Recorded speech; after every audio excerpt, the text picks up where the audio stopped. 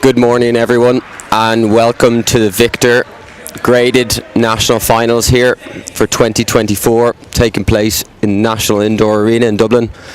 My name is Craig McCourtney. I will be here with you today doing some commentary on some of the games. We will be having a look at different games through the different courts, seeing what grades are playing, seeing what finals we have, and we are in for a really exciting day of badminton here. So stay tuned. We have our multi-court stream up here.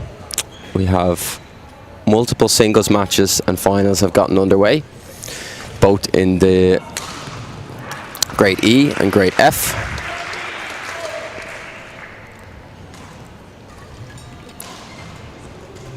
For those of you joining us on the stream, we'll be here all day long, and I'll be joined by a few special guests as we go on throughout the day. So I'm excited to see that, and I'm really excited to see some of these matches today.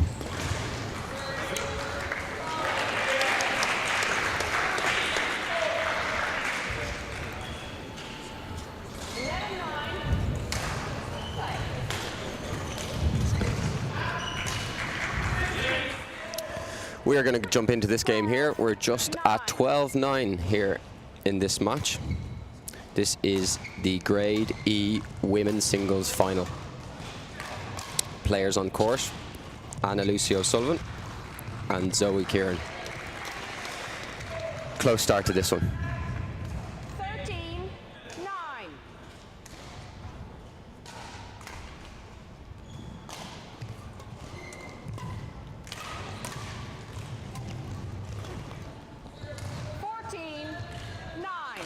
Anna Lucy O'Sullivan pushing ahead here from 11-9 to 14-9 after the interval, so really good work from her.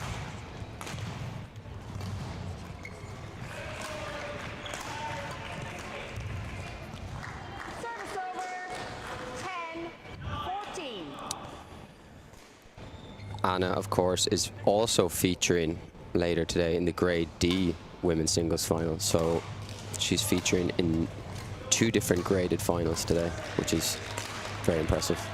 Also should be featuring in the grade E mixed doubles final with her partner David Mulcahy later today. So Anna is in 3 finals today, which is really impressive. A lot of players here today have made multiple finals in different grades, which is not easy to do. So they're going to have a lot of matches today potentially, and it's quite warm the hall here today as well, just with the weather outside, so it's going to be a lot of sweat on the courts maybe, but we do have line judges, as you can see, who will be ready to take to the courts if needed. Really pushed ahead here, Anna Lucy O'Sullivan, from 11-9 to 17-10, so she's taken a really commanding lead here. Fault call there by the umpire. She must have hit the net.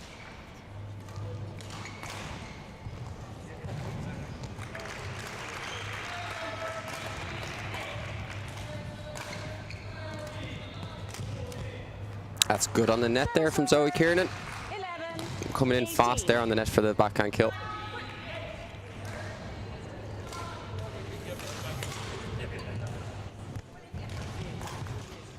Good, she's putting Anna under a bit of pressure here. It's good to see her fighting back, being 18-10 down, so she's not letting up here.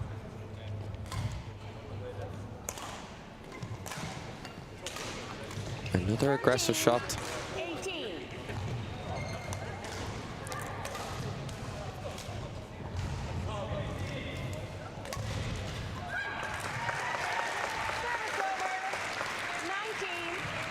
Zoe herself is also in multiple finals today.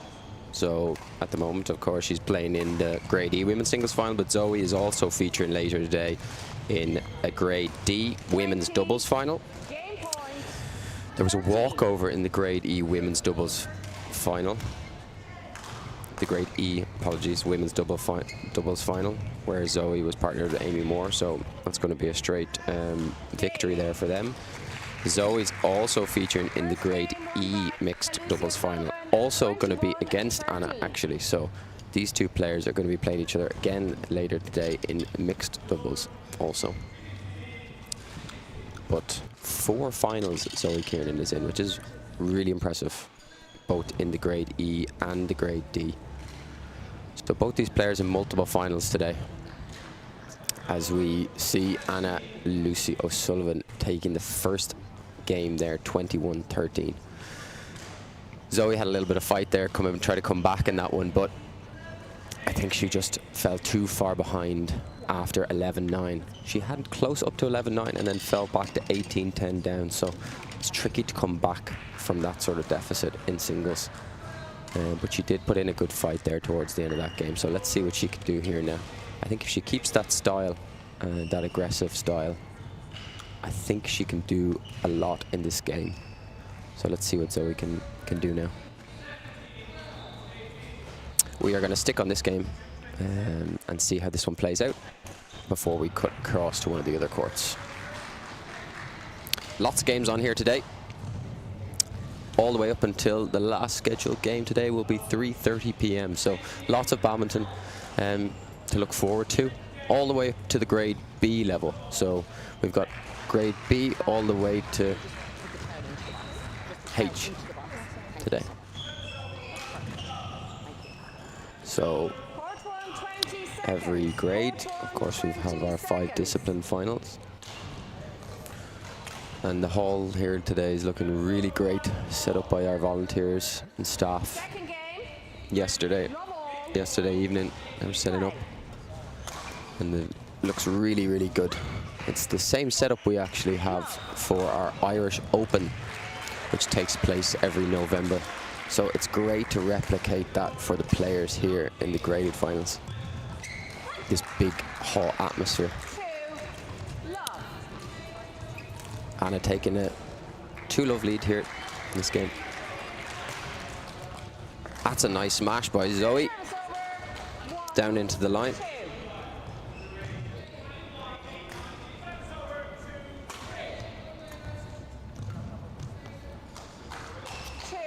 Again, Zoe is doing well when she keeps on the attack here. So I seen her dad, of course, Jeff Kieran, going out to her at the break. So hopefully what he said to her is to be patient and keep waiting for these chances to attack, because when she does, she seems to be on top of these rallies. As we see again there, she's just patient, got Anna down low and then played her deep into the back, into the rear court. Yeah, but that's where Anna's dangerous. Anna's got very good overhead racket skills, so she's able to generate a lot of power. So Zoe has to be a little bit careful, and she's getting good length on her defense.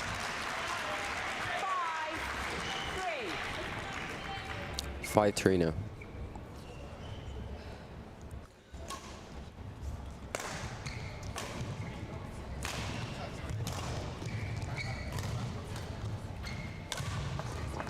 Service over. 4-5.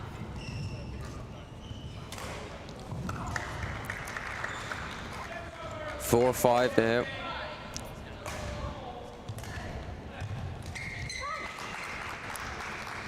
Yeah, maybe not the best decision there from Zoe to play cross court when Anna was on balance. Generally, we would like to try and get the player out of balance before we play cross court like that.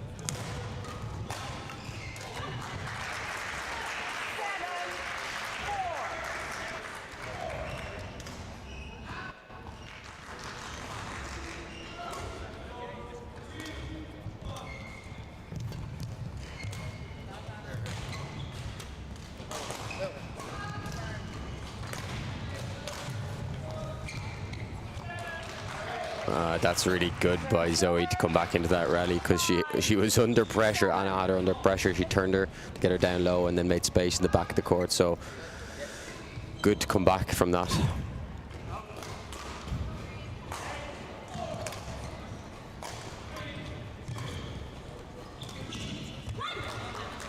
Service over. 8-5 now. A lot of back and forth exchange of points in this game.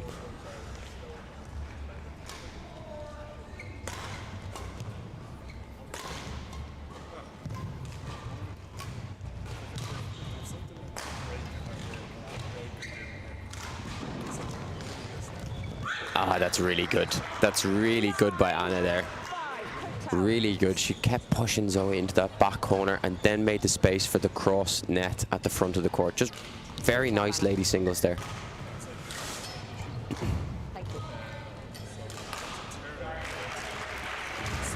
Anna's the type of player as well that, you know, works really hard on the court. Never gives up on any rally, so Zoe's got to try and keep that in mind and be patient and wait for her chances.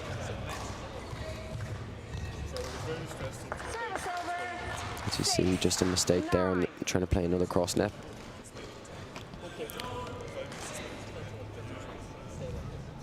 (6-9) now.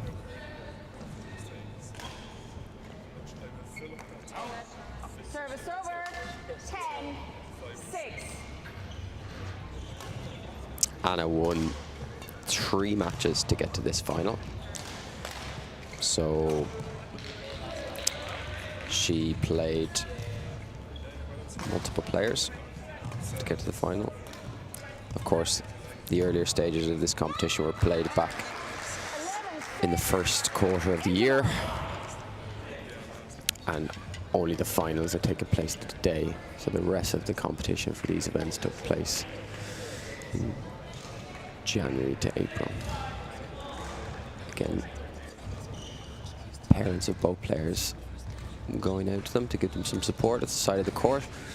Jeff, of course, BWF level 1 coach, so a lot of knowledge there at the side of the court of encouragement and advice for Zoe. Court 1, 20 seconds. Court 1, 20 seconds. As the umpire calls 20 seconds, players are back on court now. 11-6, a little bit of a bigger task now for Zoe to come back into this second game. 11-6. But let's see what happens here.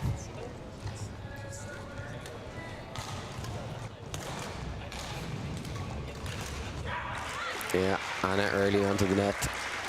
Got her into the deep backhand corner and then just looked for that net then, which is very nice.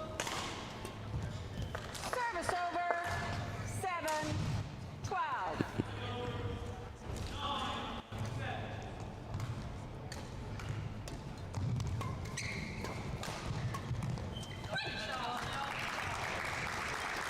Service over.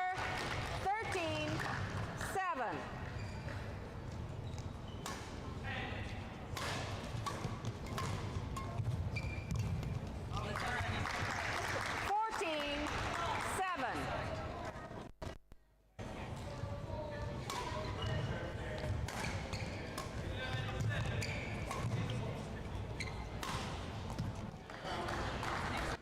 Service over. 8-14.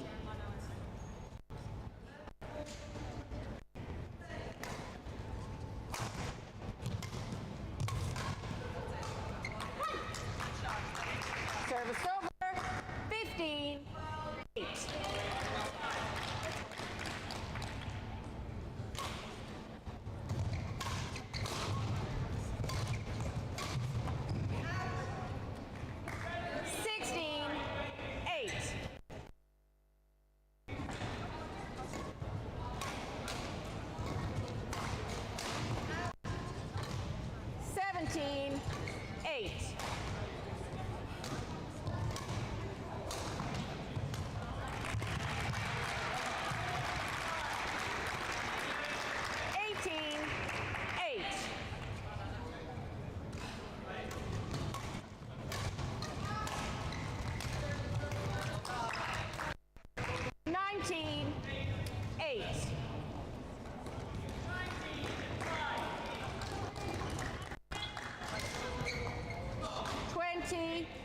Match 8.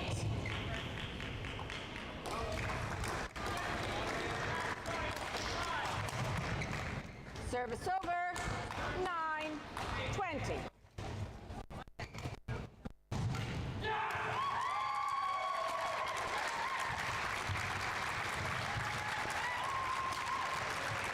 Game.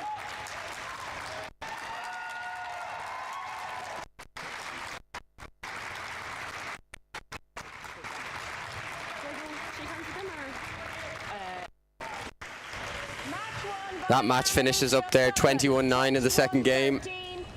We're still here with you. Great win there by Anna O'Sullivan to take the final of the Grade E women's singles as they hug each other at the side of the court. So 21-13, 21-9, the final scores there. We will see both those players later today as they feature in multiple finals across the grades, but we're going to go back now to multi-court view. And at the same time, I'm going to welcome my partner in crime beside me, who is Long Nguyen. Hello, hello. Of course, Long won the Grade C Grade Nationals last year, and he is joining me here today. So I'm delighted to have him. It was very lonely here long before you arrived, so... Sorry, we're stuck in traffic. So we are going to jump into another game here as we continue. We're going to go into what's looking like it's going to be quite a close final here between Lorcan McGrain and Paddy Nolan. So we are going to jump into this one here as it's 13-15. Slight advantage for Lorcan, but just about. Ooh. Oh, got away with it. Got it over his head nicely there. And Paddy is a very tall player, and he gets lots of really nice angles. So Lorcan needs to be careful very tight with his net shot length. There. Very good. I like the style. I like the, especially in men's singles, I like the spin net and then wait for the attack. That is what Lorcan is looking like he's doing. And Long, I mean, you've played this setup before. Yes. What's this hall like compared to some of the halls these players are used to playing in? Difficult because growing up badminton-wise, we used to play in the smaller hall, and you know, when it's smaller, it's more compact. The shuttle flies, you can read it a lot easier. In a big hall like this, when you got a lot more drafts, it's a lot more difficult to read the flight of the shuttles. I suppose Dan McGee was saying it's a very much more professional badminton-like. If you play in the bigger halls, because he's portrayed badminton a lot more professionally in the higher level. Yeah, and I mean, I mentioned earlier to everyone watching that this is the same setup for the Irish Open. It's the same setup on the courts. It's the same setup in the hall. So the players get a real chance to play in like a professional environment. Yes. And this large hall where there is a lot of drift and the timing is different to maybe their halls they're used to playing in their clubs. Definitely, yeah. And with these kind of halls, you have to be a lot more patient with your build-up play. You can't, like say for example in Terry Newer or in the hall is a bit more compact, a bit more tight. You can smash from backline and you can still expect like a relatively good percentage of winners. With these ones you have to be a lot more patient and focused and building up your rallies as you go along. Really as we see there, really good smash there from Paddy, cross court into the backhand side of Lorcan. That's what I was talking about earlier about Paddy. He generates nice angles and he's dangerous overhead, so Lorcan really has to be careful Long about that.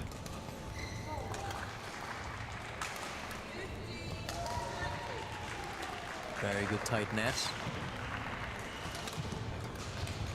And that's it. See, and that's what you want to try and do Long in the singles against those tall players. Get them down low.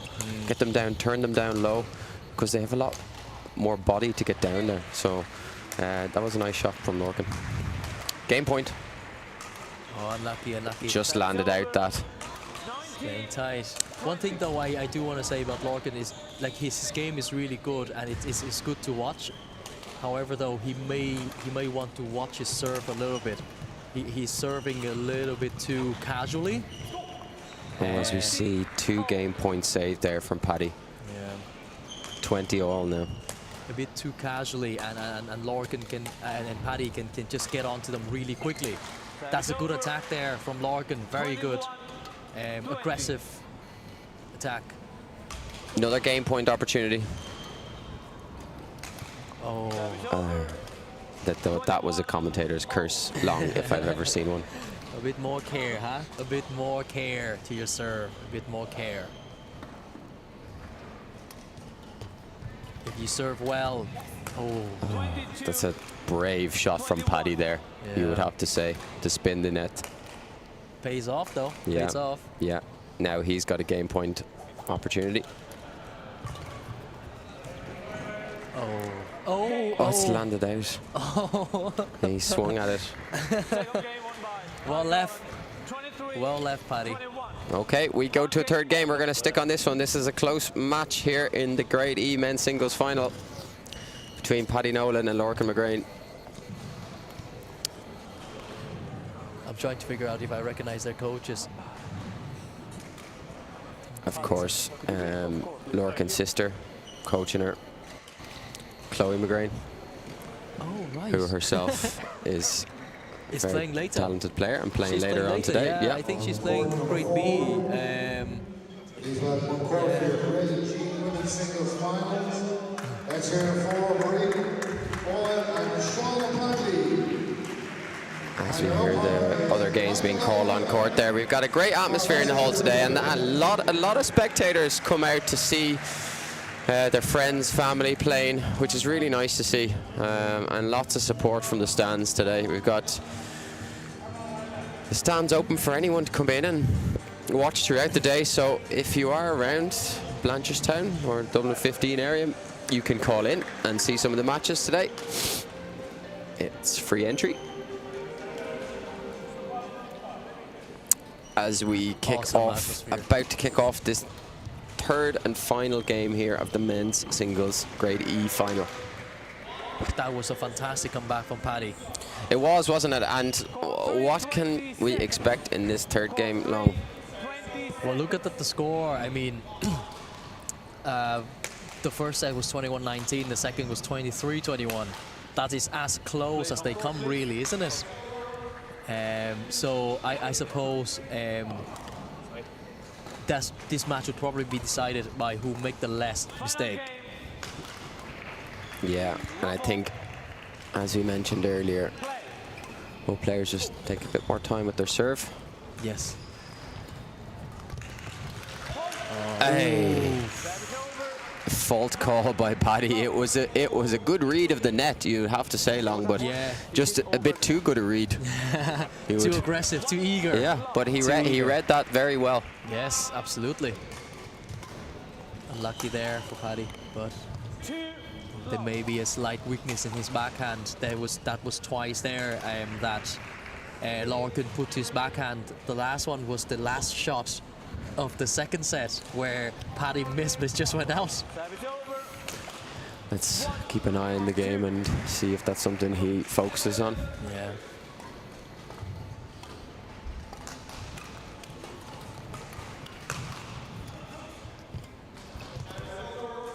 Do you want to know a fun fact?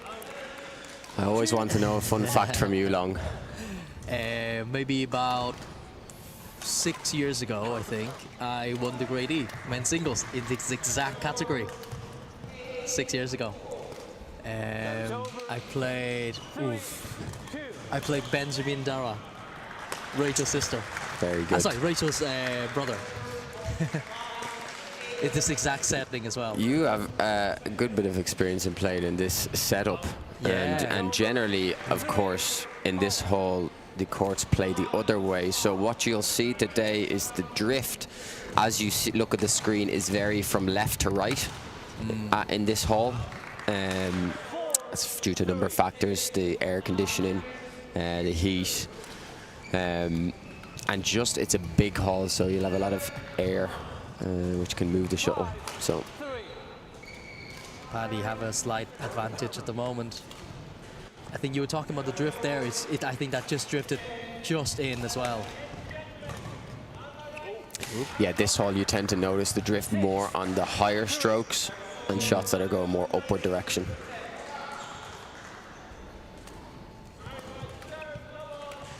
As we see there, you mentioned the backhand, Lorcan targeting the backhand again there, and winning a point from it.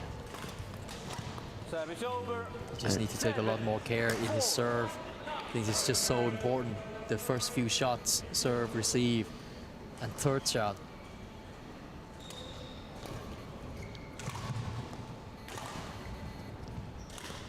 Lorcan really targeting the backhand corner here now and reaping the rewards, you'd have to say. He's back up to 5-7 now in this third and final game.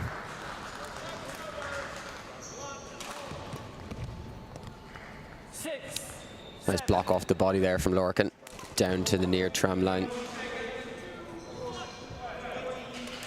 So Paddy is going to be in 2 finals today. Paddy Nolan, he will be in the final of men's singles and men's doubles. Oof, good shot by Lorcan. Paddy didn't even move. Very good placement there. But yes, oh, look at this. He changed his serving style as well now. But good smash down the line by Paddy. So I was saying Paddy is going to be in 2 finals today. He has a really, really impressive campaign in the Grade E tournaments. I think it was last March. Very impressive campaign. He went 8-0, beating actually Lorcan in the men's doubles round 2 as well. Very impressive, and we are seeing a showcase of him at the moment. Very close final of the men's singles.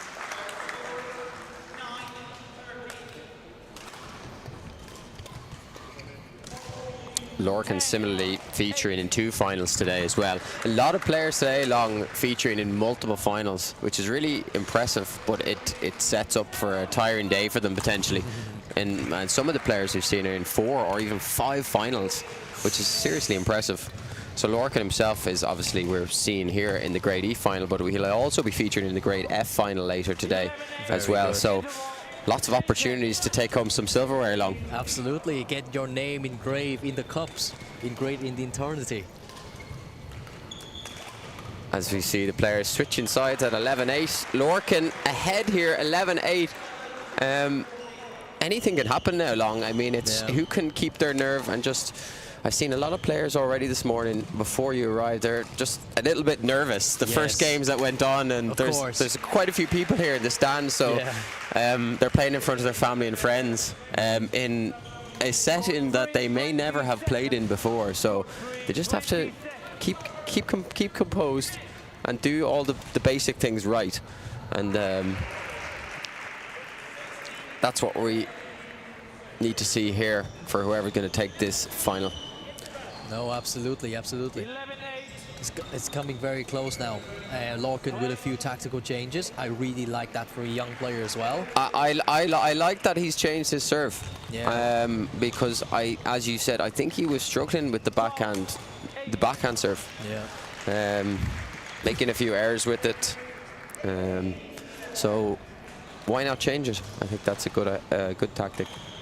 Do whatever you can to win. Very good tactical change, and I like that. That's a sign of a good player. As you see, Lorcan nice and aggressive to the start of the second half of this game. 13-8.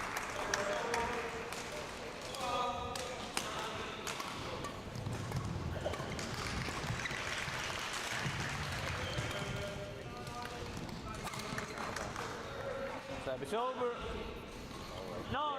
9-13.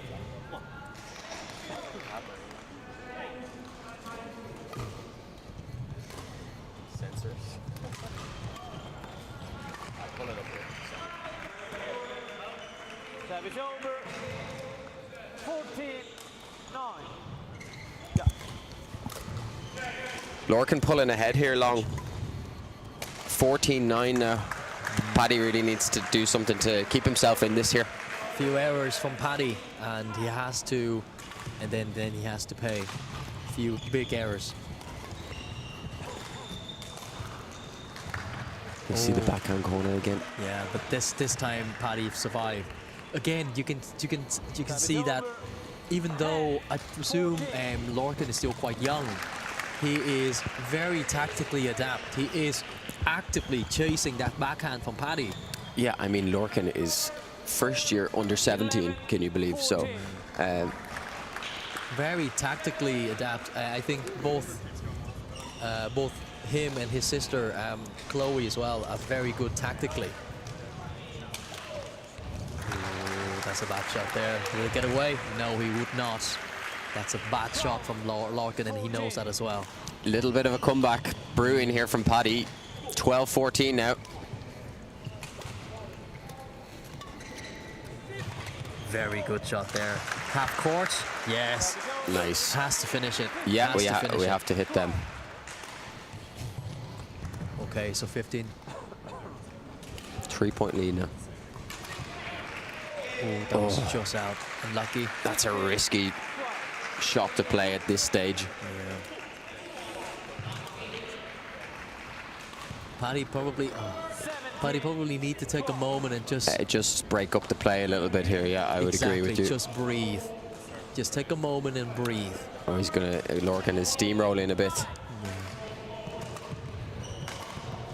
Aye, that's a great round the head smash from Paddy there. Slightly off balance, down into the tram line.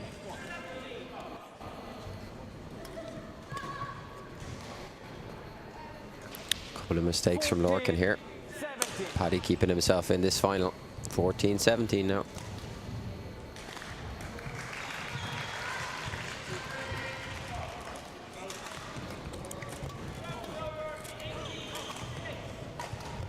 Very good net shot there. Ah, yes. Yes, yes. I like that single style where you spin net, and if your net quality is good, it's really hard then for your opponent to lift up. I like that style.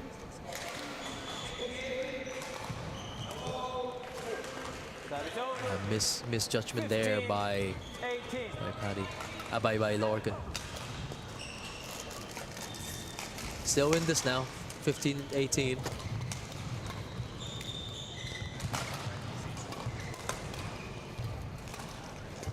Very good shot there. Very good tactical shot. But Paddy is remaining resilient to it. Oh. Nice body smash there from Lorcan. 19-15.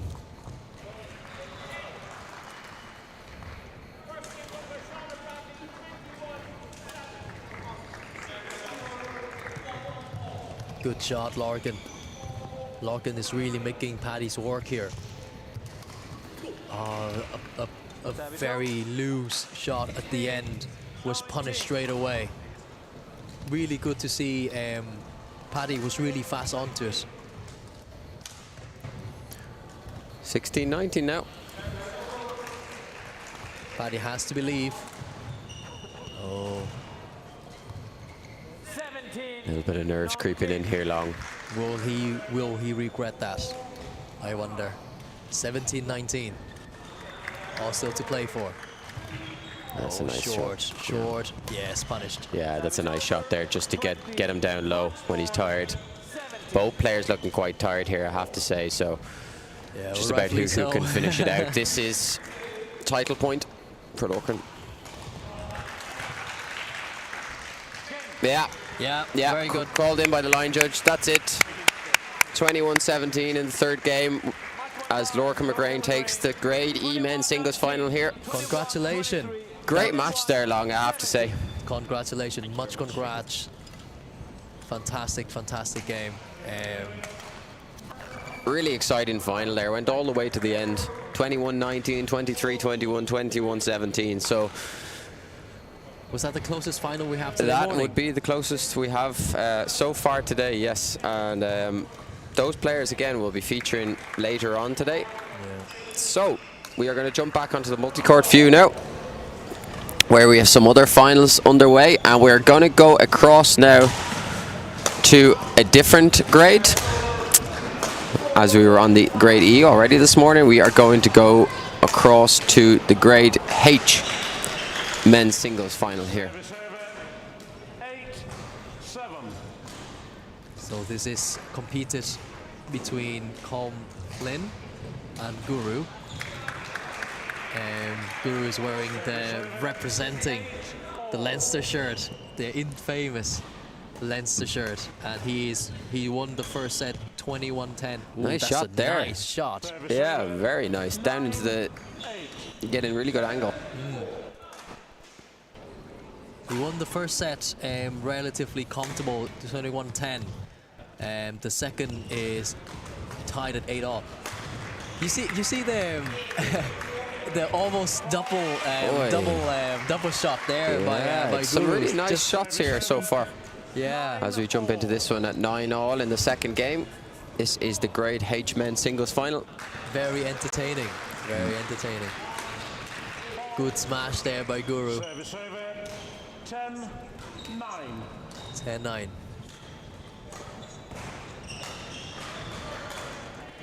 Next match on court number 3. Good block. Good block. Yes. Very good by Guru. Very quality final here in the Great H. Yeah, players producing some really nice strokes. Both play well. 11-9 at the interval now. Some more finals just getting underway on the other courts there as we hear our announcer for this event, David Murphy, on the mic. Big up, David. One of our key volunteers here this weekend, along with many others, including our line judges and court officials, who without this event could not run. So great to see them here, and they keep the event so professional along, don't they? Absolutely, absolutely. This is like an international event.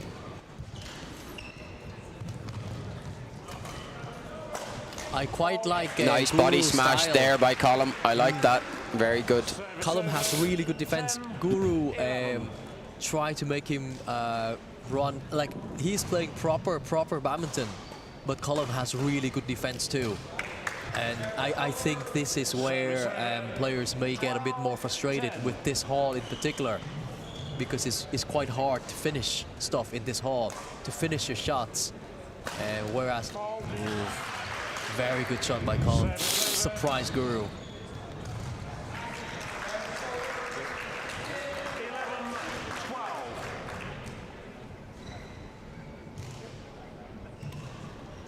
So Guru had to win 4 matches to get to this final, which is very impressive. Earlier this year in the Grade H, in the earlier stages of the event, he came through 4 rounds to get to the final in what was a big draw for this event. And Colm likewise had to win 4 matches. So both players have had to win a number of matches to get to this final. So very impressive. They certainly deserve the place here. They're both performing really well here. That was a good defense by Guru. Yeah. Which helped him to get back in shape for the next shot, and Colm just hit the net. That's a good shot. That's a good shot. Good angle on that one.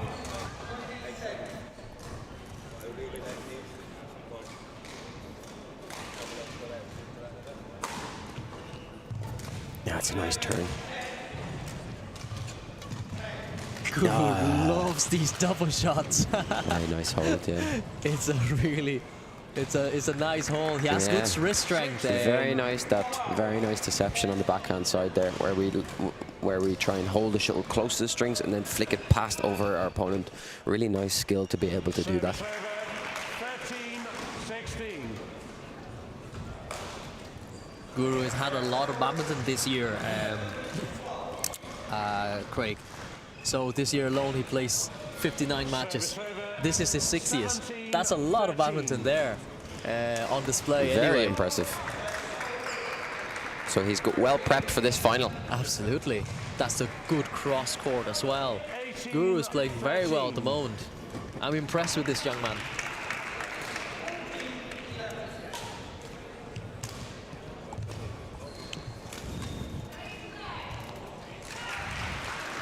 Good shot by Colm. Colm still fighting back, even though he's trailing here by 4 points.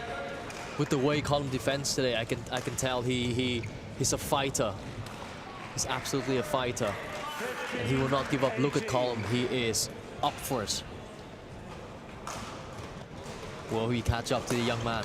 Oh, little bit short on the flick serve there, long. Lucky Colm. 4-point lead still.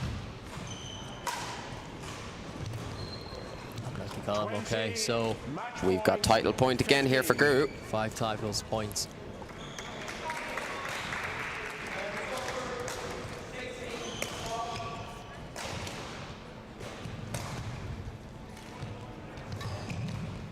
Another hold on the backhand side. His favourite shot. We've seen that multiple times as he I think takes he does that every time as he has takes a the title. chance. So that's it. That is really funny. But The grade H men's singles final there being taken by Gur Triku Maran.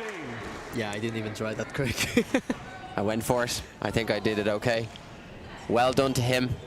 Well fought final there. I think it's fair to say the scores don't really reflect some of the good rallies that we saw in that match. Yes. But Guru seems to be playing. As you see very the good. players congratulating each other. There's some great sportsmanship here today as well, along with the players. They all, know each other, and there's a great social side to the sport as well in that sense. Absolutely, and that's what makes the sport really fun as well. We're going to go back to our multi-court view now and see what else is going on and what other finals are taking place.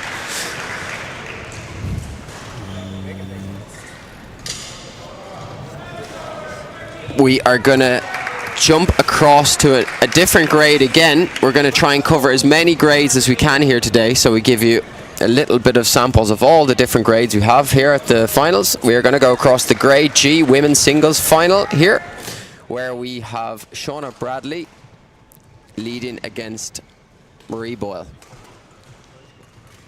So Shauna is Connor Bradley's sister. Very good player in his own right as well. But today we're going to cover Shauna, and she is getting some shine here. Leading 14-11 in the second set. Has a really, really good first set there. Very good first set win. But I think this is one of the first year that Shauna really step out and play badminton in this competitive scene. And she's looking really good. She's looking very well. She actually got to the semi-final of the women's double as well, losing 21-17 in the third set in the semi-final. Obviously got to the final of the women's singles. Actually, she also win 22-20 in the third set in the semi-final as well. A fighter for sure, don't we think? Yeah, I mean, I won't be biased here, but I do coach Shauna, so I will not. I will be very unbiased in my unbiased in my commentary here. But Shauna is just turned 18 years old, and she's a really good talent. Already producing results in multiple events. And he's a lovely girl as well. Am I right in saying?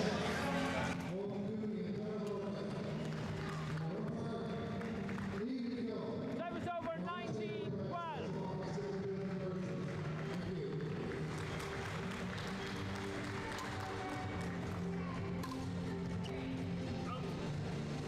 20, match point 12.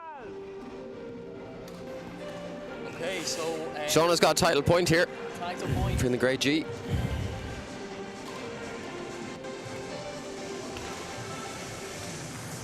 She takes it. Congratulations. Marie Boy congratulated Shauna there. I think it's fair to say Shauna is performing well above the grade G level long, because she actually made the semi-final of the grade D. Correction. Grade G. She's in, of course, it was in the semi-final of the event as well. But she is playing in a lot of tournaments. The final of the grade H as well. Yes. Women's singles. So she has multiple results across the different graded tournaments. We are going to jump back here to the multi-view and jump across to our first doubles match of the day in the grade G also. Women's doubles final on court 3. And Service over.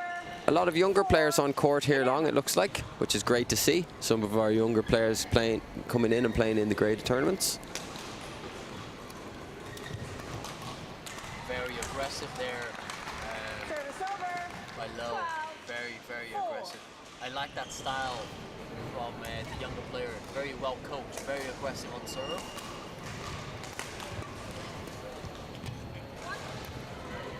set up there too. They're playing proper badminton. Service The pair on our near side in blue. Very proper badminton.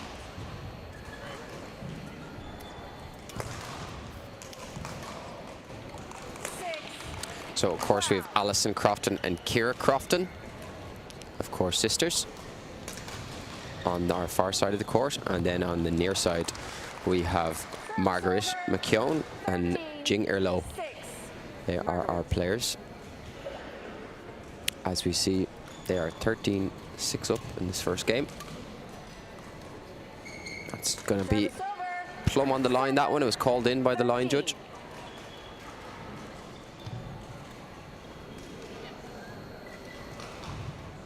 Sisters and extremely matching clothing, which is very professional. So, so as far as you can see, this is going to be an affair between Country Club, Badminton.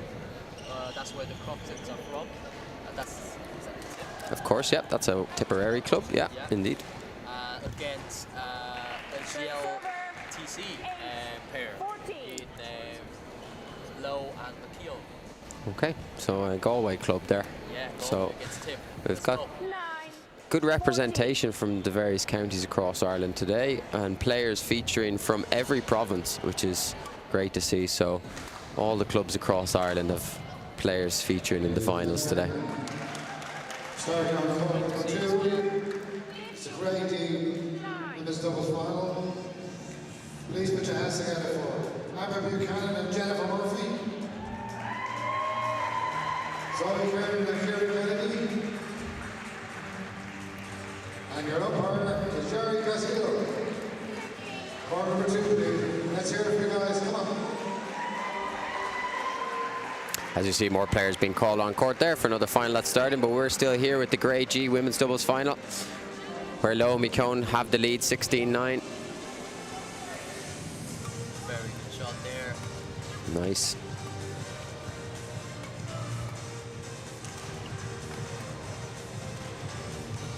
Ah, that's a nice layoff there. Some really good rallies at the moment. Nice rally, yeah, and a nice layoff there at the net to take that point.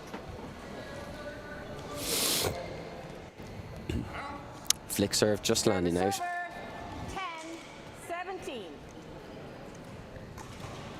So on their route to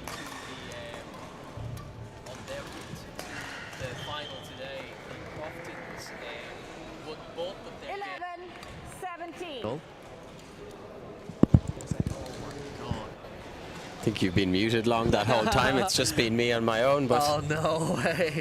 What did I say? The whole I think I muted you long because we had heard enough from you for the moment, so we put you on mute. You know what? I would We gave you a not blame break. You. We would not blame you. But I don't know how much you guys got there, to be honest. I guess the most important points that I was saying before was this is an affair between a Tipperary pair in the Croftons and the GLTC pair representing by Lowe and McKeown. So en route to their final, the Croftons has always win in 3. The quarterfinal they won 26-24 in the third, and in the semis they won 21-18 in the third, which is very, very close, both games. A lot of But close here we are. matches then to get to this final. Exactly. 19.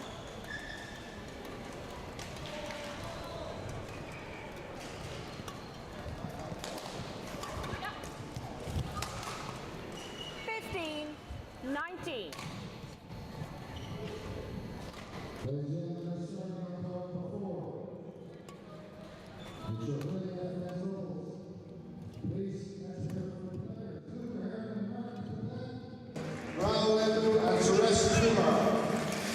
More players coming on court there. There's a bit of a fight back here from the two Croftons, Long.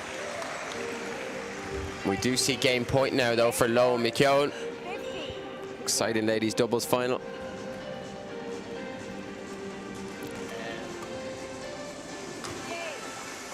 And that's the first game goes to McKeown and Lowe, 21-15. We are going to go on to our multi-court view here. And we are going to jump across to another grade that we've not covered yet today, which is the grade D. So we are going to jump across to the grade D men's doubles final, which is on court 1. On this court here, we have Dylan Keane and Aryan Mahesh, and they are taking on Owen Cooney and Darren Murtig. What do we know about these players, Long? Seems like Dylan Keane and Alan Mahesh. I'm pretty sure they are a pair from Hakka. Am I right? Am I right in saying that? I believe you're correct. Just give me a second. Of course, Owen Cooney and Darren Murtig on our far side of the court, and Aryan Mahesh and Dylan Keane on the near side that's of the correct, court. yeah, that's correct. So they are a pair from Kaka. I remember seeing them in one of the tournaments, and they were coached by Enda Daly. A very, very good player in his own right. I believe Enda's featuring in the grade B final later today as well. He is, yes, he is playing the mixed final with Georgina against, that's, what a defense, wow! What a defense there. 11-7 now at the interval. This should be a really competitive men's doubles here, Long. We've got two very skilled pairs. Very good players. Yeah, so Dylan and Alan. Alan? Sorry. Dylan. Yeah, there's Aryan. Aryan. Aryan, yes. Aryan, yeah. Dylan Aryan. A pair from Kaka. They seems to be representing Ireland in underage and the age group. Both players themselves, Aryan Mahesh and Dylan Keane, are both under 17 age group players, playing in a lot of the juvenile events around the country. Ready? 11-7, play.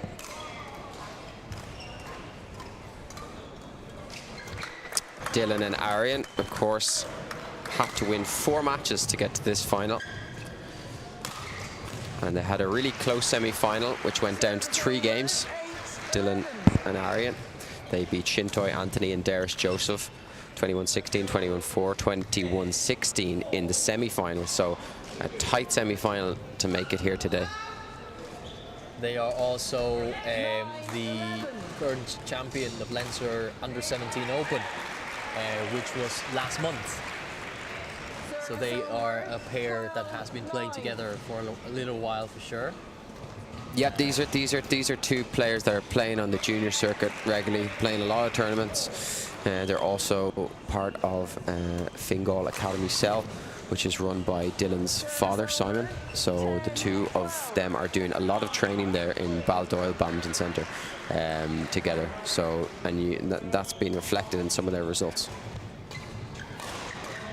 On the other hand, Darren Murtig and Owen Cooney, both coming from the Bolton Glass, Kildare area, so they're doing a lot of training down there as well in their setting in Bolton Glass, which is, I know, a big badminton club down there. As we've seen, at the interval there, Aidan, Dara's father, coming on court to coach him. Aidan runs a lot of the juvenile badminton in Kildare and is heavily involved, so he's there supporting Dara today. 12-13. Interesting mix there from the pair from the far side, the Kildare pair of Owen Cooney and Dara Murta. Interesting mix. It's a good mix as well. I think Owen generates a lot of power. And when they're in that front and back formation with Owen at the back and Dara more in the mid-court to the net, I think they're really quite a strong pair. They're very difficult to play against because Dara has got a nice touch and feel of the shuttle in the mid-court. Good attack there from Aran. Close this game, 14-13. I like the signal between serve as well.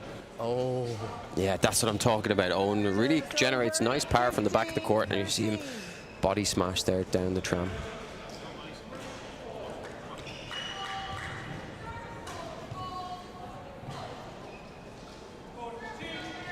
good serve, really good serve there, but should be a lot more aggressive on the net there though. You can tell that he probably will be a bit more comfortable That's at the back. a nice, well-placed smash from Dara, just onto that racket hip of Dylan, which is really difficult there when you get the smashes onto your racket hip to try and get the racket in a good position to get that back. So nice, nice smash there from Dara. That's actually a really good return from Mahesh. Very good return there. It's getting a close game. Serving number 2, which is, I presume that's wide. That's a good shot there by Owen. Very good shot. 17-14.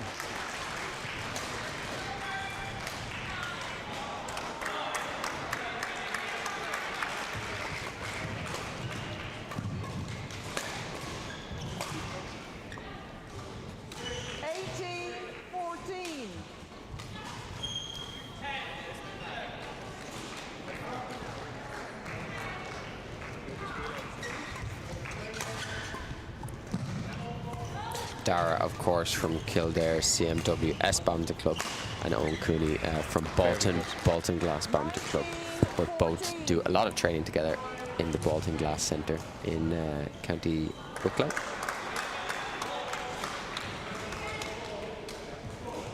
Very good manoeuvring as well. It looked like a good flick. Yeah, that's a really good flick serve wide into that, into the tram. Nice serve. Another really good serve from Dara there. Just Owen a bit late onto the backcourt. Dara's serving really well though. That's what I was saying, Long, that's the formation that they're quite good in when Dara's serving, and they can just get into that front court early, and Owen generating good power from the back and mid court behind him. As we see, they take the first game 21-15. It just fell away from them there, Long, Dylan and Ari in that second half of that first game. They seemed to take their foot off the gas a little bit and didn't really put the boys under any pressure. I'd like to see from Dylan and Arian being a little bit more aggressive in this set and trying to kind of create more attacking opportunities by blocking to the net, challenging the net and coming forward. We didn't really see a lot of that, I think, from them in the second half of that first game, so I'd like to see that now from them more. I think Dara and Owen need to continue what they're doing with the good serve second and third shot. If they can do that well, I think that they will win this final, as we see some advice being given to the players.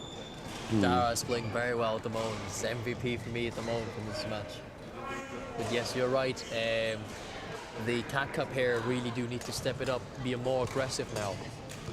They're making it a little bit comfortable and a little bit controlled by the Bolton Glass pair.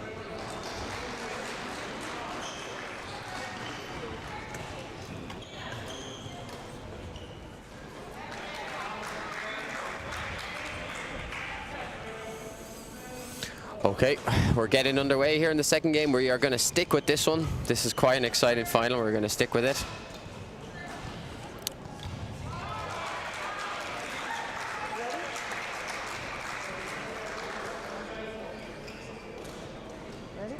Lots of different graded finals on here today.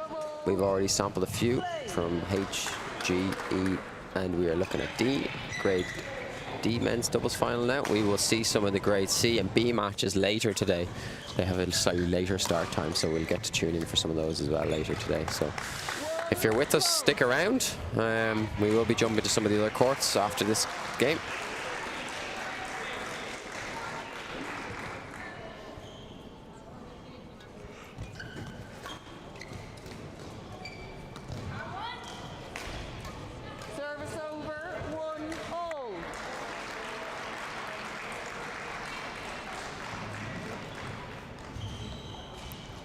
One all now in this second game. Is a very, very exciting men's doubles final here.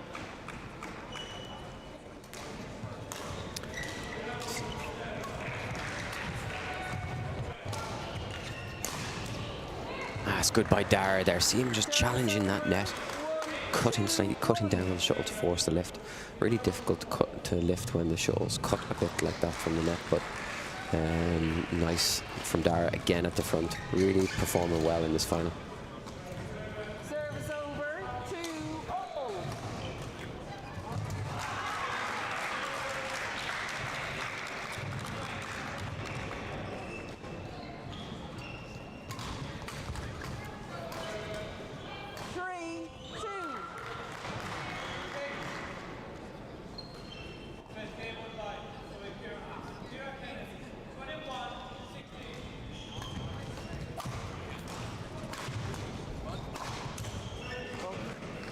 Service over, 3-0. To Dylan.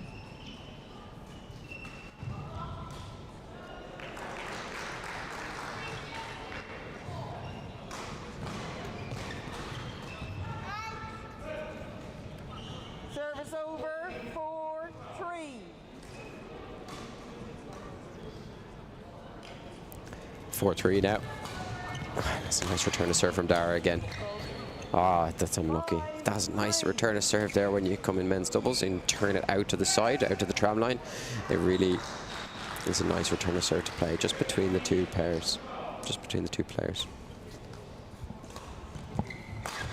Nice flick serve there from Arian. Dylan taking full advantage onto it early.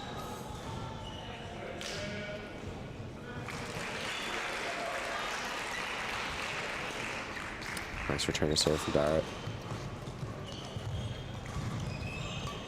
Good challenge on the net again.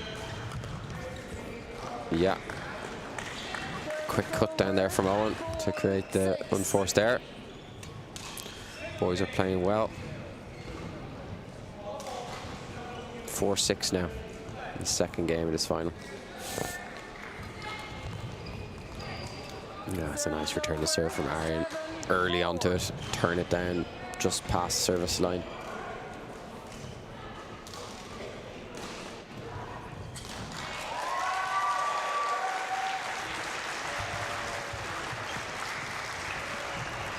Service over,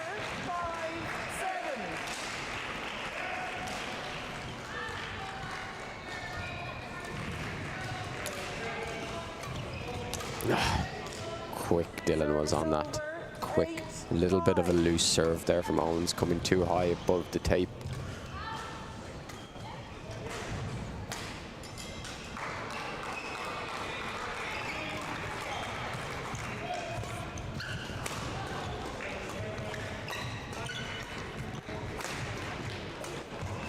Oh, it's good defense. Oh, it's gone out the back. That's great defense from Dara there. Brilliant. Force one of those smashes out the back then. Really, really good defense.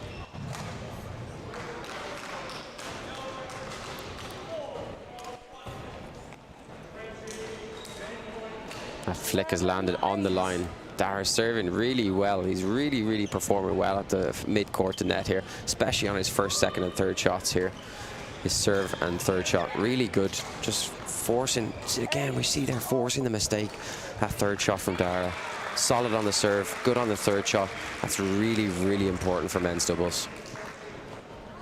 And I've just made the commentator's curse and Dara served into the net. 9-8 now in this final. Dylan serving.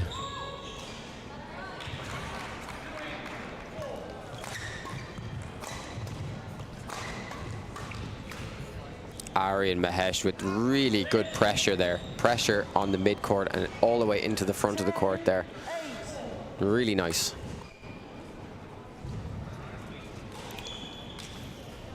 (10-8) now, this final.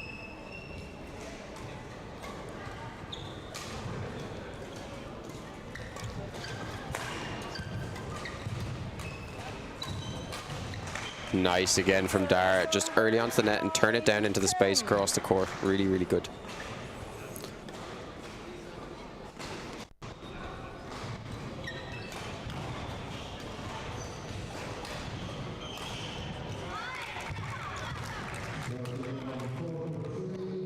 Service over, 11-9 intervals.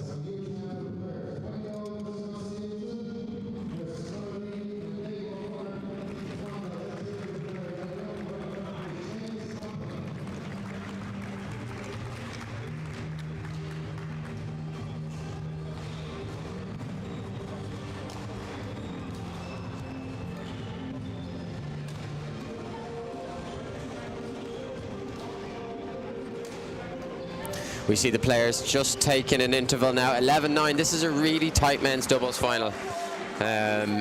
Really exciting. Some really good rallies we've seen so far, and some really good defense. I think Dara, for me, is standing out at the moment on court. He's just doing a lot of things right in the first couple of shots of each rally, which is really important in men's doubles to take that advantage early in the rally. So 11-9 now. Arian serving. He decides to flick. And Dara just not putting enough weight on that one. 12-9 now. Dara and Owen don't want to let this slip away from them here. They want to make sure they keep within arm's reach of the other pair.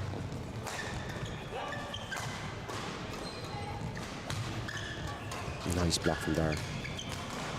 And just an unforced error by Owen, but really nice again from Dara there, coming into the net and just chopping it down to force that lift.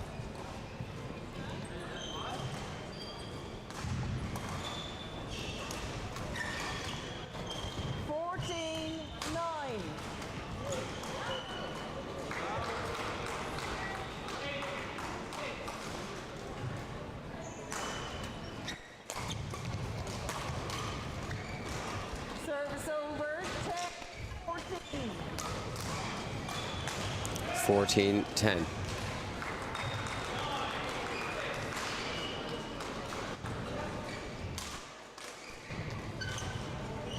That's landed in. That's a really nice shot there from Arian across the court down onto the outside of the tram line. Really nice return of serve. Dylan serving now at 15-10.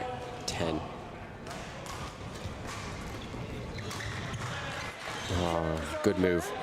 Unlucky there. Nice move to go in.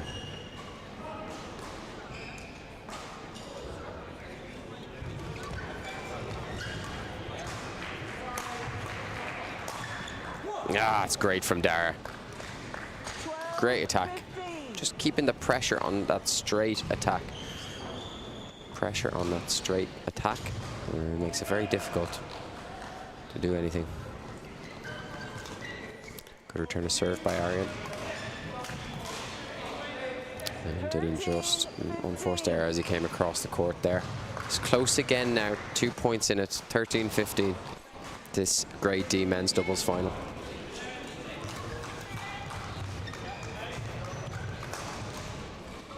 Nice smash from Dylan. Right down onto the tram line there. Very difficult to do anything with that.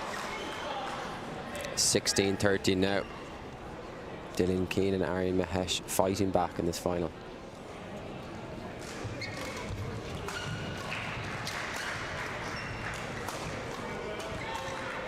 Really good pressure. Really, really good pressure from Dylan and Arian again there on the boys. Just keeping up that constant attack.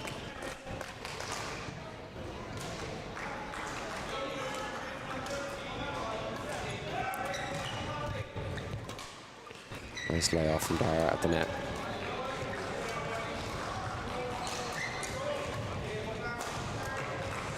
Ah, that's brilliant from Dara. Nice turn defense. Really good. Really good. 14-17 now.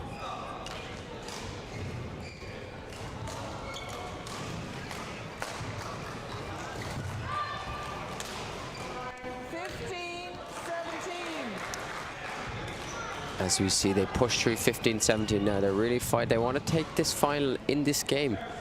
You know, they don't want this to go to a third game. Looked like it was just short, that serve. Dylan to serve now, 18-15.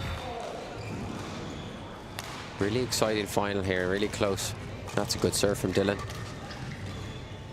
That's unlucky. Dara just needs to cover his line a bit better there. He stepped in a bit too much after playing that first one into the mid-course. You've got to cover his line. That's a dangerous one to let go down the backhand line there. Yeah, good pressure again from Dylan and Arian. That gives them game point. I'm just being rejoined by my co-commentator, Long Nguyen. And best friend. No comment. I know exactly what you're going to say as well. See, that's how much of a best friend I am to you. Yes. Well, as you've been gone, you've been missing what's really a very exciting men's doubles final here in the Grade D. And Dylan and Arian have really fought their way back into the second game, and it looks like it's going to go to a third and final game, which I will be very excited for. Dylan has this really nice serving style. Good defense by the guys. Oh, that's a bit short. Did they get away with it? No, they did not. Okay, so we go to a third and final game here of the Grade D men's doubles final.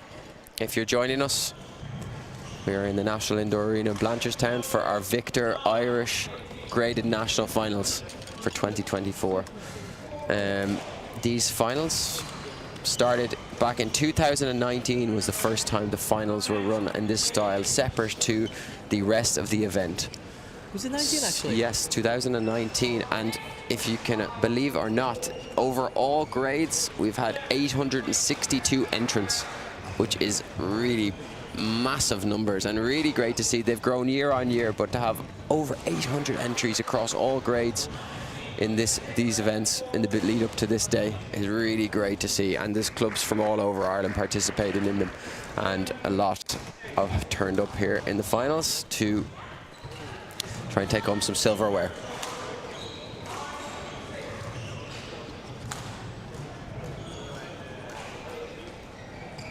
We are just about to get underway here for the third game of the men's doubles Grade D final. We have Dylan Keane and Arian Mahesh, who came back in the second game to take it 21-16 against Owen Cooney and Dara Murtig, who are, as you're looking, on the far side of the court. So we're getting underway here for the third game. This is going to be exciting. I don't want to call it long, but who do you think is going to take this? It looks like momentum is on the side of the young Kaka pair. I wonder have these pair played together against each other before. That would be a good. That's a bit wild there. Just Aaron just needed to turn it down into space there. He kind of snatched at it and put it out the back. Just need to compose himself a bit more on the net there. I guess that will come with experience. I really like Owen Cooney's serving style. He's serving really well. I like his style. That defense has landed out the back there from Dara. I have to say, it's neck and neck this match, and it could go either way. I think the pair that plays a little bit more of an aggressive style here is probably going to take this final. I would like to see. Nice from Dara. I would like to see the server to Dara pay more attention on the net, because every time it was served on that side, Dara always turn backhand, and it's quite a loopy backhand. If he can get on too quick, he may be in trouble there. This is some tactical awareness that if the players can adapt into the game, that will make them a much more difficult opponent to play against. Nice Good defense there. defense. Good lift, really good lift. Yeah. Arian needs to tell Dylan to hit that.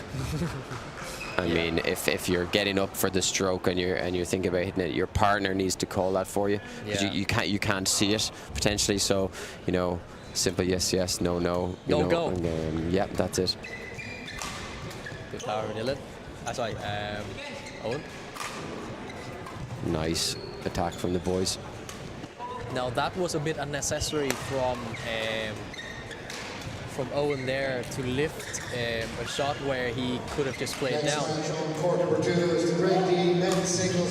That's better. That's much better from him there. Yeah, getting up and hitting a good smash.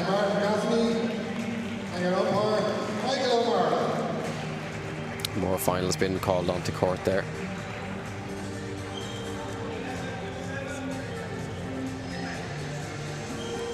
That flick serve has landed bang on the line there. See, that's what I mean. I think I really like Owen's serving style. Yeah, he's got a little bit of deception about his serve, which I quite like. It's very, that reminds me actually of Brian O'Mahony, actually. The serving style is very, the drag is very Brian O'Mahony. It's very like one of my close friends, Mateusz as well. The dragging serves kind of style. Deceptive, very deceptive. It's prone to error, but if you can master it, it is very deceptive. 4-5 now in this third and final game of this final. That's what I mean. Again, the serve from that side by Dylan, Dara intercept with the backhand. He has always done that. I would definitely tell them if I was their coach that it's just need to watch them. Look at it again. Look at this again. If I now this may be a commentary curse, right? If I say it now, it won't happen. If he serve one like that, Dylan is gonna play backhand. Oh, that's not a one, is it? Okay, commentary curse. He just changed at the last second, 1-4. Unlucky. Of course, you'll see when Dylan's serving now, he goes, for those of you watching, he's going with his fingers behind his back. And you'll see here now, he's gone 4, so he's probably going to flick wide, I would imagine. Yeah, so 4 generally for set pieces is flick wide. So you'll you'll see the players giving number signals behind his back. We'll watch here what he gives. 1 is going to be to the tee, short to the tee into the center. So yeah, see. So you'll notice those set pieces from the players. You'll have 1, 2, 3, and 4. 1 is short to the tee. 2 generally would be to the middle, or it could be wide. And then 3 would be flick down the center, and then 4 would be flick wide. So it just allows the other player to be ready, and what we would call like a set piece in badminton. Yeah. I normally also use 0 for body. I use 0 for body and 2 for wide. Yeah, and it's quite useful if you're playing with someone regularly and you kind of know how each other plays. It's quite a useful thing to do.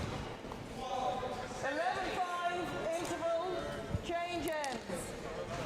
As we go to the interval, 11-5. Yeah, this is a big lead. This is a bigger lead than we've seen in the first 2 games. So, I mean, Dara and Owen have quite a bit to do here to fight back into this one. I think they're just going to need to be a bit more aggressive, because Dylan and Aryan have stepped up their aggressiveness. So I think we're going to need to see that from them if they want to win the this final now. Momentum is on the side of the young Kaka pair, because I was saying I think sometimes I think Owen is a very good player. Serving is fantastic, but sometimes when the shuttle is kind of 50-50, he tends to lift to give up the attack, but it's not the way that he wants, especially for someone who has very gifted power and someone who has I would like to see him use that more. And just continue to hit. You know, continue to channel on the straight attack, for example, and not deviate from that by throwing in a loopy drop or something like this. I would like to see him use that, because it's something that he's quite good at, as we see there. Just get up and hit and use his power. It's one of his strengths. So I think if they can do that here, they're gonna win this final. And they do need to set him up as well. That's a loopy serve there, not the best serve. 12-6.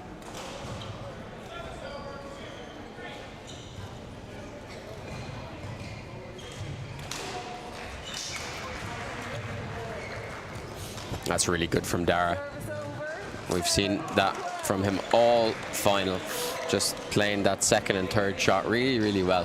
Very coach second and third shot, very coach. That has to be finished, and it is. Yep, that's it. Good power there from Owen, putting the smash down.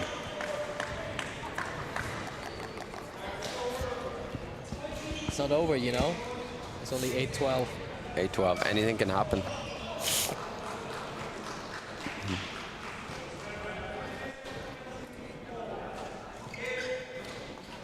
Good serve again. See, that's the power of serving. You serve well.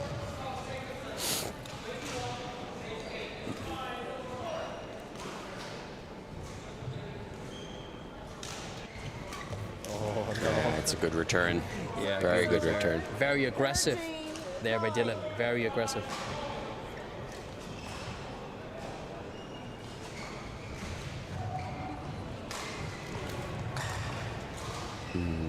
Mistake on return from Owen there. Can't afford to be making any mistakes on these return of serves and third shots. at this point when they're, you know, 5 points behind. We see another mistake from Owen. He's looking a bit frustrated, Long.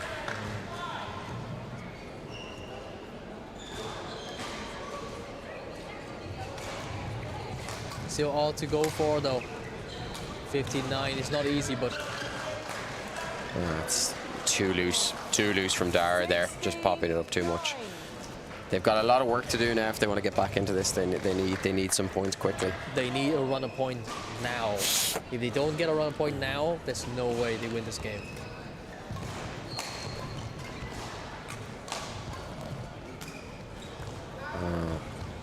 Just too Another many one. errors. Just too many A errors. lot of Too many loose errors shots. creeping in, yeah.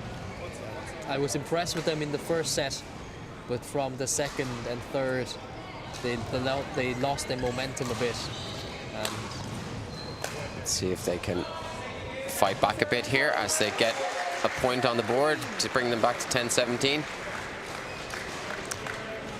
I would like to see a fight back here so we have a bit of pressure on Dylan and Arian. Don't just give it to them now. Make them work for it. 18-10.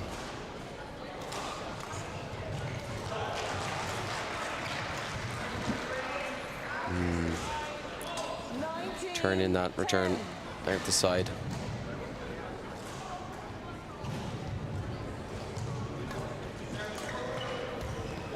good switch, good defense. Okay. Yeah, good defense there. Yeah, okay. We're going to need 5 or 6 points here to put some pressure on Dylan and Arian. Otherwise, they're going to win this final.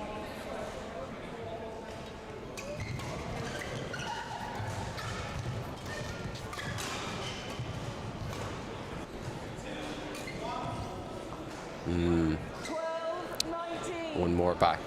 12-19 now. Surely it's not possible, surely.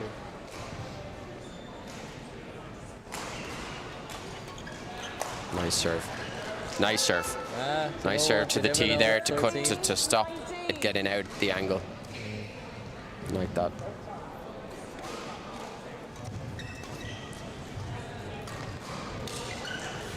Nice placement of the drop by Dylan. He's following forward. Has to be finished. Really It good. is. Really, really good. He really got a nice cut on the first drop to the tee, which forced shorter lifts. Straight down the line he goes. Title point. Good shot there, Will. Yeah. That's the combination that they've been using all the time. That's how they won. That's how they won the first game. I think it could be a little bit too late now, but we'll see. Oh, that's loose. loose, but got away with it. Oh, and Arian. I always think in that situation, Long, if you've got title point into the centre, Yeah. pacing in, give yourself the chance to wait for them to make a mistake. Another mistake. Very nervous looking Arian and Dylan here. All they need is one point, one mistake to take the title. Almost there. They are almost there. Good return from Dylan.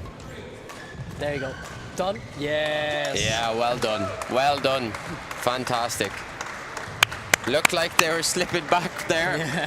We could have had a bit of excitement, but A little bit too little, too late, though, I would say. nonetheless, a very, very entertaining men's doubles final there in the Grade D.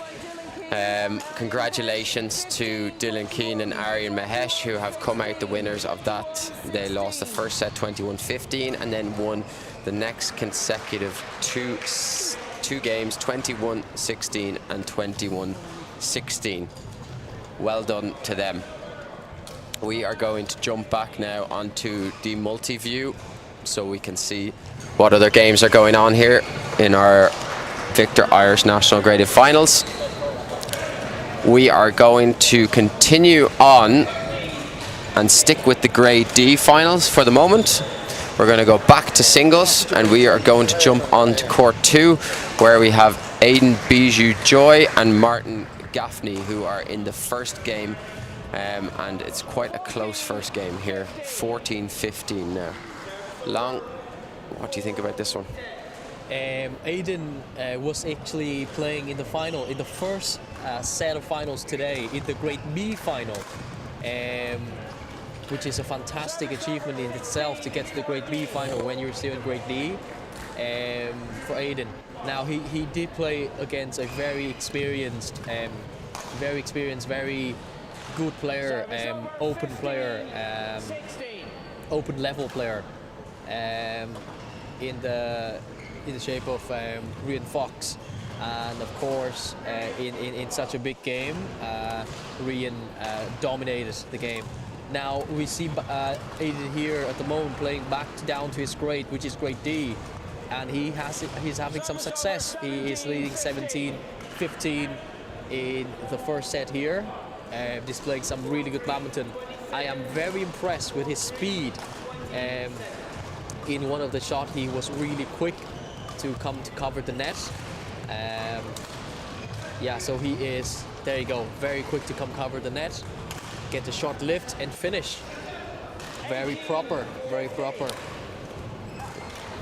He looks a little bit more composed, I suppose, a little bit more composed, a little bit more comfortable in this final than in the previous final he played in. 16-18, still a very close first game, but Aiden is having some success here. Of course, Aiden is only 15 years old long, so wow. Which is really impressive. He's in under 17 age group. He's from Belfast, wow. County Antrim, and he's playing Olympia Badminton Club there. So at this age to be performing that well is very impressive. He is a proper player. Let's hear for players along from Ukraine, Eli Mera, and your umpire is Carl Griffin. Really close first game here. It could go either way at this point. Yeah. Aiden didn't drop a set now on the way to the Grade D final in men's singles. Not a single set, which is obviously very, very impressive to do. It's just landing out there, 19-17. When you are Martin, of course, I have seen Martin play a few times before. Yes. Martin is from County Wicklow. A very athletic player and covers a lot of court. He is from Roundwood Badminton Club in County Wicklow. So it's great to see such representation as well from different parts of Ireland. We got County Wicklow against County Antrim here, so opposite sides of the country. Opposite side of the woods. And a really close final already in the first game. Nice serve there from Martin. That's a mad serve style, isn't it? Yeah, it's quite effective. Yeah. And a lovely guy as well, Martin. I had a chance to talk to him in one of the actually graded final events, one of the year. I can't remember which one he did now, but I remember I was talking to him. Very nice guy. That's really good work from Martin there. He just digged a couple back off the floor there. Yeah, that's really good. That's really good men's singles. Just dug in there and got them back up off the floor. And sometimes that's all you have to do in men's singles long, is just dig one more back. Set point now for Martin. Good comeback here. Could we see him materialize this? And he does. 21. Been called in. 19. A really close one. I didn't expect Martin to take that first game long, but he really fought hard at the end of it there and put in some really impressive rallying skills. He's a fighter, Craig. He's a fighter. And he's been on the scene for a long time as well. Some really good, what we would call in men's singles, rally strokes or rally shots, where you just are playing the shuttle more into a neutral part or neutral area of the court and just being patient, waiting for your opponent to make a mistake. That's something Martin is doing really well here. He did it really well at the end of that game. So for Aiden to counter that, he's going to have to play patient and then play his more aggressive strokes when he gets Martin out of position. Yeah, because I mean, Aiden, as we've seen, he's got nice strokes, good overhead strokes, and good technique. So he's got to wait for his chance to put that to his advantage, get Martin off balance or out of position, then play his winning strokes. Because Martin is really able to work hard on the court and cover a lot of court. So Aiden's got to be patient. As we see parents talking to the players. We also have one of our court officials, Michael O'Mara, in the chair for this one. Big up Michael. Big Mick. Michael, of course, himself from Nina Badminton Club, does a lot of coaching down there, and also part of the court officials group, doing a lot of our umpiring for our events. Really, really good players on his day as well. He does not miss a lot of chances. To tell me he won a lot of national titles, and but no, very, very good player. His son Daniel is a very good player as well. His daughter Aisling is also active on the badminton scene. Second game. Okay, we're into the second game of this Grade D men's singles final now, with Martin to serve after taking the first game 21-19. Here we go.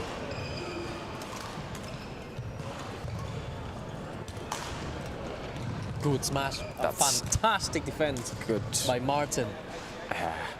That's really good defense. That's what I'm talking about when I say Aiden needs to, you know, wait for opportunities. He did it well there. He got Martin out of position, having to return that good smash. And again we see him putting him out of position, off balance, and then capitalizing on it. Aiden is controlling for the first few rallies here. Yeah. He's putting his determination, and he's very much putting his goal out there. No, I'm gonna go up here and I'm gonna dominate.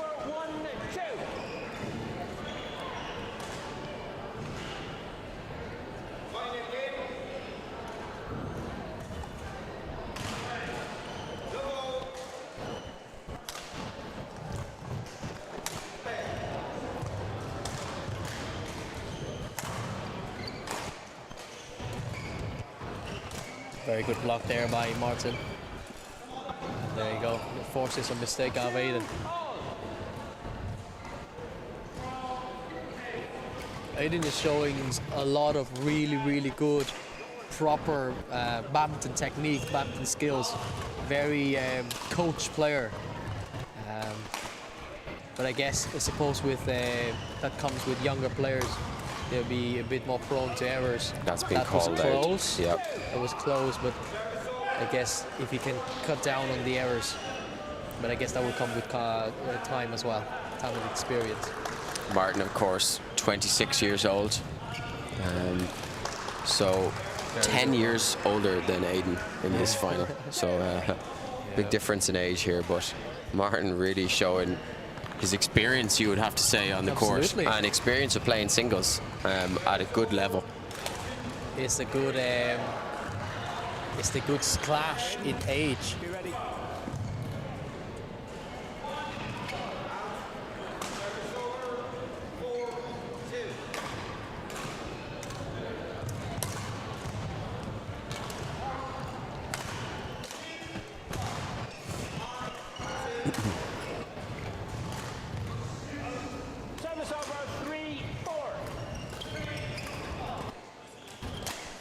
Of course, we're looking at the men's D singles final here, but also Aiden featured in the men's singles C event as well, long, and he managed to get to the quarterfinals of that too. So he's showing some good results even in the grade above this. Should we go into the grade B finals, Jeff? Yeah. He only lost. He actually has a really good win. Aiden has a really, really good win if you take everything into consideration against Fergal Hannon in the, I believe, semis of the grade B, when he beat Fergal 22-20 in the third set. Aiden as well, obviously under 17 player. He's also had some really good results in the under 17 circuit this year. Aiden won the under 17 Leinster Open, the boys singles, and he also won the Connacht under 17 boys singles open this year in 2024. So he's had some really good underage results already, showing a lot of promise. And he's actually part of my under 17 national team as well. Of course, so, that's why you mentioned it. That's why I mentioned it. But no, he's showing really promise at this early age of only under 17 level and playing in these adult, you know, events. Fighting hard here. Martin is not making it easy for him. No. 8-6 at the moment. Who do you think get the second game, Craig? I think it just depends on if Aiden can keep his style. You see there, he's trying to spin the shuttle from below level net. That's not something generally I would advise players to do, spinning the shuttle below level net. We want to take the shuttle up and spin it high on the net. We should just play plain shuttle if we want to play net there. But, you know, I think he needs to be more patient, Aiden, and wait for his chances better, because Martin is just going to keep fighting and getting everything back. So I think if Aiden can keep that style, he'll take this game. But if not, I think Martin could win this final in 2 games. Oh, as we see, just an easy mistake there. Yeah, we haven't seen too many of those from Martin so far in this final. So we're 10-7 now in the second game of this one.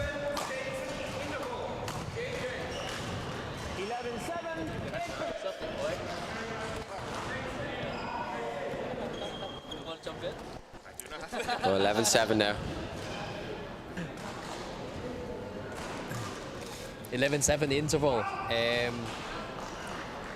Few mistake by Martin, but give Aiden.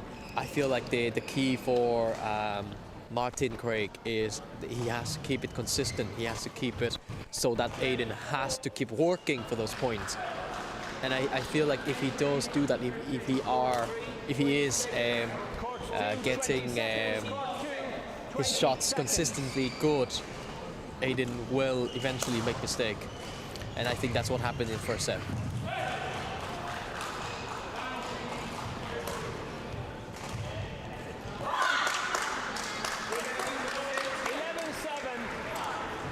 Okay, 11-7 now to Aiden. Oh, good cross net there. Oh, it's just he's flicked that out the back. Nice idea to play the cross flick there from the position that he had Martin in, but he just played it too far.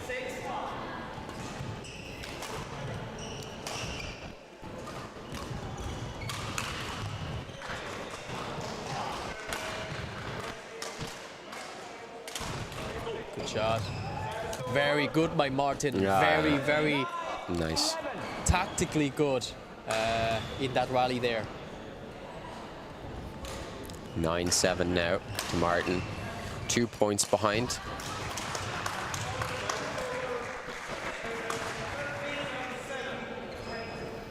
Shot lands in. 12-9.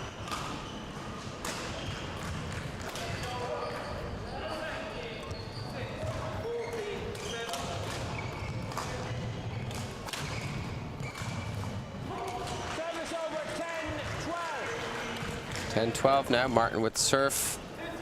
He's keeping himself in this second game long, even though he's under a bit of more pressure than he was in the first one from Aiden.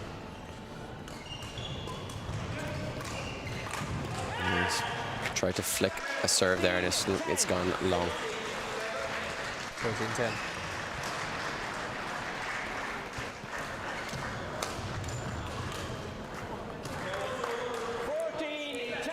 It's been called in. 14-10. Martin does not seem to be very happy No, with the call. I wasn't happy with that call, but I think it's landed, back edge of the line.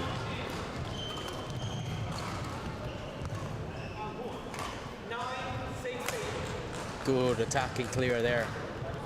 Keeping Aiden at the back line. Again, he tried that's again. really good, and as I said earlier, he's trying to. Why is he trying to spin it so much there? He just needs to, you know, plain shuttle and just keep yourself going in the rally. It's a bit late to those ones as well.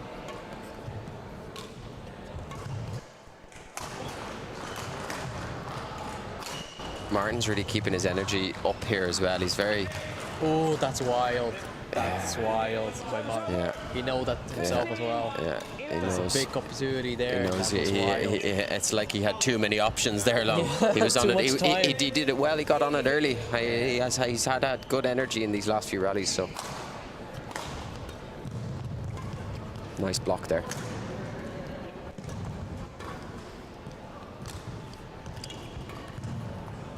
Service over. 19-10.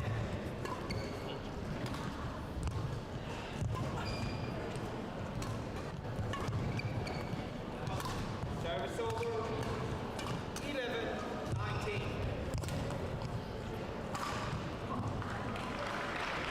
16-11. 19. 16-11 now to Aiden. He's pulling ahead slowly. Martin is looking a little bit tired. And he's taking his time between rallies, but he's going to continue now. Service over. 20. That's a nice shot. Yeah, really good. 17-11. Yeah, he's got a nice 6-point lead now. Number 4 is our Grade B mixed doubles final. Let's hear it for the players, please. Kyle Wheel and Ashley Coyne against Enda Daly and Georgina Ward. And your umpire is Carmel Griffin.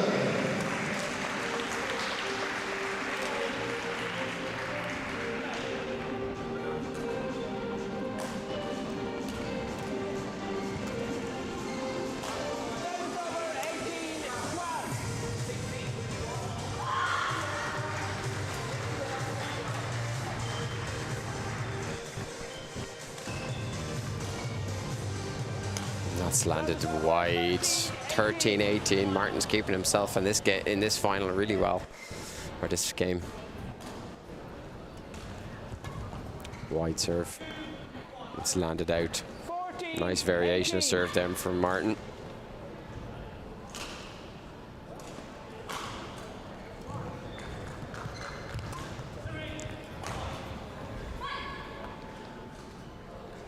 Service over. It's been called in by the line judge. So it's 19-14 now to Aiden. Looks like he's going to take this game.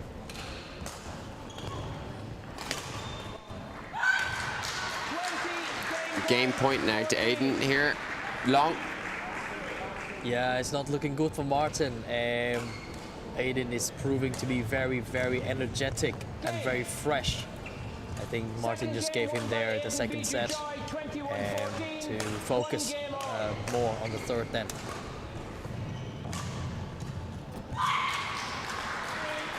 Okay, we are going to jump across to another of the singles finals in the Grade D.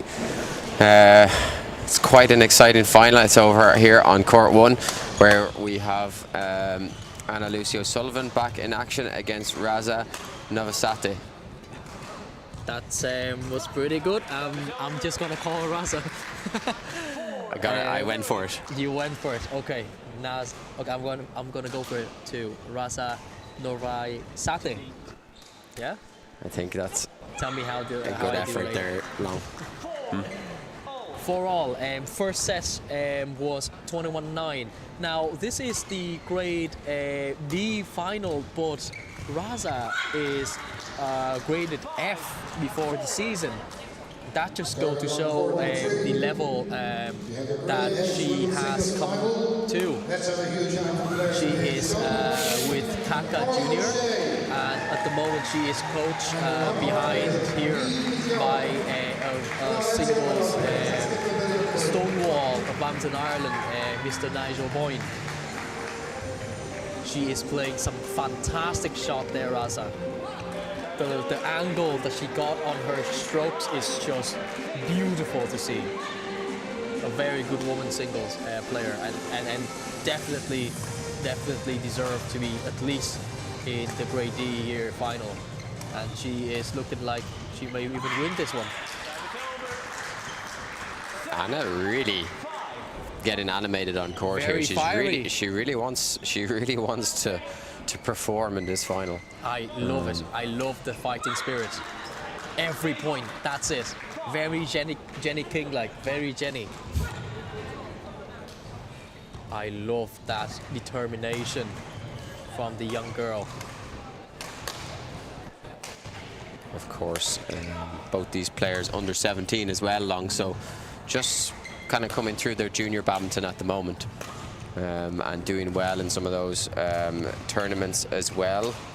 Raza, of course, is actually just come out of under 15 level, can you believe? So this year already she has won the girls doubles of the under 15 Ulster Open, and she's also made the final and got silver medal in the under 15 girls doubles in the Yonex under 15 Leinster Open. So getting really good results in underage tournaments at the moment as well.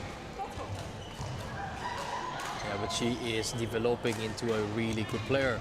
I think when she felt her her size and feel out her muscles as well, with the angle that she's getting, she is going to be a handful for anybody. Yeah, for me, Raza has really improved her level over the last few years when I've seen her, and she's really done a lot of work on her overhead technique.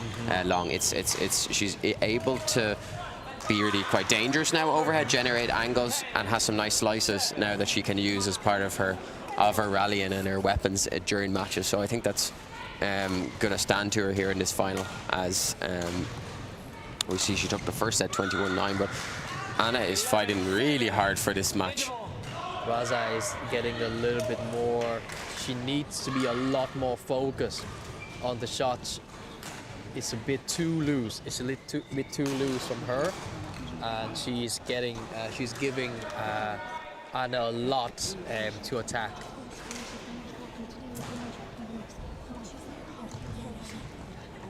Exciting women's double final.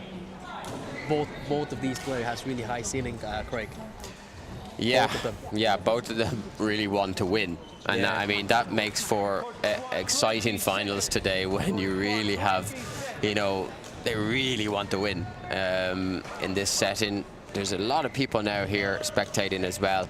We've got nearly half a full stand here of people, families, friends coming to watch in the National Indoor Arena here in Blanchardstown. So, you know, it's hard to play in front of your family sometimes, but they're really riled up for it.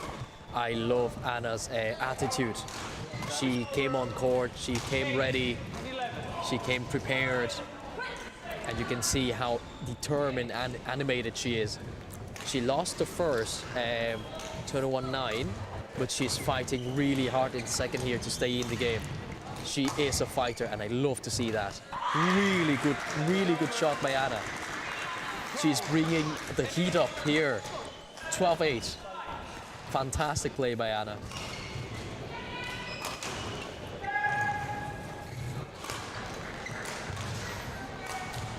That's nice. Both of these ladies are showing a lot of their skills. Yeah, good shot there by Raza. Yeah, really nice. See that round ahead punch clear she played down into Anna's backhand corner? Yeah. That was a really nice lady singles shot. Absolutely. There. Very Really, good really tactically. nice. I like that a lot. You can tell she's coached by Nigel. Now Anna, although she is very animated and her fighting spirit is really good, there are a few faults that I can see in her in her game. She tends to catch the shuttles, especially down in the back line, a bit too slow. Like those one there, a bit too slow.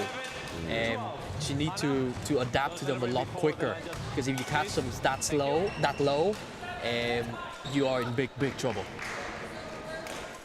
So a bit of more reading of the game would be what she needs to improve her game. Exciting final none the least. That's landed in. Line judge called that one in. And that's it. Raza has caught up to her. 12-all now. Of course, both of these participants are featuring in 3 finals today, so they have a lot of matches. Anna, we actually saw one of her finals earlier today. She already won the Grade E women's singles finals against Zoe Kieran. We saw that earlier, and now she's in the Grade D women's singles final as well. So featuring in multiple finals, which is not easy to do, Long, is it? No, it's not at all.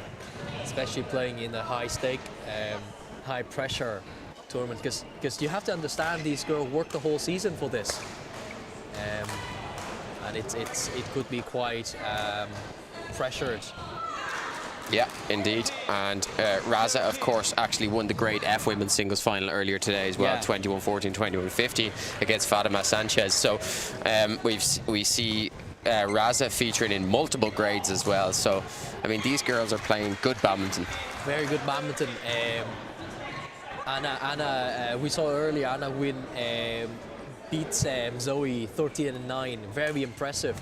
She is struggling a little bit more in here as per expected, but it makes to be a really good final here. Anna is very animated and very determined. And Anna herself in the under 17 age group has had some really good results on that junior circuit this year so far. Anna has won the girls singles under 17 Munster closed event. She's also won the girls doubles under 17, the Munster closed under 17 event. And she also had a silver medal in the under 17 mixed doubles Munster closed event. So she's having lots of good results as well in underage level, as both these girls are in under 17 level badminton category also, and they're playing up into, you know, club competitions as well at this early stage of their badminton career. That was a fantastic get by Anna, and the shuttle land just in. I'm very impressed with Anna in her fighting spirit. If she can fine-tune some of her weakness, she would be a hell of a player. Both of these ladies will be hell of a player in years to come. And that's been called out. So 5-point lead now for Anna. She's really fought hard to take this lead in this game. That's a great That's a shot, nice by shot by Raza. Raza, yeah.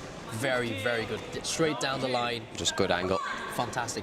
For a lady singles, that has such fantastic angle. You're saying she work a lot on her overhead, and that is really good. That is really good. It's really showing as well. I mean, she's able to generate nice angles, and she's got all of these shots in her arsenal now to use.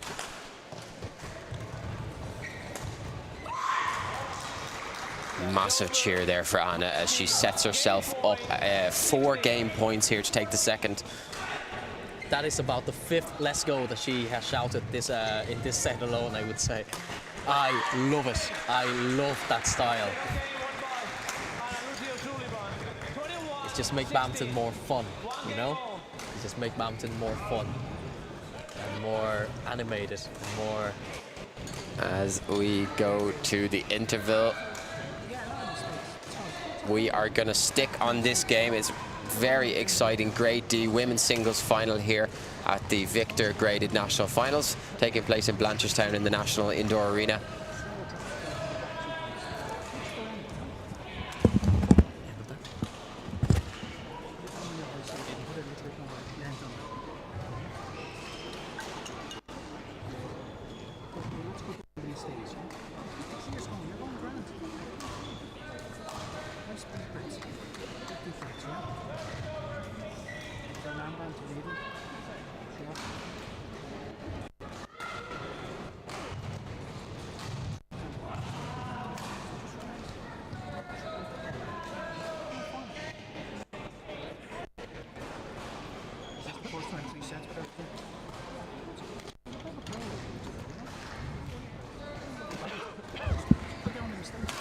We're just about to resume here in the 3rd game of this final. The players getting some final advice as they return to court. Now, Craig, one very important thing for Anna to do in the start of this set, right, is she has to maintain this level of determination, has to maintain this level of freshness. If she has a slight doubt in her mind, a slight doubt creep in, she may lose a string of point, and that's not good. But she does look really fresh here coming into the second set, coming into the 3rd set. Nice net shot there there. from Raza, yeah, just making it very difficult to return that. Raza is a quality player. She has, I feel like Raza has more weapons than Anna. But Anna fighting is so good. Anna fighter for sure. I mean, Raza, as I mentioned, has done a lot of work recently on her you know, her overhead technique, and you can see that in this match so far. She's just got a couple of strokes she's able to use at the right times to, you know, give herself those winning opportunities. And as you see now, Anna takes the 1-point lead.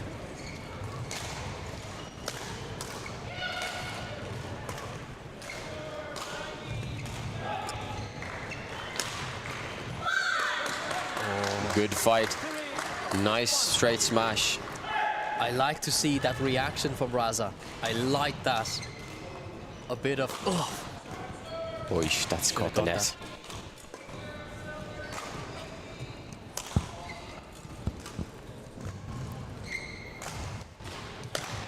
Good attack. Can you feel it? Oh, should have finished it off. There you go. Has to be finished off. Raza needs to show her fighting now because she is 4-1 down. Yeah. She's a very, what we call it is a very pretty player. Very pretty, like one of my close friends, Mateusz. Very pretty player. But she has a lot of weapons and a lot of shots like that, which is really pretty and nice to see. But she needs to show more of the fight.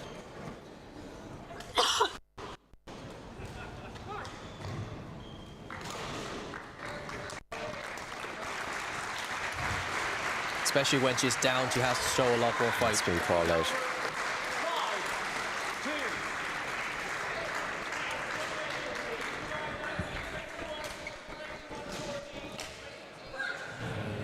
A few mistakes creeping in from Raza along.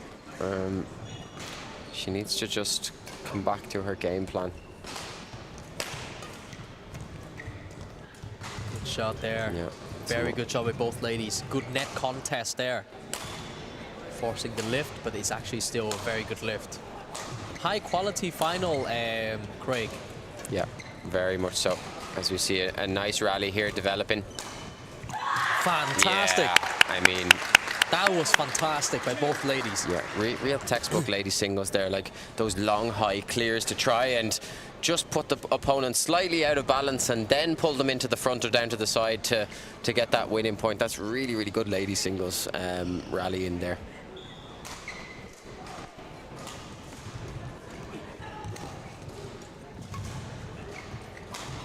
Very good shot by Raza.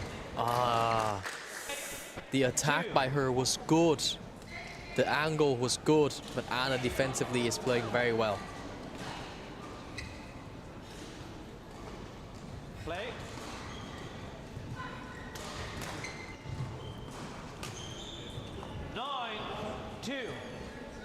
I don't like Raza's body language at the moment, Long. I don't like it. I think she needs to just reset and get herself back in this now. As you see, just, you know, unforced error. It's just, we just get yourself in the rally first. She just have her head down. Forget about the last few points now.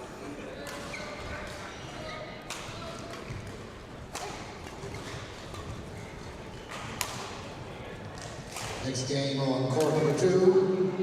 And that's it. That's what she needs to do. Give herself a chance by getting in the rallies. Don't give away those cheap, unforced errors at the start of the rallies. I agree. That's a nice shot. Cross-court smash around the head. There's not much you can do about that. It was just a good shot. Raza has to show a lot better body language and fight. She needs to show that she can win shots. Yeah, I win mean, points. And Anna is just fueling herself off Raza's body language at the moment. I feel like she's just like even more shouts, even more cheers as she sees Raza's body language, you know, get worse. So you know, she has to keep that positive body language on court. Even though she's 11-3 down, we've seen comebacks earlier today of such a deficit. So I hope Nigel will be definitely giving her words of encouragement here to try and pull her up from that energy that she has at the moment, which wasn't the best in the second, in the first half of this game.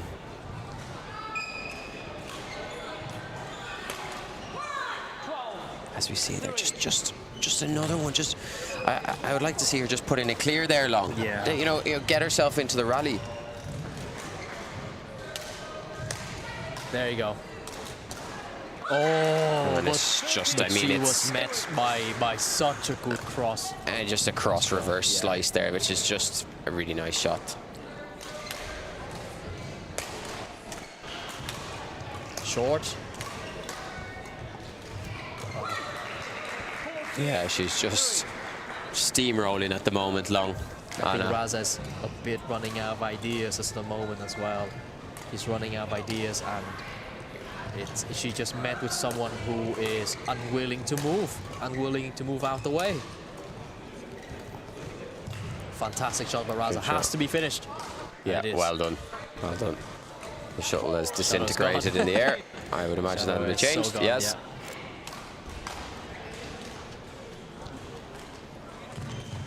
Of course, you must ask both opponent and umpire to change the shuttle. Yeah.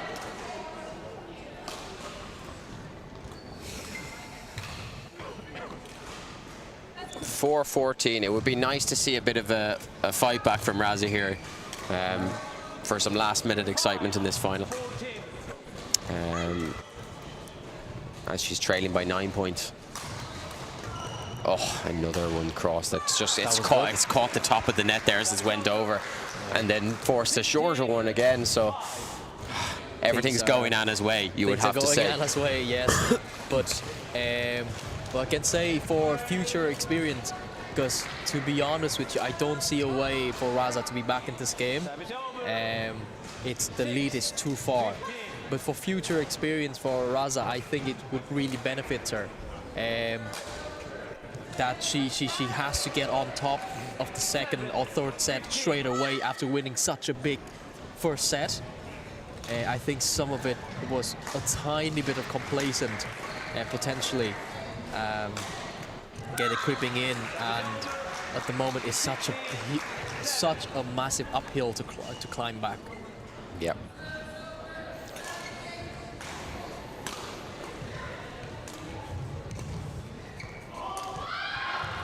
It's a nice cross slice from Raza. See, the thing about Raza is she's such a pretty player. Like, her shot selections are fantastic, and she has so much arsenal in her shots. She just needs to materialize on them.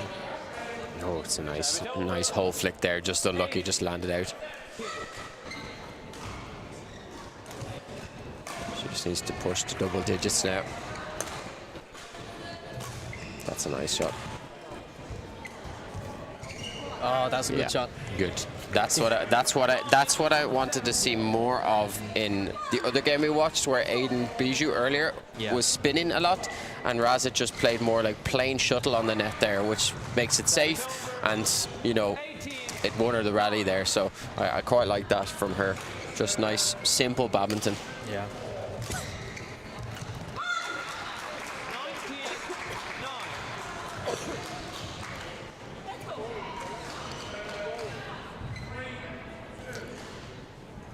The deficit is too much, I feel, though, here.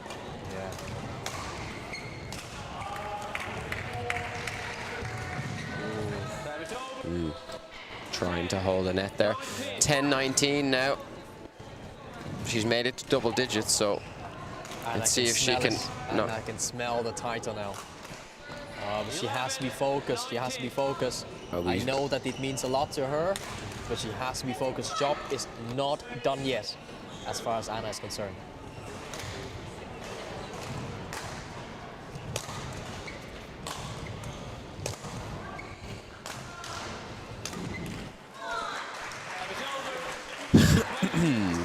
As we see, Anna now with title point.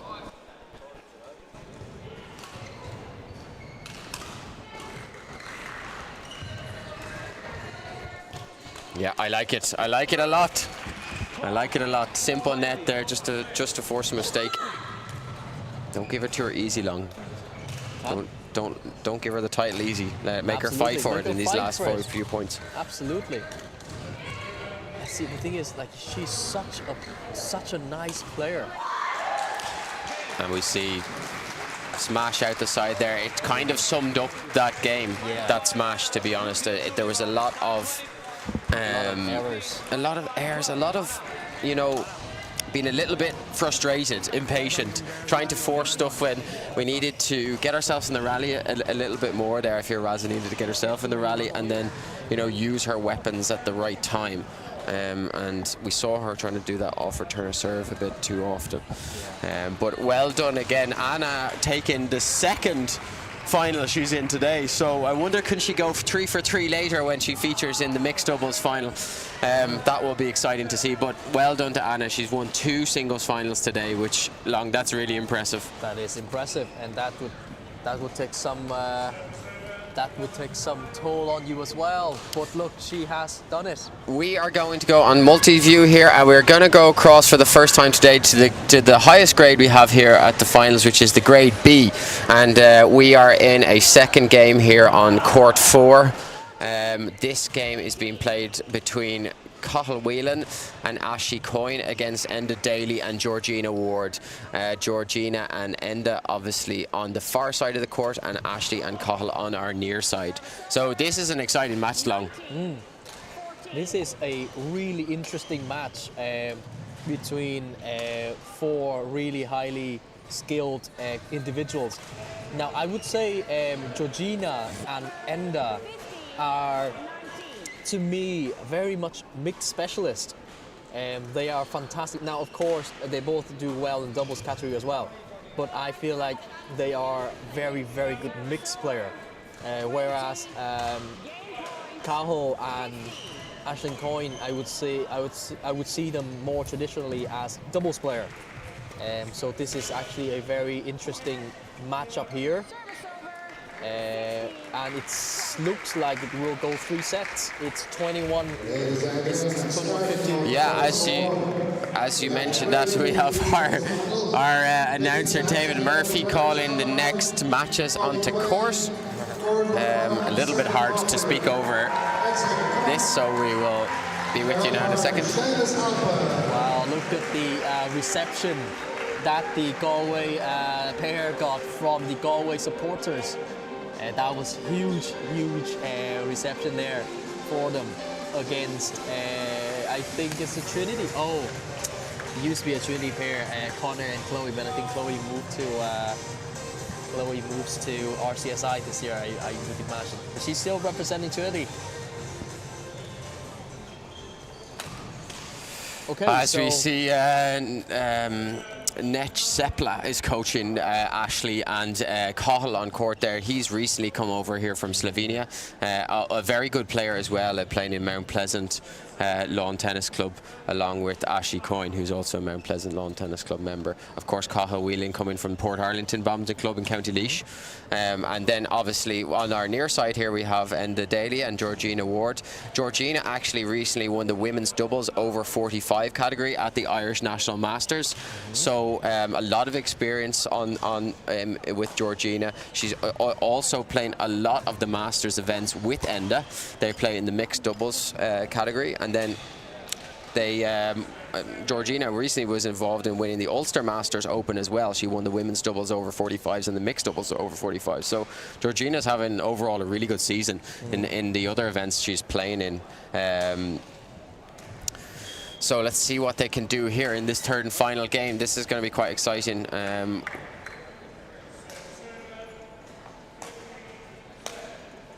Yeah, all 4 of these players are very much achieved a lot in the badminton.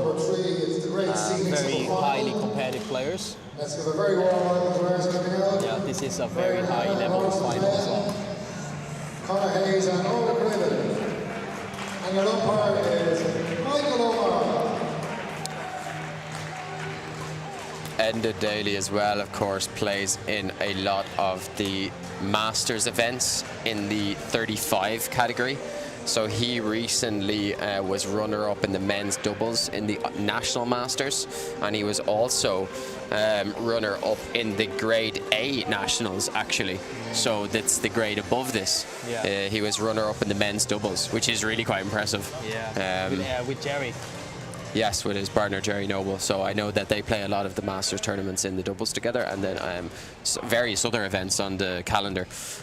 So lots of experience. Everyone on court playing a lot of tournaments. Yeah. A very experienced player as well.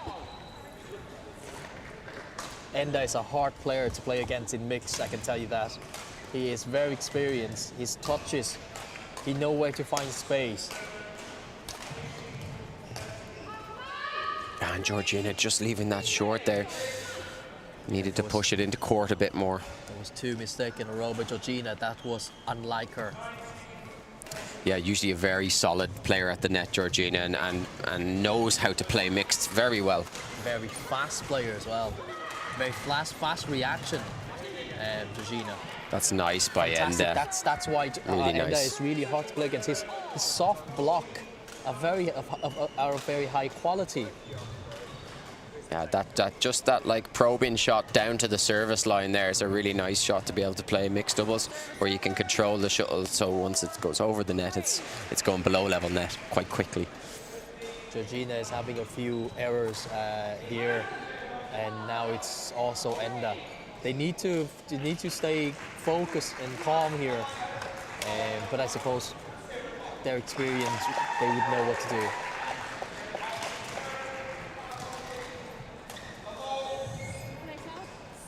Few errors here. I think it was 3-3, but then there was 3 straight errors by the pair in red. I kind of like their outfit today. That's new. I don't think I've seen that before. You do like the colourful tops long, don't you? Oh, I love it. Absolutely. I'm more of a plain Jane top person myself, but Yeah. I see where you're coming from. Just add more colours. Names on the back as well, very professional. It's nice, Yeah. nice to see, because you can really tell who they are on the stream very quickly. Nice, just layoffs from Ashley there. As you see, just those probing shots down past Georgina, Yeah. making Enda work hard down below, which is really, really nice mixed doubles. Oh, that was a poor shot by Cajo. He would know that himself. Cajo, to train for this, he actually has trained a good bit in National Indoor Arena as well. Last Thursday, he came down to training with the Premier Group hosted by Dan, and he just really wanted to get more experience in the hall. So all of these players, so was Enda actually. They take this final really seriously, and at the moment, Cajo and Ashling is having a slight advantage here. Of course, Ashley serving now was also played in the Premier League last night, so she a lot of badminton to play. No one else on court here was playing Premier League last night except for Ashley, so maybe Ashley? she Wow. was got a lot of badminton the last 24 hours.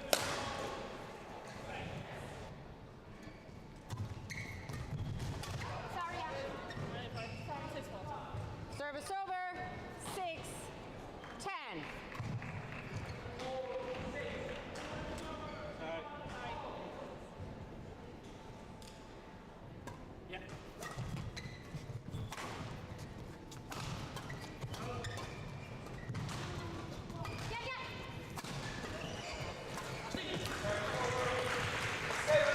Nice shot. Oh, unlucky. That was a nice try by Enda to try and tuck it down into the mid-court, into space there, but just going wide. 11-6 now in this final game of the Grade B mixed doubles final. As we take an interval.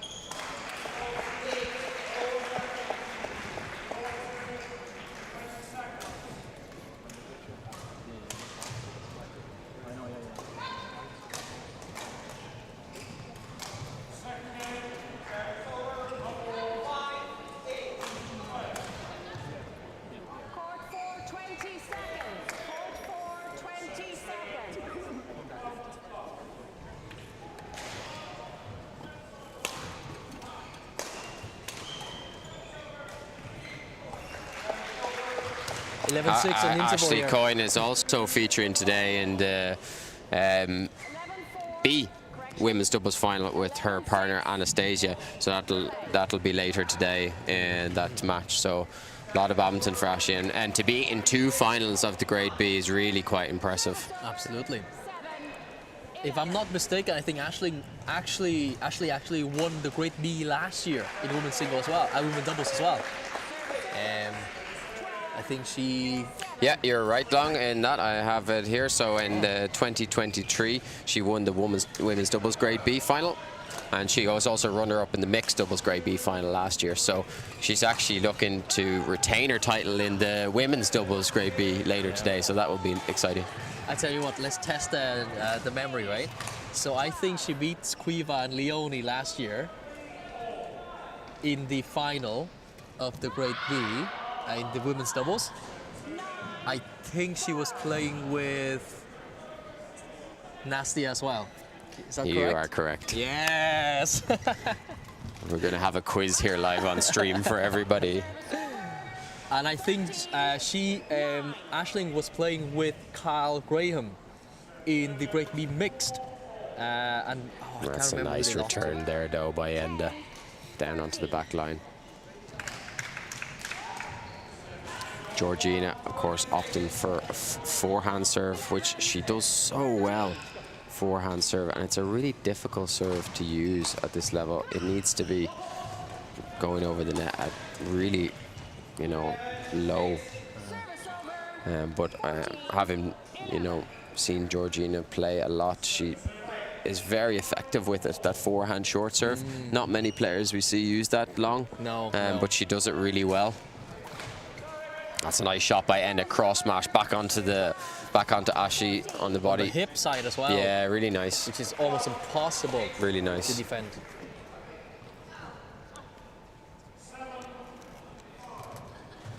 (12-14). Still a very, very close final here we have. 13-14.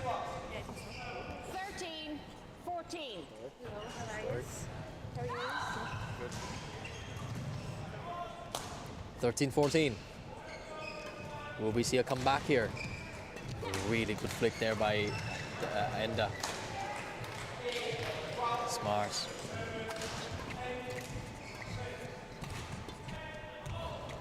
Good shot. Good cover up the net there. Fantastic defense by both pairs. Yeah, so good. This is a good rally. Ah, it's brilliant. Brilliant mixed doubles. Georgina with the fist pump and the cutout at the net. Really good. That's really what good I was rally. saying earlier by Georgina, because her reaction is so fast on the net. And that is actually one of her biggest strengths. She normally nice. is very consistent on the net, and she was there as well again. Good pressure there from Cahill in the mid-court. Very, very close final Very game tight here, final. Long.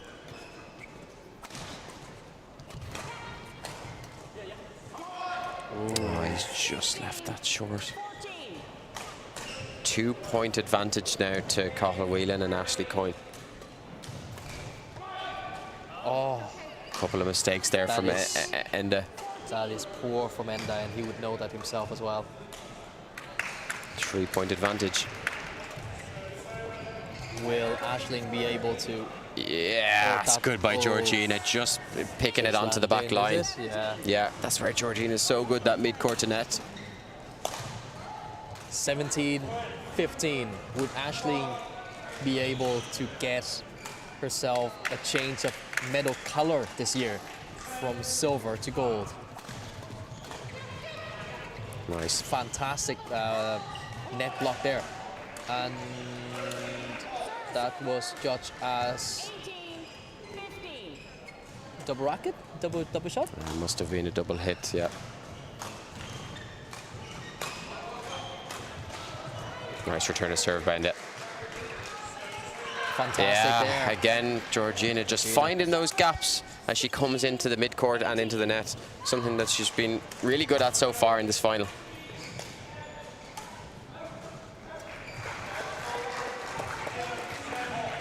Yeah, Enda early on the mid-court there, just pushing it onto Ashley's body. Really nice mixed shot. come really close again. That was close, huh? Enda soft block is hard. See, with Enda soft block like this, you need to be Good. really on top of the net. He's digging them back up off the ground. Ah, that's brilliant. Yeah, Brilliant it's by just Enda. brilliant. What a rally.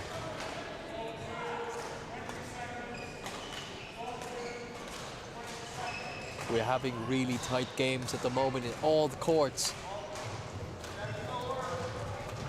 Oh, Georgina was quick onto that. Fantastic defense still though. Oh, how quick was Georgina onto that third shot. Brilliant. Oh no, this is turning out to be What a final it's turning into. What a 1918. that soft block there by Enda was really good.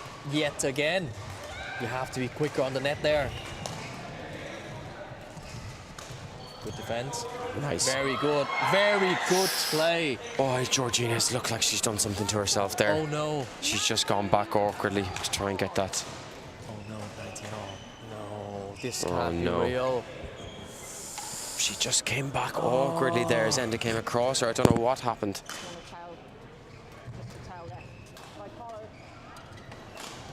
She's just taking time at the back of the court. She just came back there long and she nearly did something to her ankle. I'm not quite sure, but the umpire has their hand up now to try and get attention down to the court. But it did look like she nearly went over on her ankle as she went back there. What a time for that to happen. I really feel for her. Oh, I cannot believe that.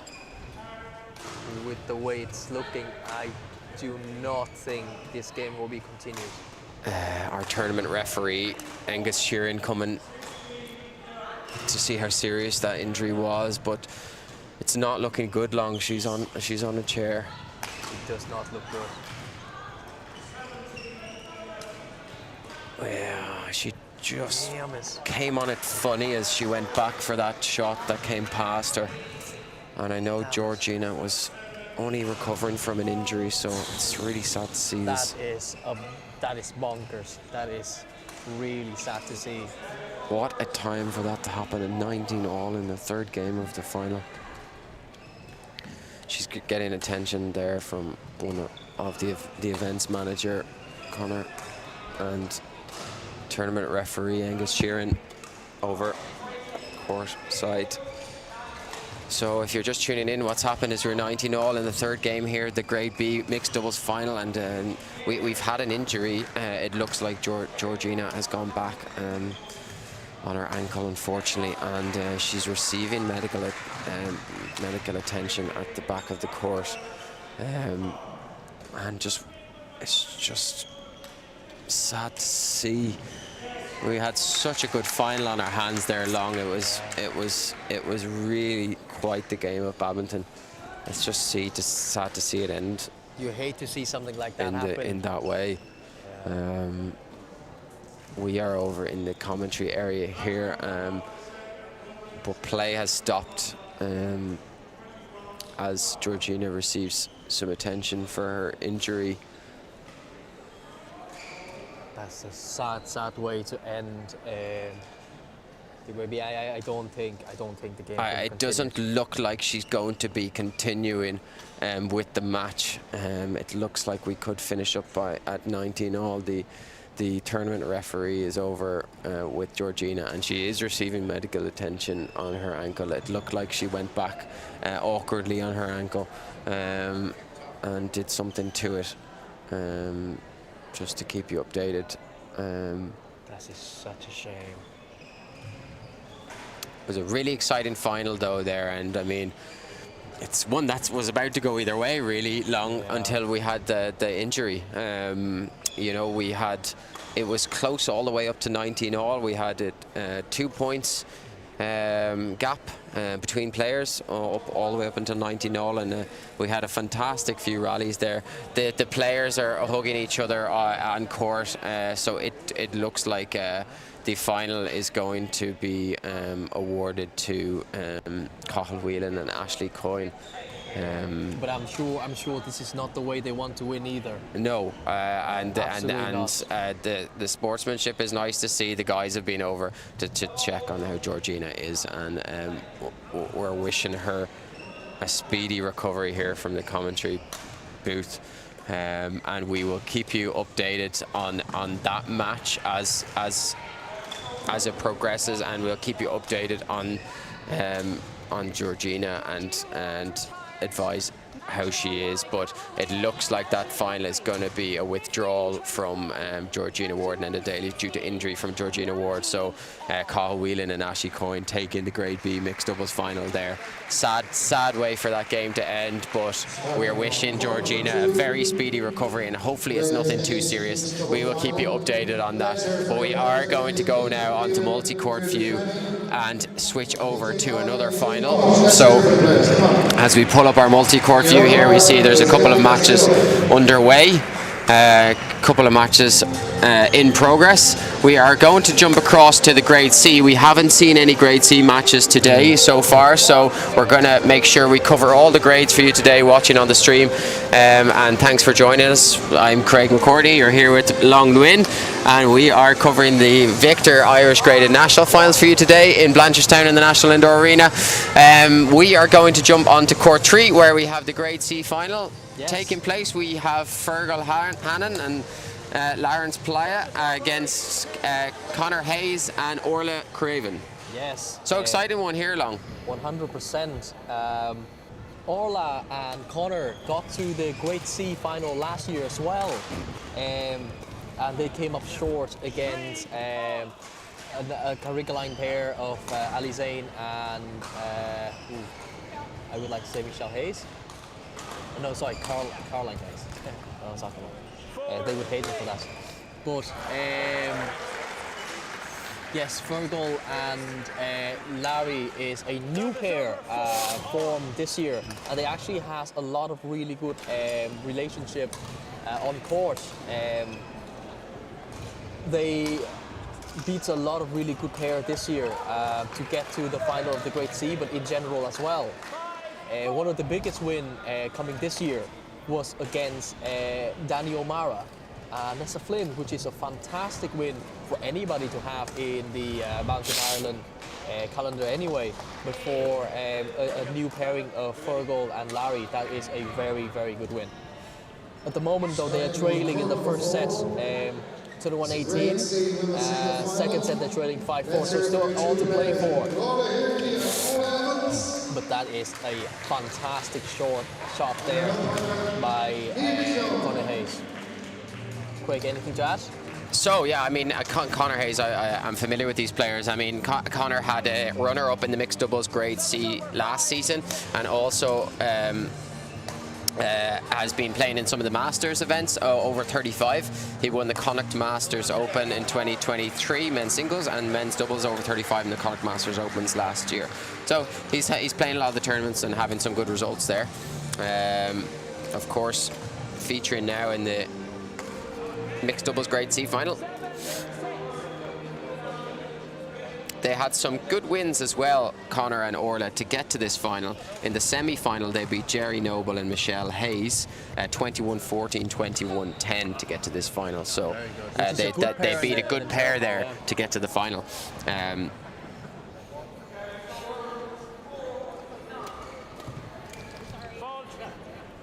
Service over 8-7. And of course, Connor is also featuring in the men's doubles Grade C final today as well with Kevin Moynihan. They won their semi-final to make it. So Connor featuring in multiple finals as well today, which is, I always think, very impressive when you can make multiple finals of different grades, and that's what we're seeing with the players on this particular match. So Connor is always, Connor and Kevin are always main staples to play the Grade C's and the Grade B's, and they do get a lot of success out of those tournaments.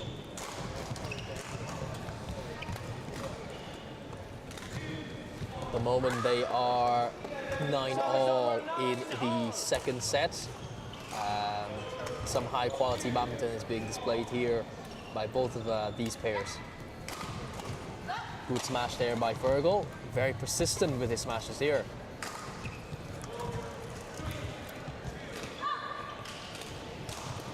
I think Connor's main strength is his racket skills. You can see there by the rear court. Very good tracking of the shuttles into the places that he wants. Yeah, for sure. Very tactical. That's a nice shot by Orla there to set up Connor behind. Very nice. Very tactical player. Yeah, and I mean, Fergal himself is covers a lot of court long and has a really good work rate on court for players I've seen in the event today. That's his big strength. You know, he makes the court look small at times. Yeah. He gets around and covers it so well. Fergal, of course, originally from the west of the country, but living in Dublin now, in Mount Pleasant Lawn Tennis Club, I believe. Yes he is. And Mount Pleasant Badminton Club. And players now coming back on court after the break. 11-9 to Conor Hayes and Orla Craven, who are on our near side as you're looking at the stream. Larry, I believe, is a Pembroke player with a few league games. I've seen her this year. 11-9.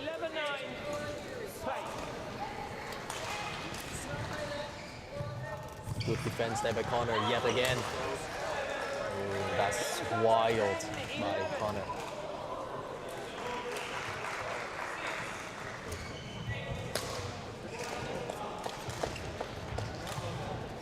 Good intercept there by Conor. Very good defense and good moving up to intercept the next one as well. Very tactical game is being displayed by Conor here. Very good stuff again by Conor. Very smart.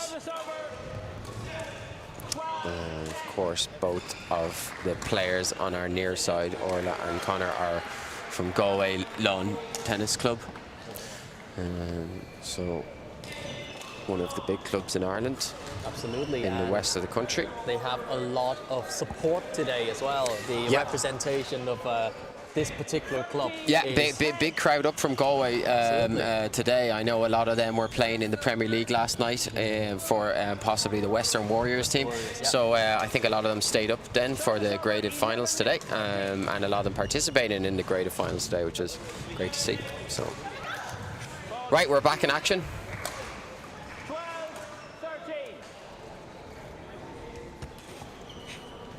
Close now, 13-12. I think this is going to turn into another tight final here, Long. As you see, she's just sprayed that out the back. It's unfortunate. It was a sitter and just snatched at it a little bit. Yeah, it's a nice one from Larry. Just getting good angle on that one, cross the court into space.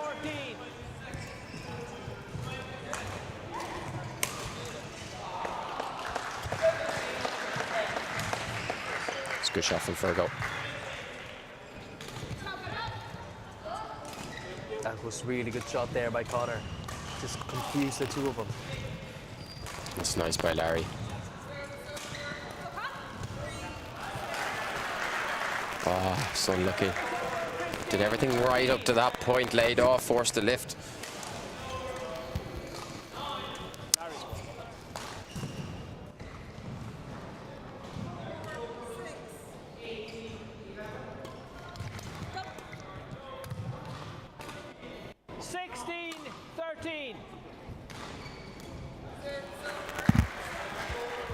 (16-13) now.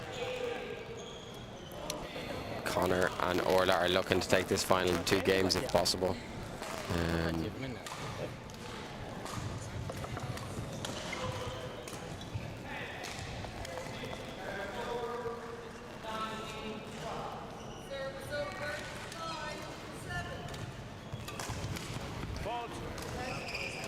Service over, 14-16. 14-16 now. That Fergal and Larry are fighting back here. They're not going to let this final go easily. That's landed out. Here we go. The comeback is on.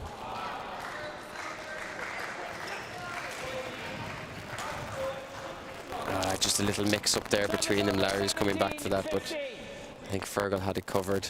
Again, he's able to cover a lot of court, Fergal, so very suited for mixed.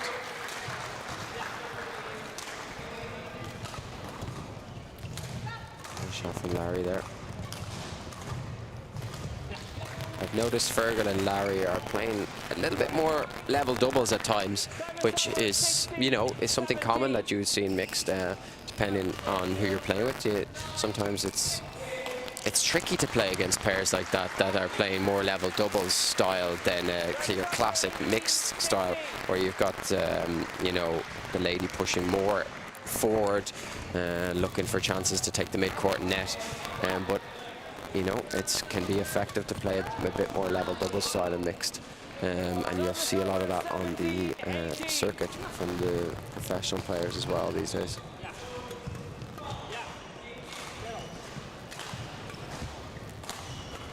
It's good aggression for Fergal. I think he just broke his strings as he hit that second smash. Bad timing. Bad timing, because they were on a nice attack there. It's not a great time for that to happen. That's 19-17 now to Orla and Connor. They're looking to take this final in 2 games here.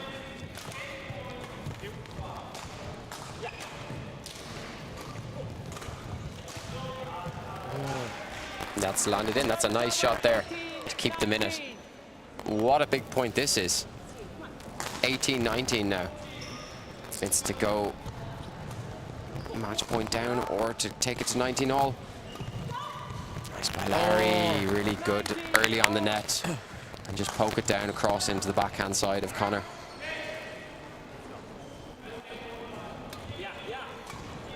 Good there.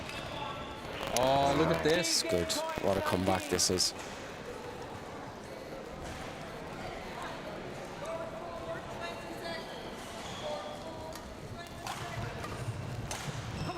Boy, Connor though.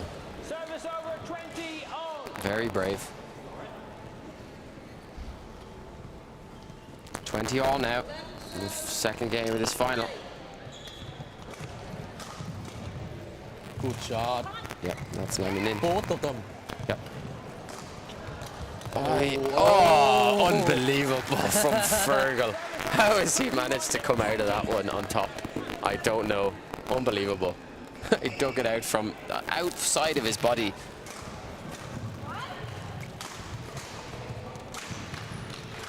On court number 1, it's the grade F women level final. Please have some huge hand of players this time. Oh, they take it. They take the second game to force the third game of this final. What a match.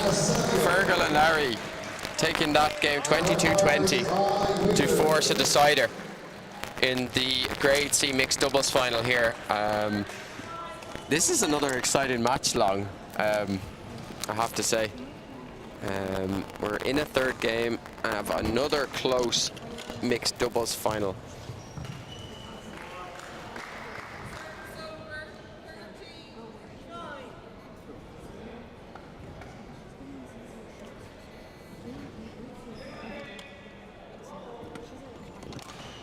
We are going to leave this game briefly and just hop across to singles that's taking place. We will update you on the results of this match as it progresses.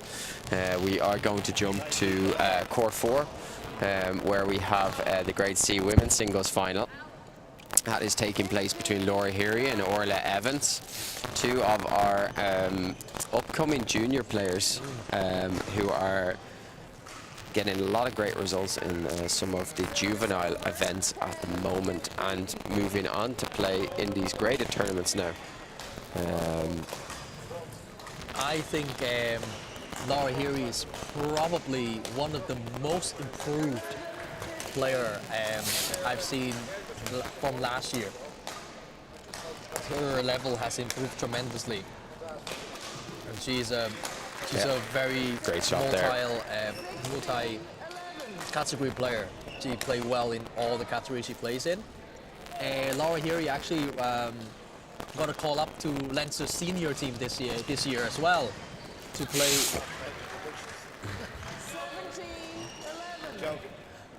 17-11. She got called up to the Leinster senior team this year as well to play representing Leinster in one of the English tournaments. Yes, that's the English county leagues that they play in, and they're playing Division 1 over there this season, I believe. Of course, Laura still in the under-17 age group, as well as Orla Evans. So both of those players that we see on court in front of us are playing in a lot of the under-17 junior events, as well as playing these graded tournaments. So Laura is going to feature in two of the final for this year. So she's going to play the women's singles, that's who we're seeing at the moment, and she's going to play women's doubles with one of her close friends from Badminton, Chloe McGrain, who we saw earlier coach her brother Larkin. So yes, that would be a lot of fun games going on today. Laura really dominating this first game here. She's got game point at 20-12. She just has got a really nice style.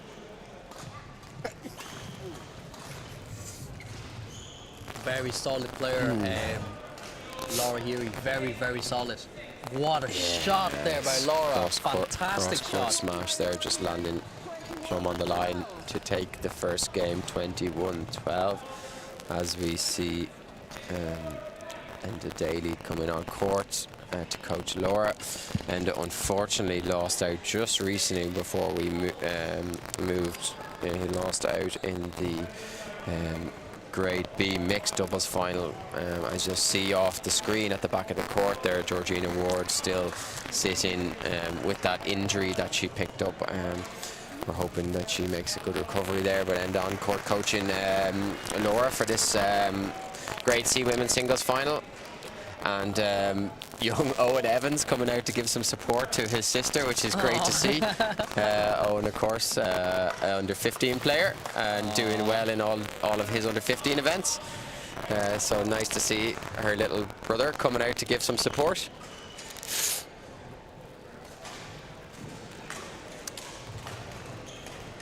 And of course, in the umpire chair for this game, we have Niamh McKeown, who is married to Philip McKeown, who does a massive amount of work behind the scenes at this event, folks. And as you'll well know, Philip brings us live streaming, he brings us live score, and he brings us all of these things that make these events so professional. And you can tune in, as you are now, from anywhere in the country to watch it. Thanks to Philip for putting together all of these things. So great to see his wife Niamh getting in the umpire chair and doing these events too. So a really great badminton family. Now back to the game. So Laura Heary actually represented, played in this tournament last year as well. She got to the final of the Grade C women's singles, and she got to 3 finals of the Grade D last year. How about that? And she won all of them. Yeah, it's impressive. To make 3 finals at any level in any tournament is just really impressive. And I think it just shows, you know, the level of player that she is. Now, unfortunately, she lost out in the Grade C mixed doubles in the semi-final. Just a very close loss to one of the competitors we just see earlier here on court number 3. Yeah, I think it was 22-20 in the 3rd set. So that just comes to show the level of Laura Heary at the moment, and she has improved a lot even from last year.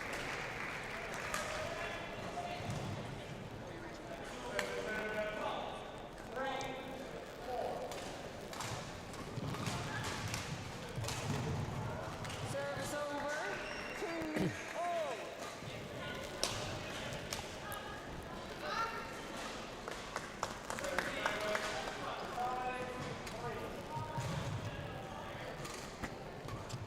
Good shot there by Orla.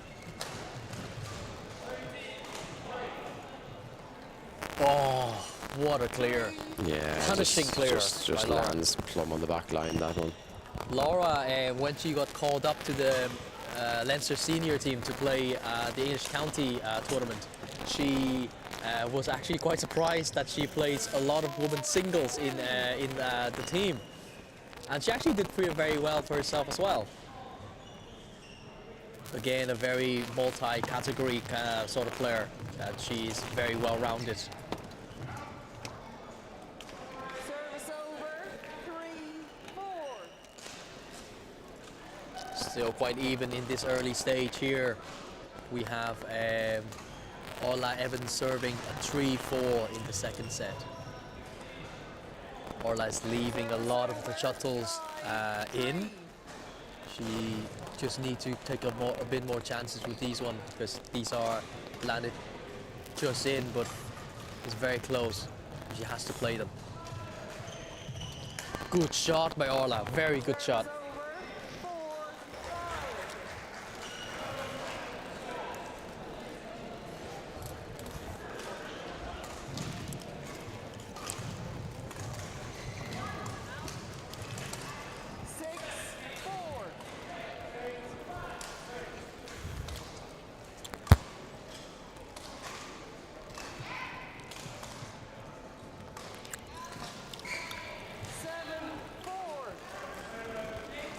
Seven 4 now to Laura. One that we don't pay attention. One that we didn't know. Oops.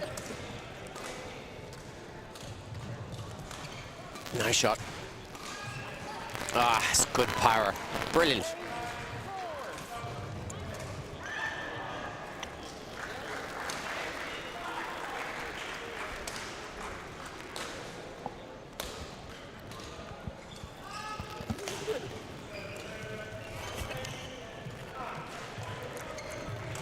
Nice spin there from Orla. Cross court. Good shot from Laura, just clearing into the cross court. Backhand. Not much Orla could do.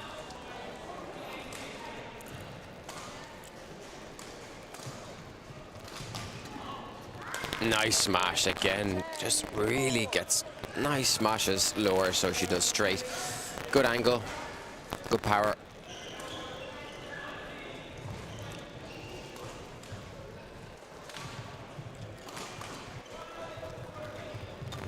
Nice hold on the net. Good cross there. That's good. Lovely disguised drop there. Just holding it and then making it look like it's going to be hard, because she's been hitting a lot of smashes and then just dropping it soft. Brilliant. Doubles, to mix.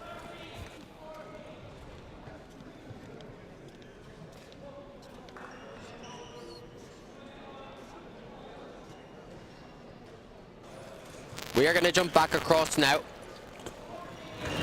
to the mixed doubles that we were on earlier. It's really close in this third game of the Grade C mixed doubles final. So we are going to jump back quickly. It's 14-all between Conor Hayes and Orla Craven against Fergal Hanna and Laura Blya. We're on court 3.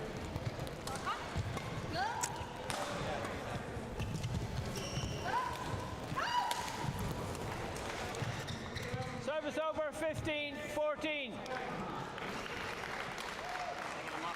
Get them off if you need it, Jack.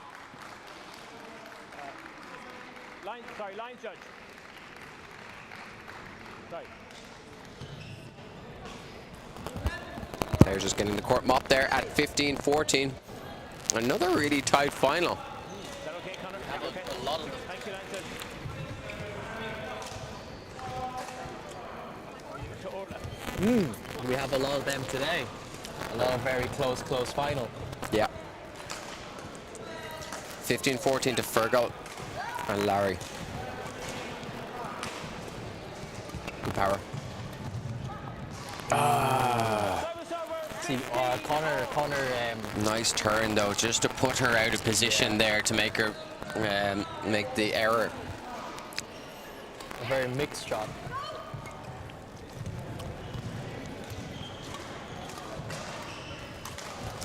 Nice by Conor.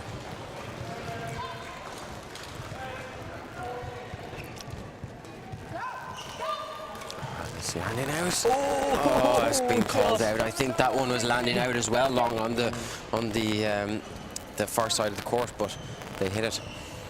16-15 now. Larry serve. 60. Service over. 16-0. Really close now. 16-all in this third game in the Grade C mixed doubles final. Connor Hayes to serve. Orla just misses that one at the net there. 17-16. Big pressure now, Long. Very close. Very close. Ooh, good shot by Orla. Very good by Orla. That is brave to take the net there when you're 17-16. And you just missed a shot as well. That is a brave shot there. 17-all now. Oh, good shot by Orla. Another good shot by position. Orla. Orla's really stepping up here at the late stages of this final. Two really brave shots on the net. Just one to tuck it past them, one to spin. It's been called in by the umpire. How about this?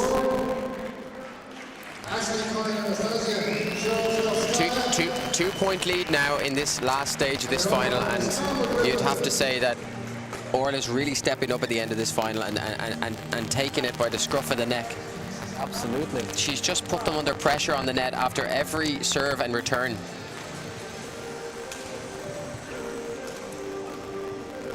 Oh, without going out? Digging it back. That's brilliant. Brilliant. Fantastic. Cross smash into space. Fergal was really trying to pin her on the back line there. Title point now. 3 title points for Orla Craven and Connor Hayes. I'm not sure if that was the best idea. She was already pinned. They're still fighting. They're still fighting though. 1 point saved. 18-20. Oh, good shot there. That's by clever. Larry. Good shot by Connor. Smart to play that. Chance to attack. Short. That's it. They've done it. That's it. Brilliant. They've done it. They have won this year. Brilliant push at the end of that set to take the title there. Great Well effort. done. Well done. Orla Craven and Connor Hayes, winners of the Grade C mixed doubles final here. Brilliant end to that game. They came back so well, Long, and you'd have to say Orla just stepped up at the end of that game and showed her experience really on court in just winning and being really brave. Well done to them. Another really tight final here. We've seen a few really close finals today here at the Victor National Graded Finals. We are going to go back onto our multi-court view now, as there's other finals taking place. Just to finish up there, we see Laura Heary against Orla Evans. It looks like Laura's going to take that final there. She's 19-10 up in the second game. Looks like she will retain her title. But we are going to jump back across now to the Grade B for a women's doubles final.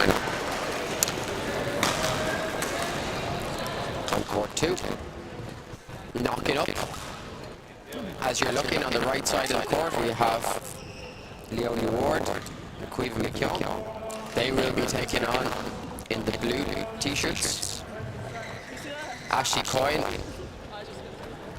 and Anastasia Sharovskaya.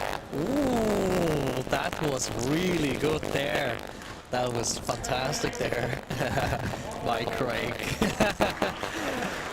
Now, Got my pronunciations down today, Long. you did your research. Very good, Craig. Very good.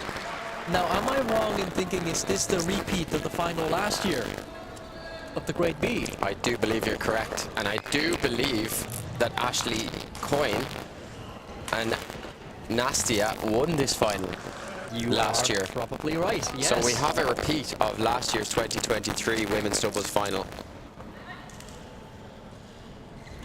And let's see if the pair of Ashley and Anastasia can retain their title here. We are correct. And gentlemen, Yeah. on my right, And we have the younger pair of Caoimhe McKeown and Leonie Ward on our near side in the black tops. and on my left. So this is going to be an exciting one, Long. Absolutely. And I think it's going to be some good energy, as you say, on court for this one. Absolutely. And 3 out of 4 of these ladies represented Leinster in the Interpros earlier in the year. Anastasia and Nastia actually played together for Leinster Interpros as women's double pair.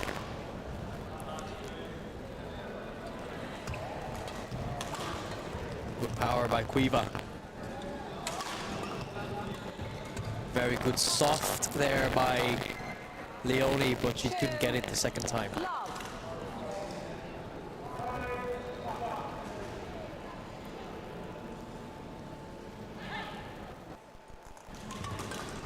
Very, very fast reaction by Nastia. Nastia is a very good player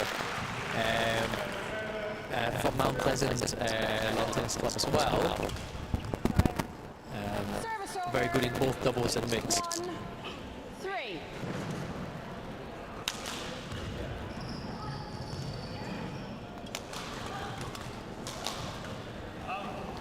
Service over. 4, 1.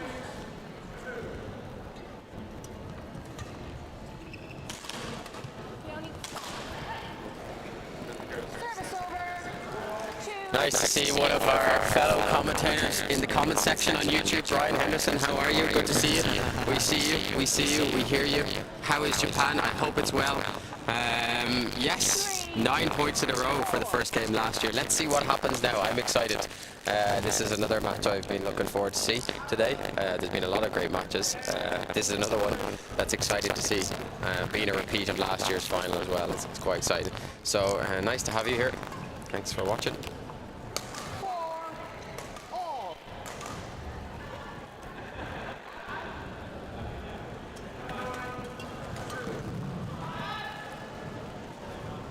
Five, 4.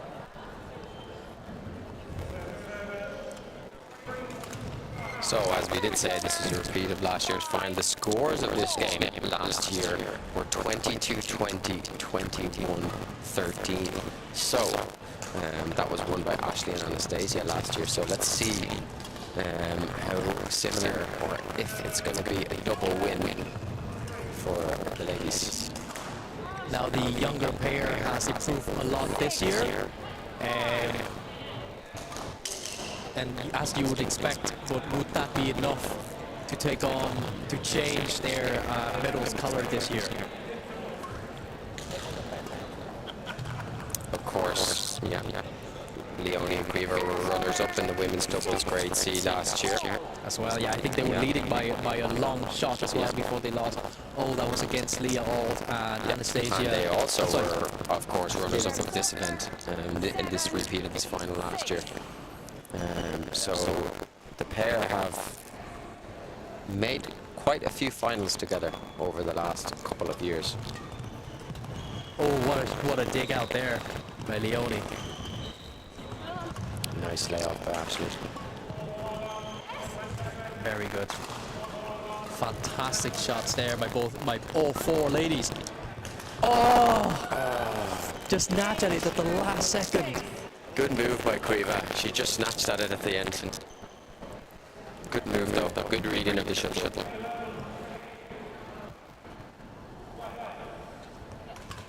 Good shot by Leonie. Oh. Again. Both of the ladies, both the youngsters.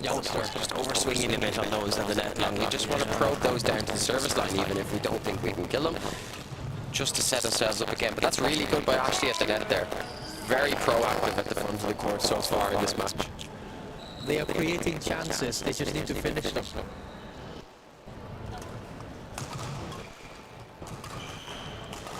Cross there. Of course. Very good. Nice defense. Just a really good fast-paced game that we're having at the moment. Nice. Yep. 7-10 now. 3 points the difference. Beautiful women's doubles being played here. Good return of serve. That's nice defense from Ashley there, but just coming up on it early, the girls. Very good by the young girls.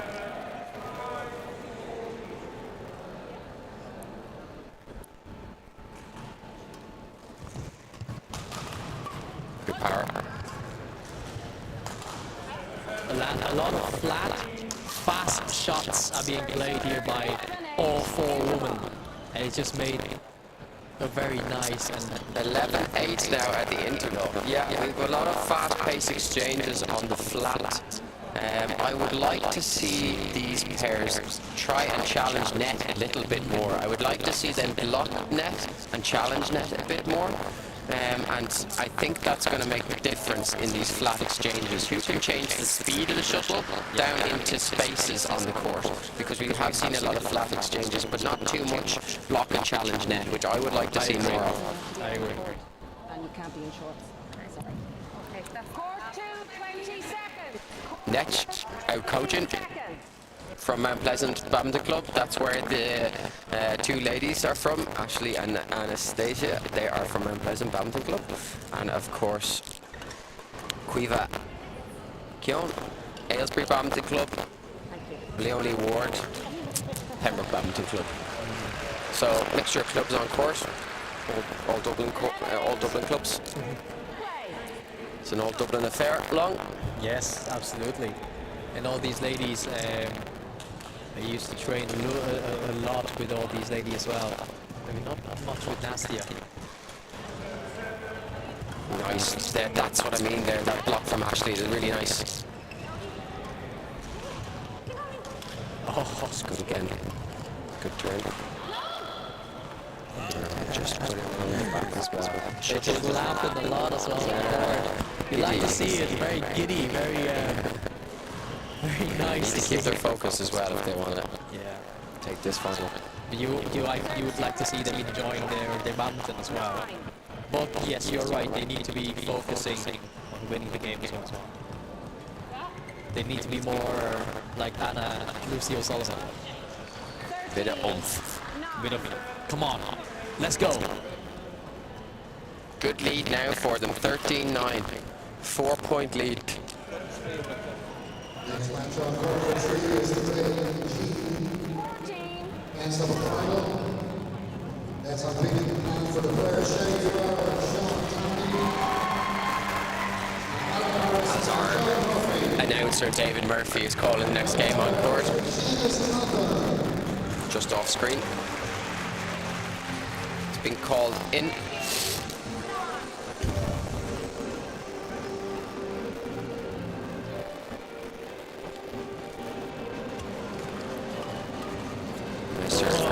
Nice serve by Ashley and cut out there. Yeah, really good. Ashley's been serving really well so far in this match.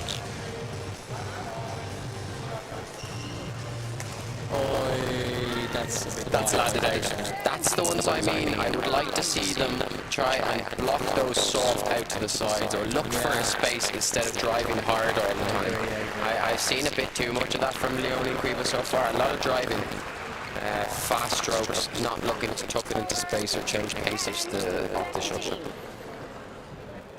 And that in a way we play to Leo, to Nastia and Ashley Coyne-Han as well, because they're both very fast players as well. And something about this venue, Long, and yourself and myself, we play here quite regularly. You do need to give it like 10% more than you would in another hall, because it's a big hall, so the timing's slightly different, and you need to give strokes just that little bit extra.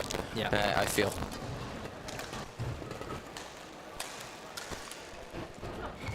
Service over. 11-19.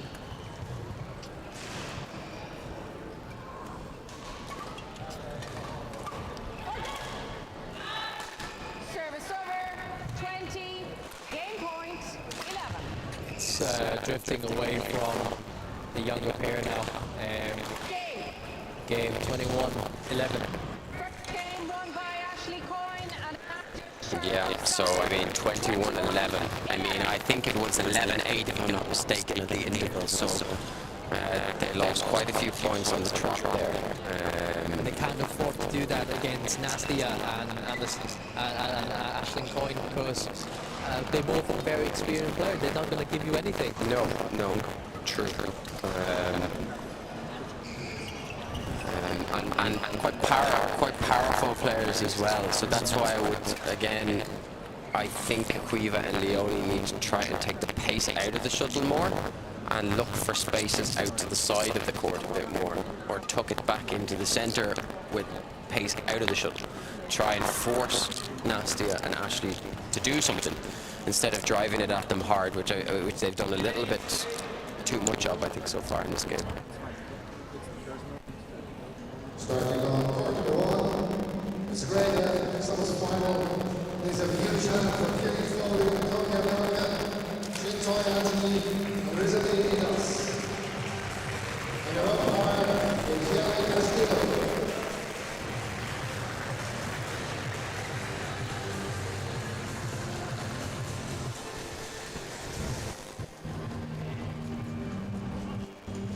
second game. The ball. Play.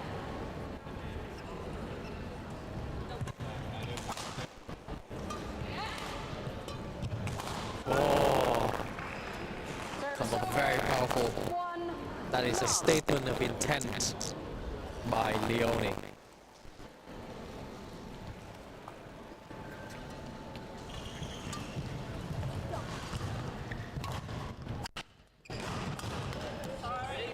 Service over. 1 all.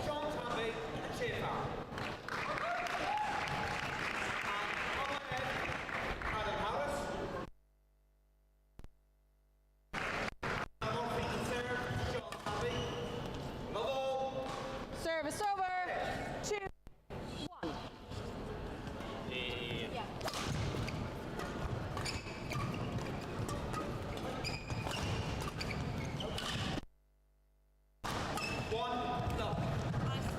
Service over. 2 all. 2-2 now in this second game.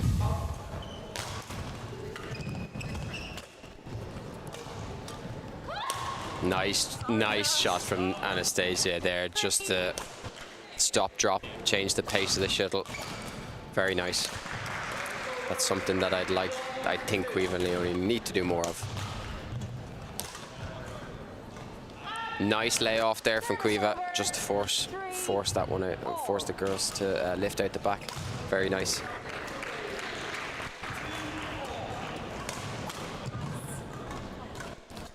Service over. 4 3. As we see Anastasia using fingers behind the back for the set piece. Showing her partner where she or what kind of serve she plans to make, whether it be tee, wide, flick, wide or center.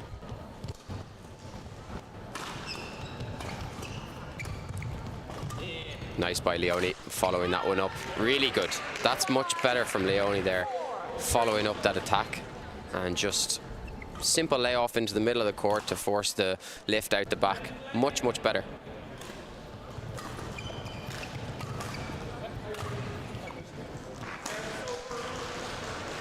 That's a really nice shot by Quiva McKeown there. Punch clear cross court. Really nice ladies doubles shot.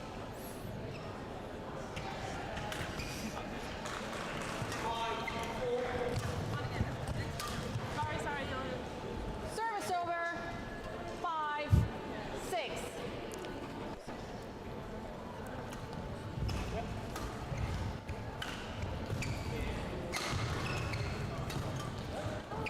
Looked like it was out. Definitely out. Definitely out. She hit it and then it's landed out on the far side. 7-5.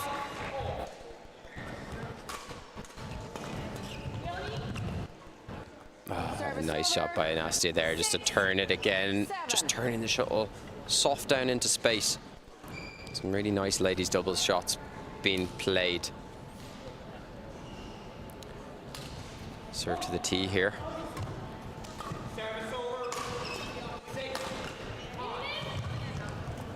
Seven. All. That's a simple mistake to give away there. Good defense though by the ladies on the near side.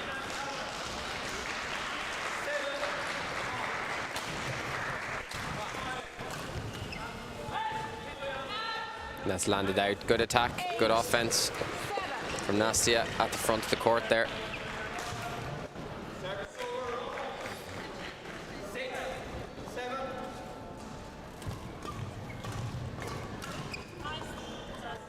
Nine. Seven. Service over. 8. 6.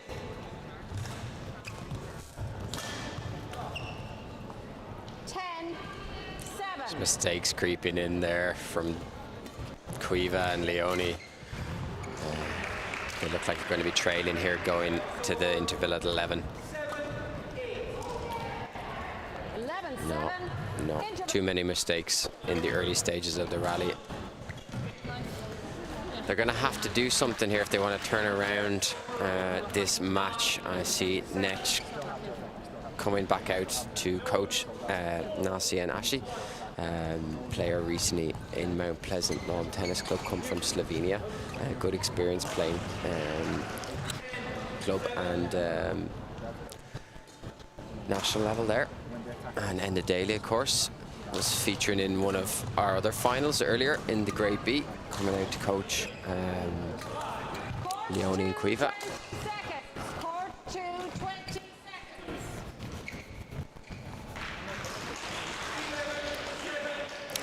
Cueva and Leone can turn this around. They just need to change their style of play.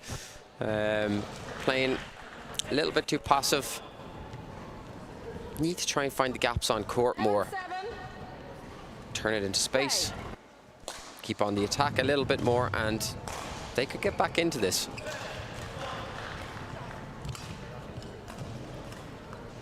Yeah, they're just targeting the backhand side. I'm sure they've realized by now that Leone is left-handed, so playing it into her backhand side. Court 3. 20 seconds. 13. 7.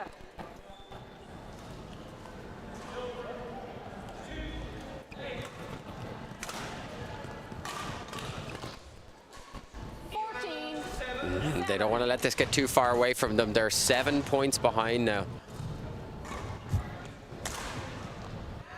Or it's going to be a back-to-back Grade B women's doubles win for Ashley and Anastasia, who are looking, of course, to retain their title from last year in a repeat of last year's final.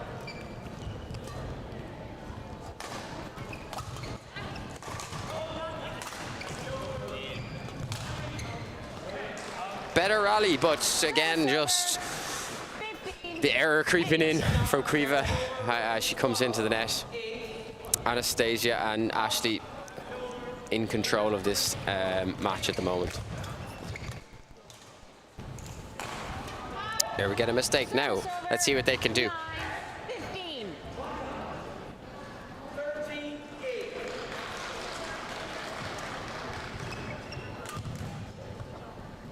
Service over. Cueva and Leone actually had a really good semi-final win to make the final as well. They beat Karen Nelson and Georgina Ward 21-18, 21-18 in the semi-final to make it to today. So they've had some good wins up until this point in the competition. They're just up against a good pair here in Ashley and Anastasia, as I'm rejoined by my partner in crime, Long.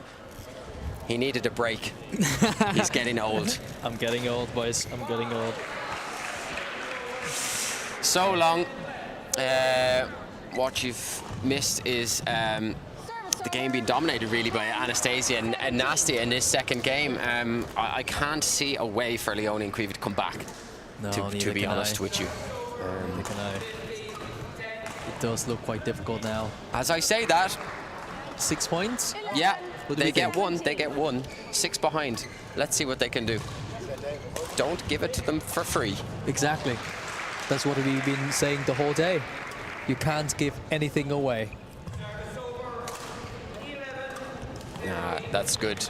Ashley just hunting the net. Yeah. She's been doing that all game really well. Just looking for the net, probing it down into spaces, and just, you know, playing really good doubles. Both of the 7 ladies. points now between them. Snapped at it again. Snatchy on that defense. Yep. 19-11.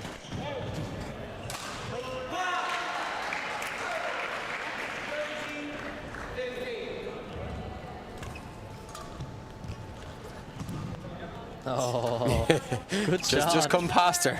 Good shot, just past her. Good shot. Right smile there.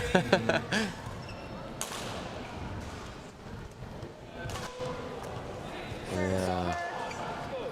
It kind of sums up the game a little bit, those just errors after the first rally or two.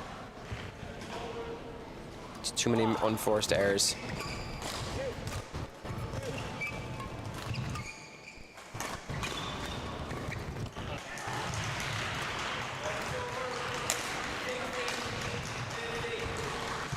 It's a good rally.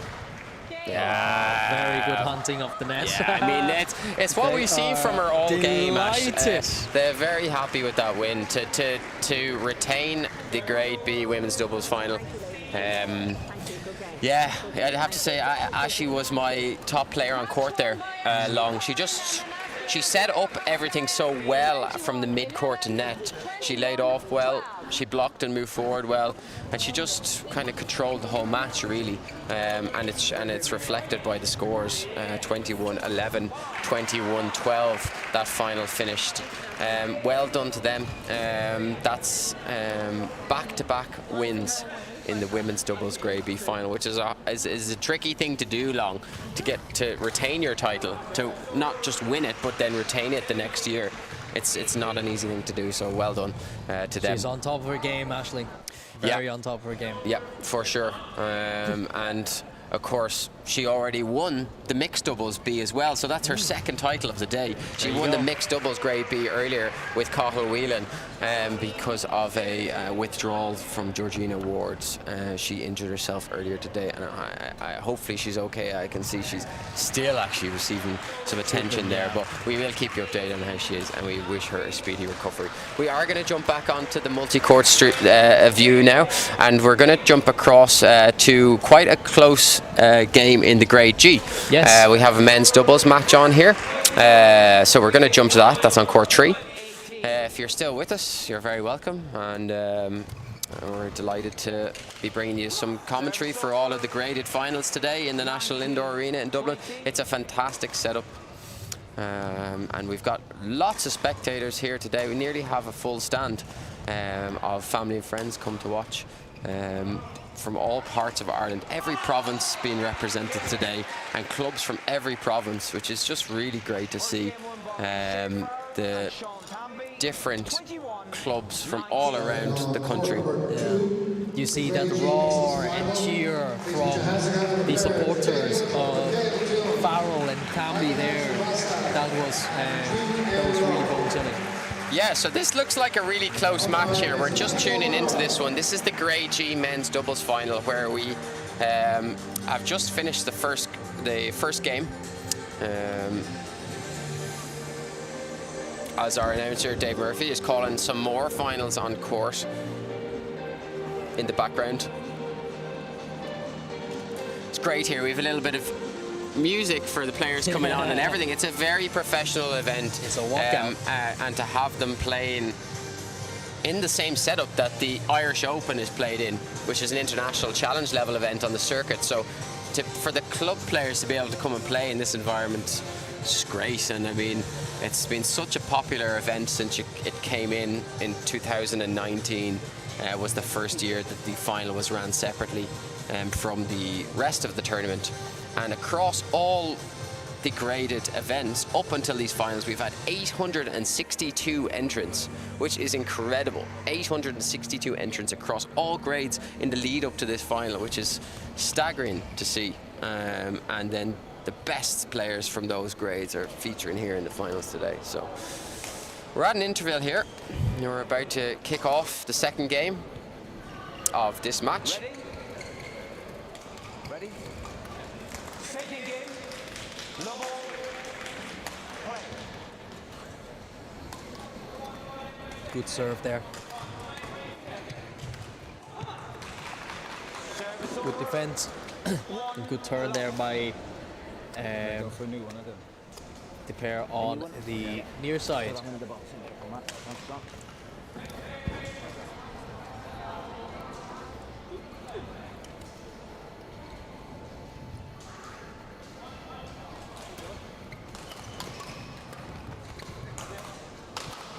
So, on course, we have Shay Farrell and Sean Thamby, and they are playing Adam Harris here and John Murphy in this matchup in the Grade G men's doubles final. 3.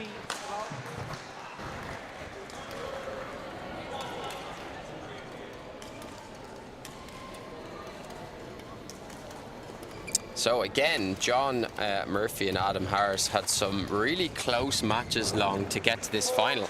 They had a quarter-final, which was 3 games, 21-4, 21-19, 21-19, and then in their semi-final, Adam and John had a 26-24 in the third in their semi-final. So like a seriously close semi-final to make it here today. So they've really earned their place here, you'd have to say.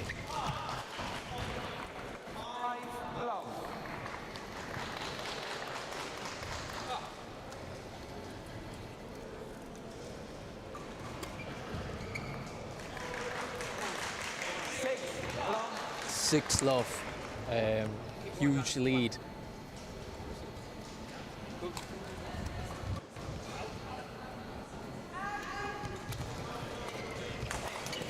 So Shay, on the far side of the court, as you're looking, is under 17 player as well. So we've got 2 very young players on the far side of the court, under 17, coming through their junior events.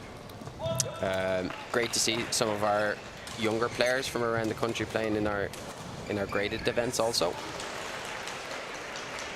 Which, I mean, it's become one of the most popular events on the calendar now, along the graded events. Definitely, yeah. It just allows everyone to participate really and play at their level, which I think is brilliant. Service over.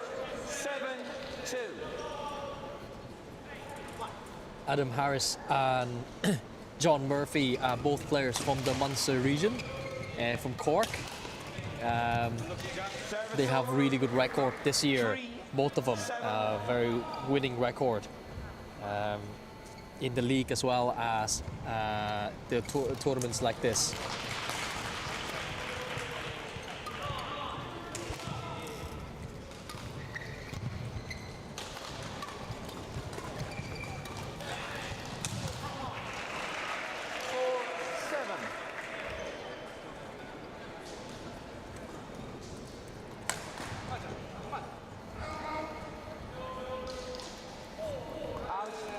Service over. 8-4.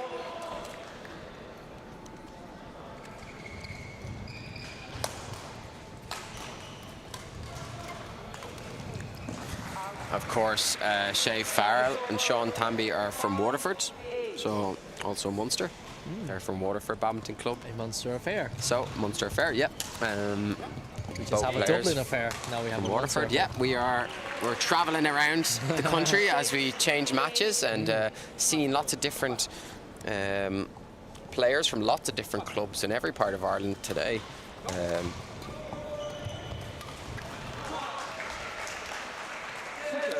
As we look at this match here, it's going to be a tight game. I'm at 21-19 in the first. Can go either way, really. As you mentioned, John and Adam have had a good season to date, so definitely going to be a tight match, this one. as we see. That's something we've seen today as well, Long, is on a lot of drop shots, people are just leaving them short. Because in this venue, it's quite different, I would imagine, to their club venues. Yes. It's a big venue, and you kind of need to give a little bit more pace in the shuttle, especially on those kind of strokes. Because it's a little bit slower in this hall than possibly some of these players might be used to. Yes. Service over. Little fist pump there to bring it to 9-9 They're really up for this as well. I feel John and Adam there kind of egging each other on between points. Really close yeah, final so really want far the that we win. have. Yeah. Good shot. Oh, Yeah, lucky. good attack there. Good attack. And it's also important in men's doubles to, keep that straight attack. Channel the straight attack. Much more difficult to do anything with it on defense then. Service over. 10 10-all all. now. Close second game. Of course, for this match, we have a very experienced umpire in the chair in Seamus Halpin. Seamus, of course, is going to be traveling to the Paralympics in Paris coming up to officiate. So one of our top level umpires, and it's great to see the umpires at this event making it so professional. And I mean, one of the top BWF umpires taking this game, so Very great to see. professional setting. Great to see that. So you can see here coming out to coach the Waterford pair, Thambi and Farrell, is Callum Thomas. One of obviously very high level player from the Badminton Ireland scene. Yeah, Callum, I'm very familiar with him. He's doing a lot of coaching now down in Waterford. He's set up a regional group there to try and develop some of the young talent down in that part of the country. So he's come out there to coach and giving some wise words, I'm sure, to the two youngsters on the court. Very close game though. But still. yeah, this has been entertaining so far.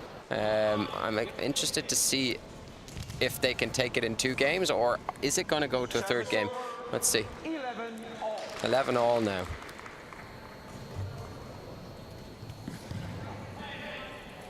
Really egging each other on after every point as well, Long. Come on. I could see it. I could see him. Yeah. I love to see that. So I love to see that. It's very doubles. That's what doubles supposed to be. Yeah, yeah. I mean, you gotta egg on your partner if after they play a bad shot or something. Oh, that's Yeah. 13, 11. He would know that himself. Good flick serve there by Sean. Service over. 12, 13. Yeah. Okay. 12-13 now. Yep, that serves landing in.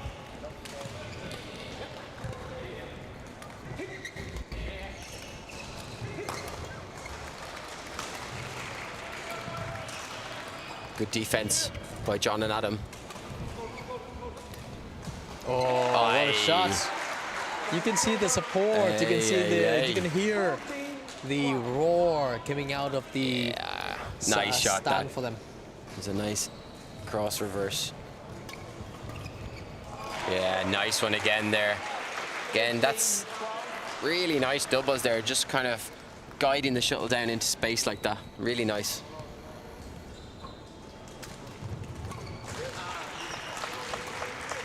Good attack. Yeah, good attack. Kept on going. 16, 12. They've really taken control of the second half of this game, Long. I think they can push straight through to try and take it in 2 now if they just keep on the style of play that they have here. Sean and Shay. Sean and Shay. Very rhyming names. think, if I'm not mistaken, I think Sean played. Oh, what a shot! Oi. What a shot! That's a good one. Very nice. Yeah, Sean just played a final earlier as well. Sean Tamby played a final in the Grade G men's singles. And he is already a title up from the tournament, so it's looking likely He that could take the double. he could take the doubles. Yeah, and I mean, I think anyone here today that's taken more than one title is seriously impressive, especially when you're playing men's singles and men's doubles. They're Absolutely. tough to play in more than and win in more than one discipline. So He is playing well. If they could do this, Shea will have taken 2 titles today, which is very impressive. He is playing very well at the moment, and that is really good to see. Yeah, Oh, great nice defense. shot there. That's landed on the line. They're really fighting now for this. They have a 3-point deficit here, but I feel like they can come back. Nice wide serve, but he's very tall player, Shea, so it's hard to get the shuttle past him. You need to try and get him down low.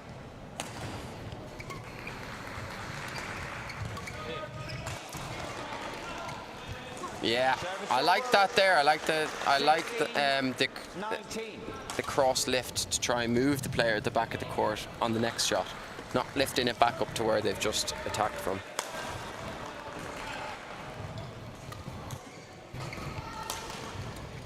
Oh, what a spin! Oi. Oh, it has to finish it. It does finish Oi. it.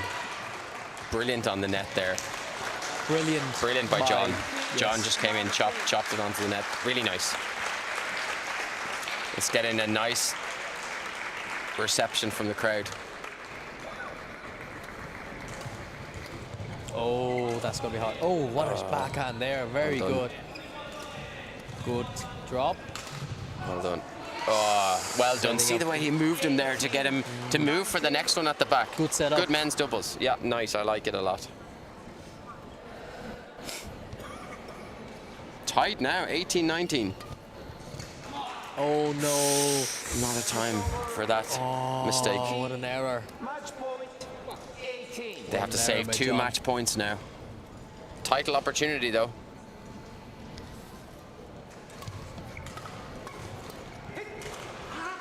Oh, that was going out. Oh, Yeah, landed out. that was a really good final there. It was well fought.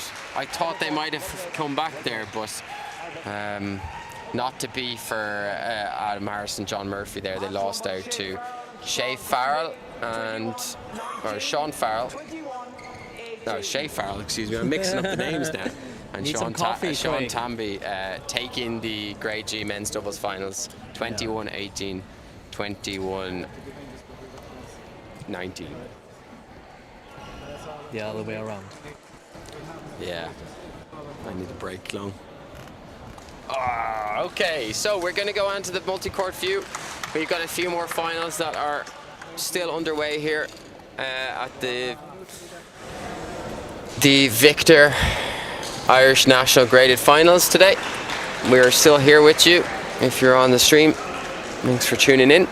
And we're gonna have a really fun match in the court number 1 going on very soon with Adam Danes and Richard Kong against Connor Hayes and Kevin Money. And Connor Hayes, this is his second game today after securing the mixed doubles title with his partner Orla Creven in a very closely fought match against Virgil and Larry Playa earlier.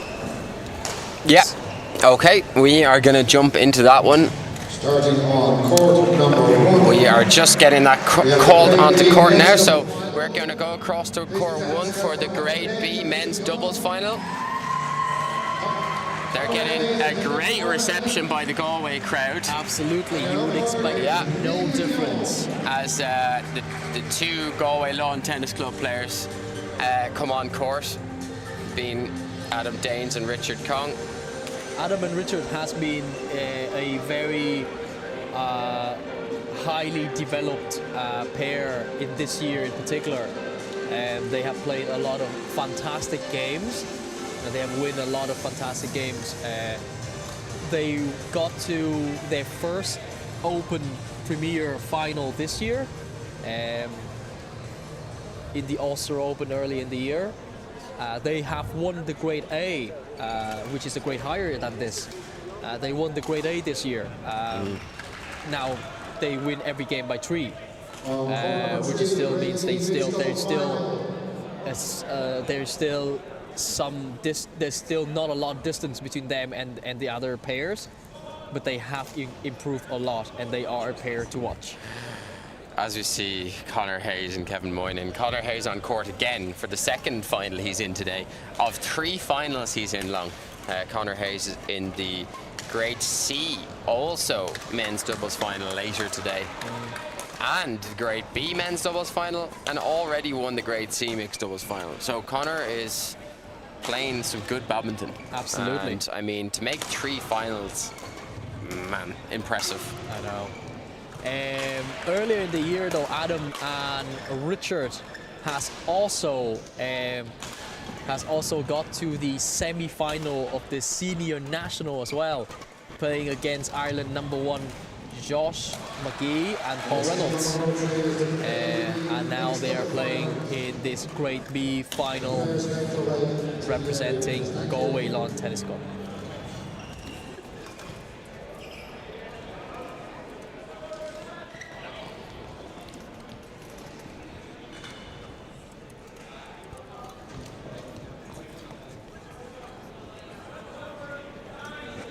Of course, Conor Hayes and Kevin Moynihan, both from Carrigaline Badminton Club in Cork.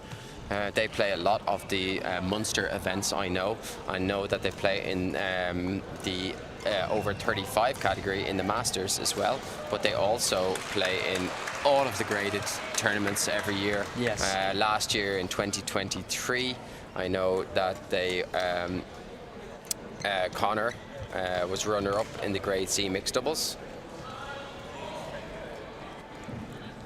And he was also featuring in the Connacht Masters in 2023, where he won the men's doubles 35 with Kevin and the men's singles 35 singles in the Connacht Masters. So Kevin and Conor are playing in a lot of tournaments also, as well as Adam and Richard. I think Adam and Richard actually got to the final of Grade B as well last year. But I think they lost to Conor Bradley and Paddy Martin in that game, which is a really close game last year as well. Another close final. Now, will they be able to change the color of the medal this year? Let's see.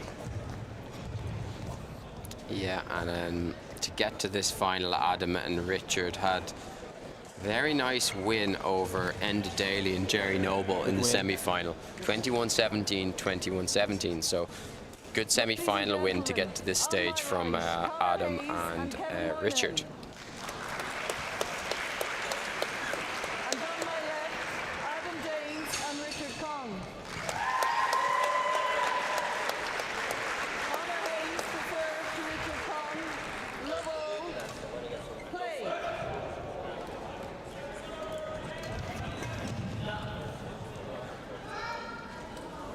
Service over. Okay, here Just we go. getting underway.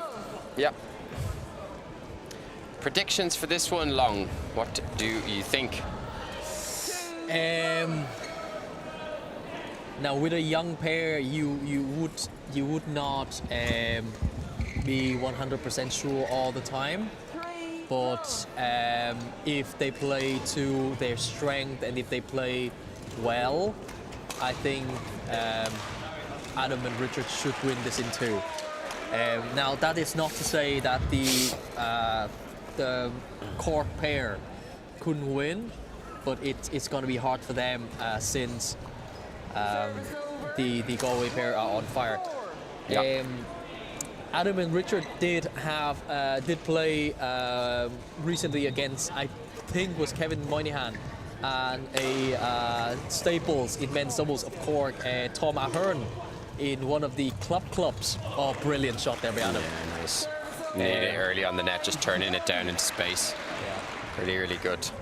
Early on in the year in the club, and I think they beat Kevin and Tom Ahern just about 21-19 third set.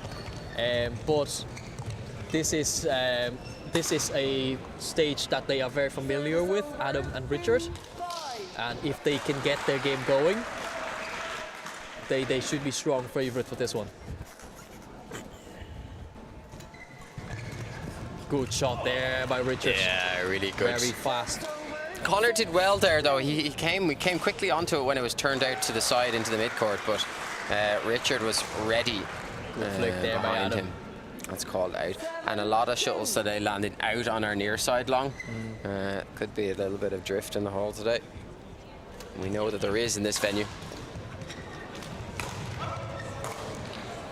Yeah, By that's Adam, nice but he by knows that Kevin. himself. Number 3 is the Grade E mixed doubles final. Let's hear a big hand for the players Paul Foley and Zoe Curtin, David O'Kane and Anna Lucy O'Sullivan. And some big round of applause for Juan. And your umpire. Good shot there by Richard. You can see the improvement in the boys. Richard used to had a lot of power shots there in that position, but he changed it up there to a really nice drop. 4-8.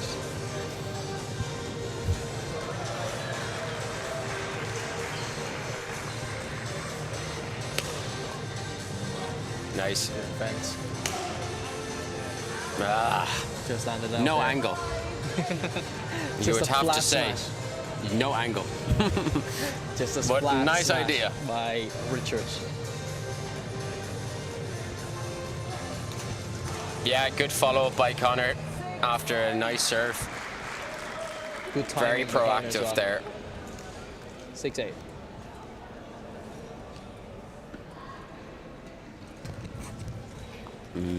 Yeah, Return. Richard was ready for that one. 9-6 now.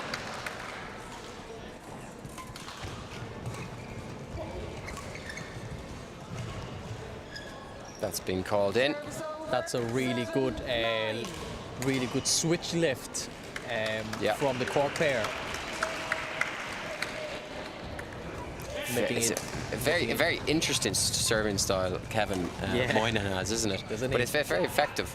yes, I've never seen a Very style good. like that one. Very good by Adam. very good by both good, of them. Yeah, Good follow. good follow-up.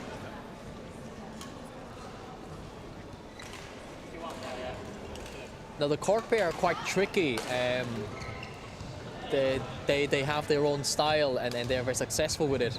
But they are very tricky. So to win this game, Adam and Richard has to be on top of their game. For sure. Good defense. Very good play by really both good. of the guys. Yeah, 11-7, they're playing well. They're playing well. Connor did well on his defense there, but Adam seems to be all over everything at the moment. Yeah. Good strong start by the Galway pair. Yeah. Yeah. Richard and Adam they're quite good power in their play, and they both can hit. tend to play a very aggressive style in Yeah. their men's doubles. And what I'd like to see them do to counter that, really, Connor and Kevin, is to try and take the pace out of the shuttle a little Yeah. bit more and They're good at that. challenge the net. They are good at that, but Yeah. they need to be a bit more proactive after they do it, Yeah. and not sit back after playing a block or into space. I'd like to see them rush the net or put pressure on the net to try and create some opportunities really for themselves. Right, we're resuming at 11-7. Good shot by Adam. Wowza. Oh, it's crept over. Yeah.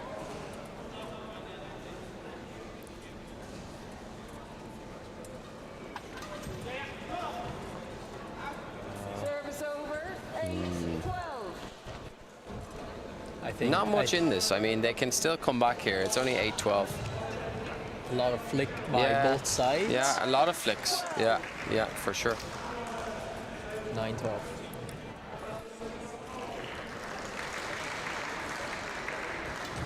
Steady serve.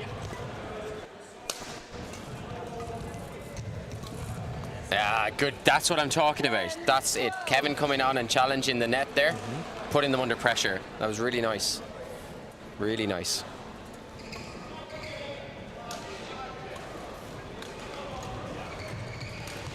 I think the serve earlier there made. Yeah, that's landed considerably in. Yeah. Richard have left a few out now. Have left a few in now. Yeah. He needs to be a Good bit fight more back focused. here. Very good shot, Adam. That was well needed Nice return of serve. for the Galway pair. Nice return of serve. Yeah.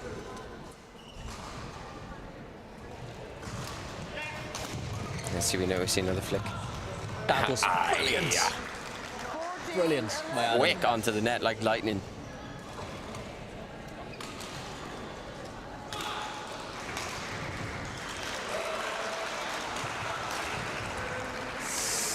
It's snatchy by Richard. Yeah, it's a little bit.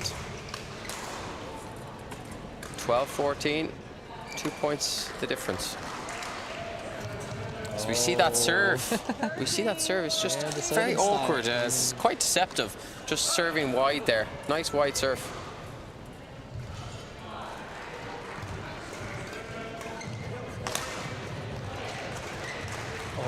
Yeah, that's really good there by Connor. Like Very rushing net and putting pressure, and then Richard sees him and just makes the mistake. So Yeah, that's just really quite freaked nice. out, just yeah, panicked a little nice. bit. That's what I'm saying. I want to see them do more of that. Pressure mid-court to net. 15. So this is what I would like the Galway boys to do. They need to focus on this because I feel like they got a few points in the beginning and they may have sit back a little bit and letting the court pair come back to it. They can't do that. They can't allow that to happen in a game like this.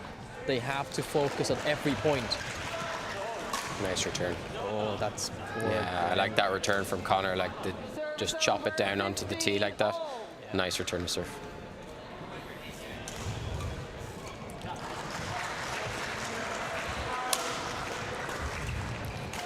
Oh my. God.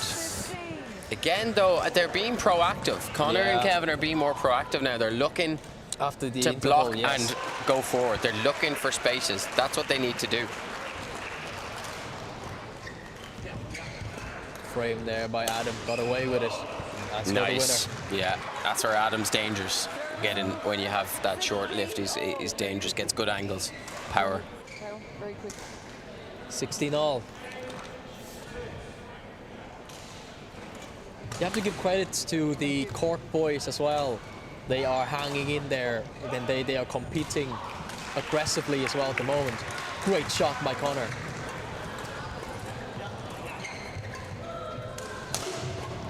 Good defense, solid defense there. Good job by Adam. Oh, Service over. 17-16.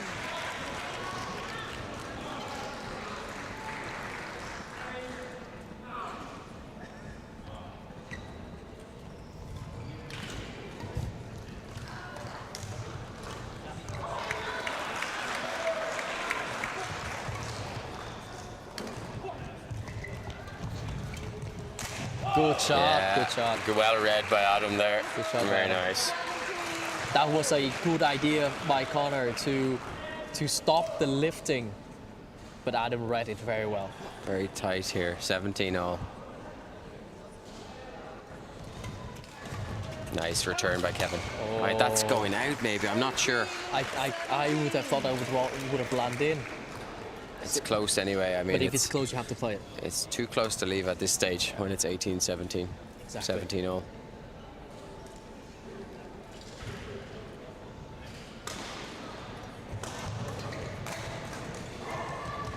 Shot, Nice good layoff. lift. Good cross there as well. Very good. Yeah, Very that's good shot by Yeah, the Cork pair. 18 all. yeah. That was really good.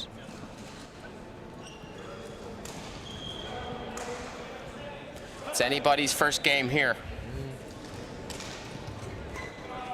Good return of serve. It's landed in. Oh my God, it's on the back of the line. I think the shot broke in the middle of that one as Yeah, well. it was actually a really nice return of serve. That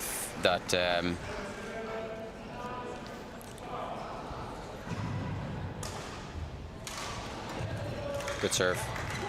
Good shot there by Richard as well to gain back the attack. And there you go. Yeah. Yeah. 19 all. Exciting first game. Very good, very high quality first game here. The court pair are trying to make this a more of a chess match. And they are a success at some point. But they have to be more consistent. They can't give them shots like that. Game point to Danes and Kong. Good cross lift. Oh, what a defense by Connor. Good block. Oh no. Connor just They missed did- it at they the end. did Just so well, nabbed they it at did the so end. well. They did so well after the interval. They did so well. And they frustrated the young boys as well. But They did. unfortunately, it's just 2 errors at the end there. That's cost all them it the takes. game. That's all it takes. Yeah. I mean, They are competitive. very. They are competitive. It's a very evenly balanced matchup here. What is your prediction for the second game? I think Put your crystal ball out. I will. I have pulled it out and it's shining. I think Adam and Richard are going to take this second game.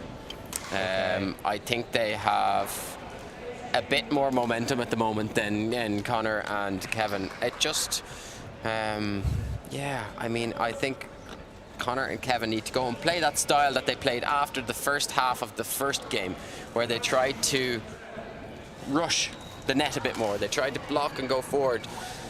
That's what they need to do here. They need to take away Adam and Richard's aggressiveness, which is what they like to do. So they need to take that away, and they need to try and tuck it into space, block it into space, and look for the mid-court and net a bit more than they did in the second half of that game. Now, it could have gone either way, but let's see what style they decide to try and play now, because it was neck and neck in that first game. I think they were leading once, maybe in the second half of the first game, when it was 17-all, went to 18-17. Yeah. So let's see now what happens. If I tell you Adam and Richard has always won 3 in the grade 8, the one that they won, would that change your mind? Service over. That this is gonna be the second set here is gonna go to the court side? Are you still sticking with 2 sets to the Adam and Richard? I'm going to go 2 sets. I'm going to go 2 sets. 2 sets. 2 for Adam and games, Richard. should I say. 2 games. Okay.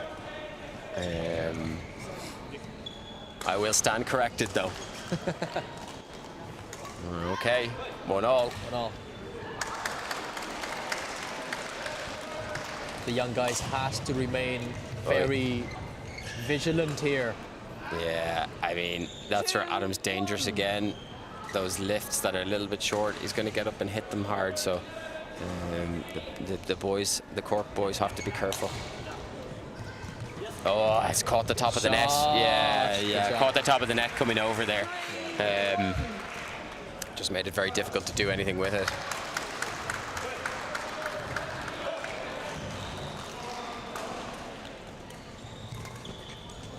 Good serve. For by Adam. Yeah, too loose. Yeah, just that loopy drop. It's just you're better off cutting it a bit to get it down with a bit of angle and get up on it earlier. He digged it up off the ground nicely. Oh, he lost the momentum jumping up there. Yeah, off balance. He mistimed the jump. 3-all.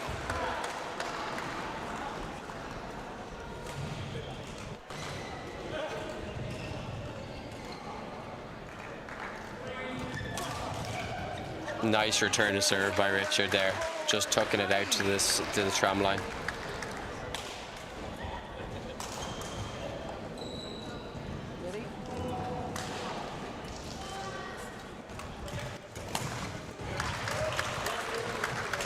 Oy, God, that's wild. that is wild. That's the way I would describe that, by wild. Richard. See, this is what I mean. If the Galway's pair, they have to remain focused here, because if they're not, they won't win this game. Yeah, I mean, to give away easy points like that one is not something that they can afford to do, really. It's That's good by Adam. Good. Oi. Again, as we see, Just a little bit of a errors. yeah, a little bit of a. There's no need to play cross court there. We can play straight. We can attack straight and wait for a better chance. It's just a bad decision. Very good. That's a bit better. Yeah. Set up well by Richard. Adam following forward, kill at the net. Very nice.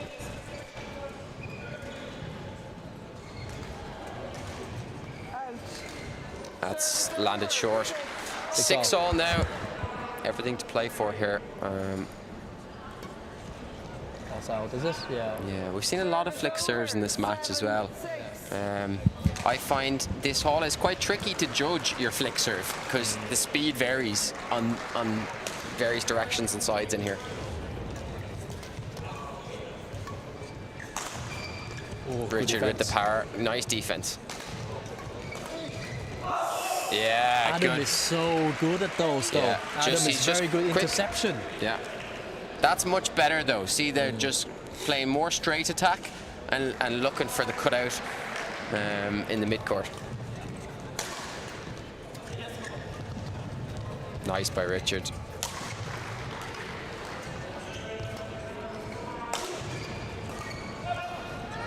Yeah, good call by Kevin. Kevin called that out and Connor left it. That was a really good call.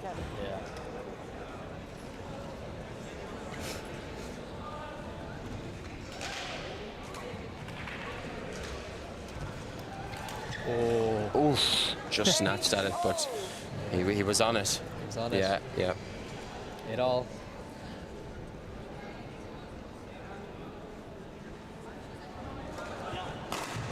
I see another flick serve. Oh. I don't like a flick serve there, I have to say. Richard's been really quick up onto all of them so far, so I prefer serving short against him. Just a lot of snatching on the Yeah, net, a little can bit. tell, yeah. I would like just guide that one down soft. Just guide it down soft and make them do something below the level of the net. Landed in that one. We have another match being called on court off screen here.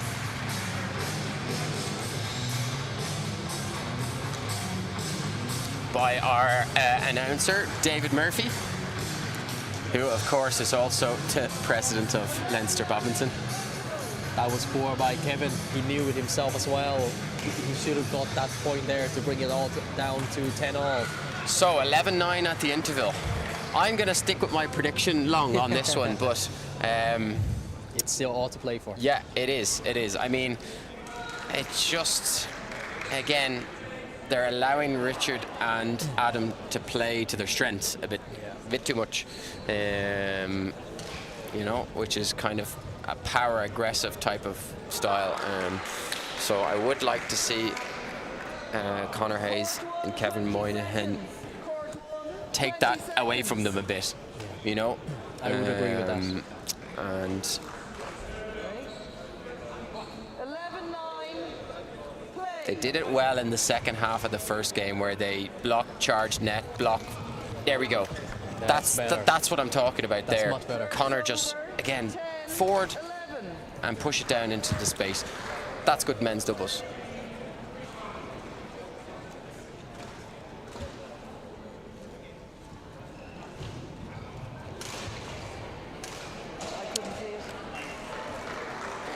I think that has been called in. Yeah, 11-all. It looked in from the stream. Kevin serving is giving the boys some troubles.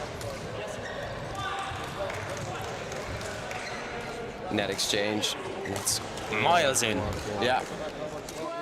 It's good follow-up by Kevin there. Put that away. 12-11 now. This is the first time they've taken the lead in this second game. So let's see if they can retain it. Very good by Kevin. Yeah, quick onto that one. Very good. He's quite got a nice wide serve. He's done that a few times this match so far.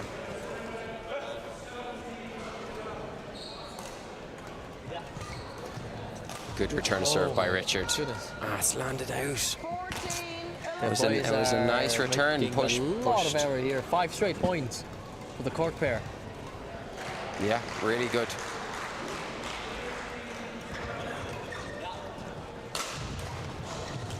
That was good defense. Yeah, really nice to switch it. Oh, again, another snapshot. Yeah. 50. Really Wow, nice, wow. really nice switch on the defense there though to make Richard move. Yeah. Very nice.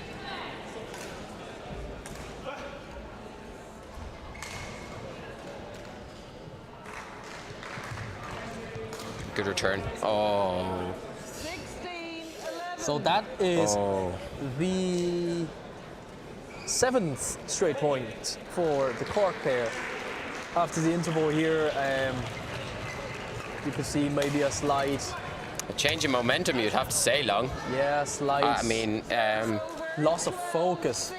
16. they're making Adam and Richard play a bit. You know, have to do something, and then 17. they're reaping the rewards. Adam and Richard have given them a lot of mistakes.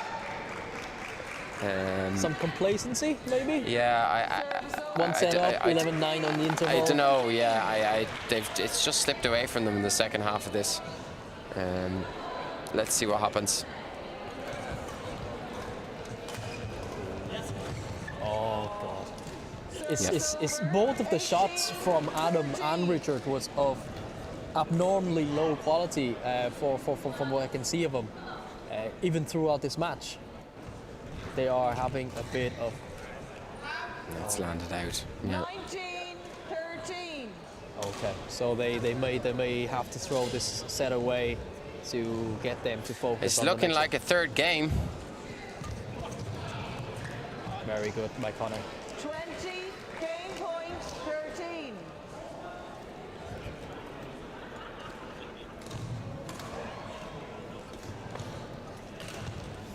Game point. Game. Yeah, they've done it. Second game won by Connor Hayes. You'd have to say they let that slip away from them, Richard and Adam there. I mean, they were, I think, what was it? It was 11-9. 11-9 Richard and up, Adam yeah. were 11-9 up at the 11-9 up, interval, yeah. and they lost 7 straight points there to lose that second game.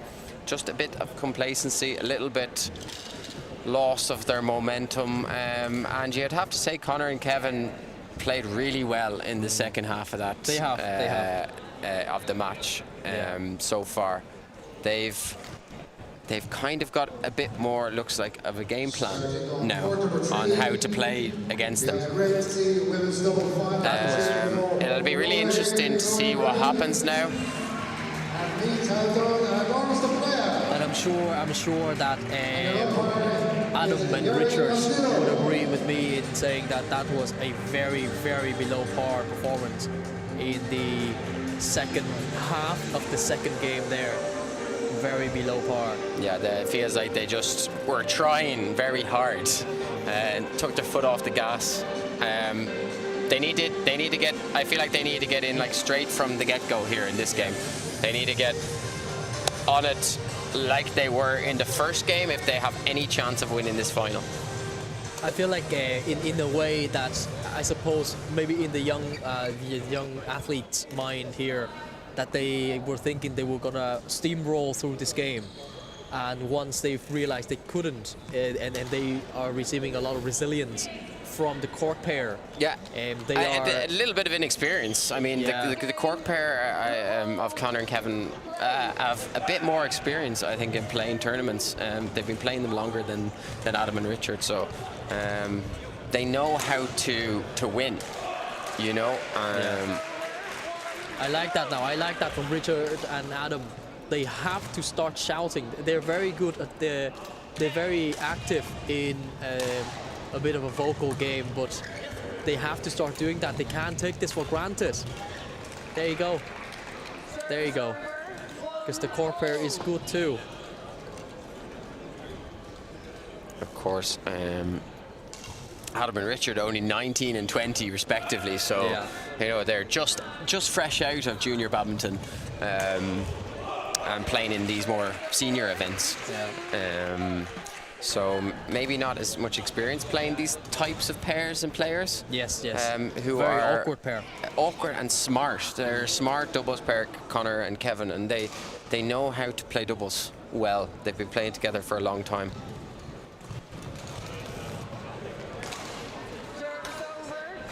Side of frustration there by Richard. Very frustrating for him, I would say.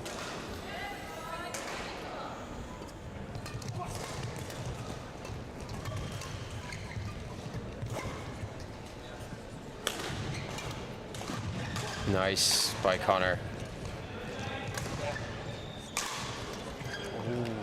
Yeah, I like that by Connor. He played a really nice cross block there and just followed it in. He just was brave and went in. I just put them under pressure. 3-2 for the court pair. Unlucky for Kevin. Unlucky. I like the move, I like though. the idea too. Yeah, I do. I like the I idea. like it a Very lot. brave. Yeah. Just a bit unlucky there, not to be able to catch it. Yeah, just need a bit more weight on it. Oh! Here, you have to gamble. You have to gamble sometimes, and then that paid off for Connor there. Shuttle Big just time. catching the net as it went over. They are serving. I can tell that they are trying to serve a lot wide to Richard. A lot wide serve.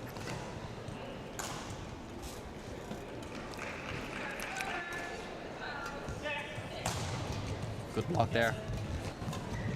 Ah, good by Kevin. Good defense. Oh, one of them has to go up there, surely. There you go, much better. Yeah, much better. It's a great rally. Great rally.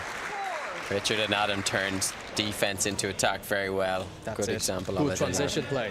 Yeah, very nice.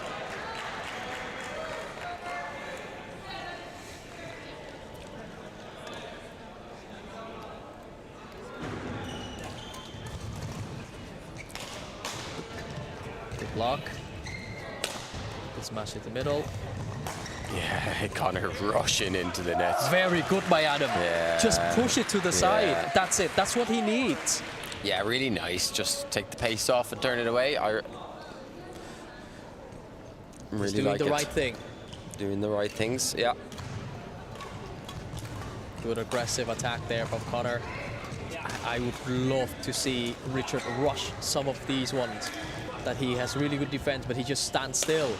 He has to rush them, in my opinion. Smart. Very good by Adam. Yes, this is another great rally. Good control. Yeah, another great rally. Unlucky, but Great rally. You can tell it's a Nearly bit unlucky. seen a couple of 1 minute rallies now. Really, really good. Very quickly. Lift your hands. Very quick.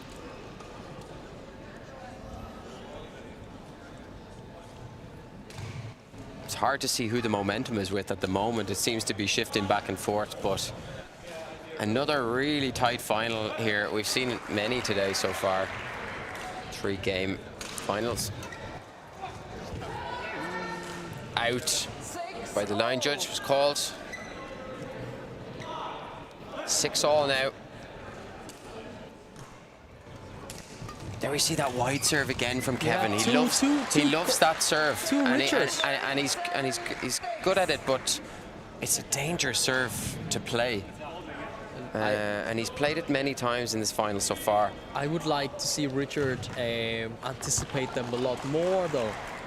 Yes, like in my opinion, he has to jump them, because a lot of those serve to Richard at the moment is wide. Oh, that's Good return by Connor Hayes. 7-all. Pushed into the backhand side.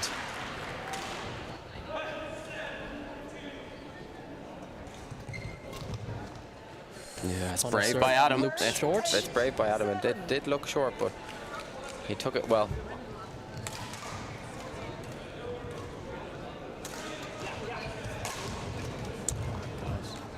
Service over. 8-all. It's just back and forth at the moment. It's point for point, really. It's hard to see who's going to come out on top.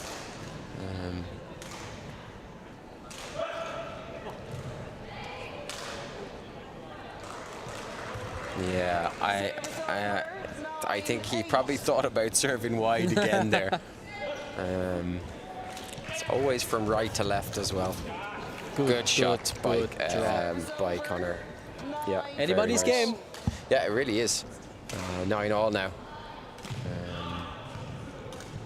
It's point for point, really.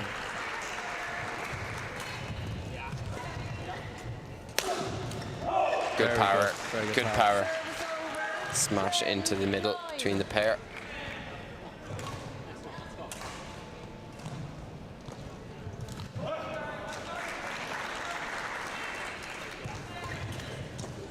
Yeah, good return by Kevin Moynihan there.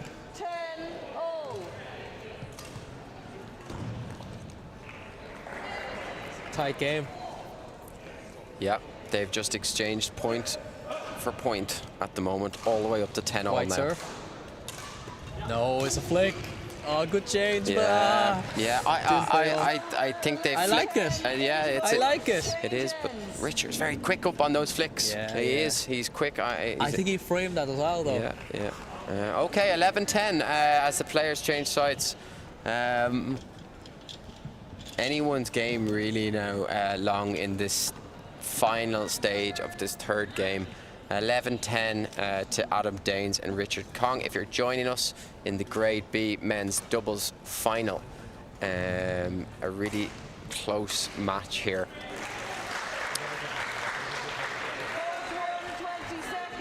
Court 1, 20 seconds.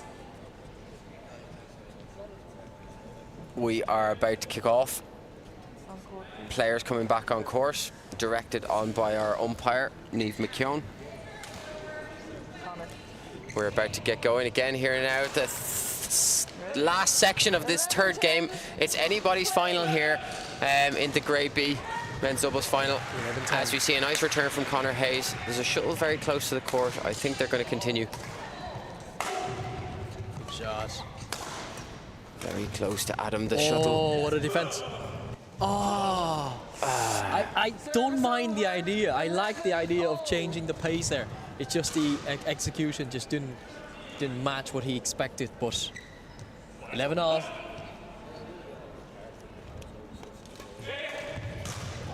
Good flick by Conor. Oh, Yeah. what a shot! Yeah, it's What a shot by Conor. Wow. 11. Yeah, he set himself up well from the flick that he played. Really nice. Is there a mop there? No. You want to just use your feet? They're looking for a Looking for a mop. hop. Sorry, it's okay. I forgot that the lines person has them up. Yeah. Umpire calls on our line judge, So we who will mop the floor.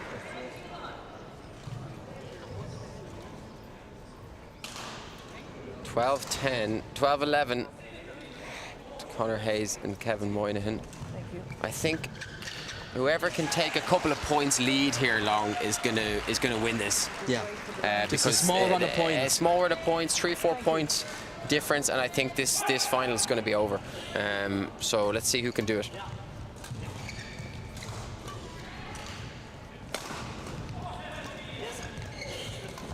Yeah, that's really good by Kevin. Very good. Yeah, really good. He is. This is it now. enjoying it. This is it. This is an important stage of the match here. 13-11, 2 Wow. points difference. This is important for Adam and Kevin. Yeah, good. They keep it within 1. 12-13. They keep it within 1 point.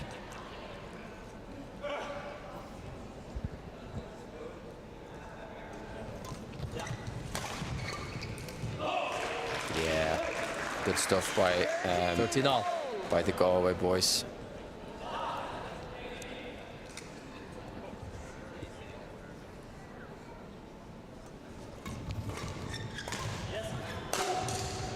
Good power. Good power. That's looked out. Strong defense there by the court boys. Good defense. Poor by Adam. That was Brilliant poor though. by Adam. Brilliant by Conor and Kevin. They were under pressure. Took it out and got back on the attack to take the rally. Really good. 14-13. Anybody's game. Yeah. Flick is well Good. in. Yeah. Ace. Flick is good. Ace. I heard you the first time as well, Craig.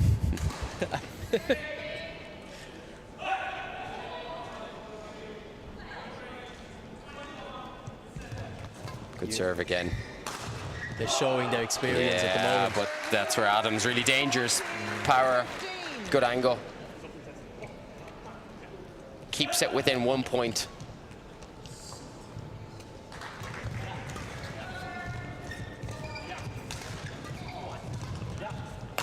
Yeah, good. Oh, unlucky. Unlucky. Richard did really well there. He just probed the shuttle into the middle and waited for the short lift. It's just an unfortunate miss hit from Adam. 2 point advantage again now to Conor Hayes and Kevin Moynihan, 16-14. I think if they can get one or two more, it could Who win be this game now? It could be curtains. My prediction is gone. I have no idea who's going to win. Oh, we should put a I have tenner on no it. idea. Oh, unlucky. I think. still have no idea. 15-16. Okay, go out your limb. Go out limb. Say one winner. Come on. I don't know.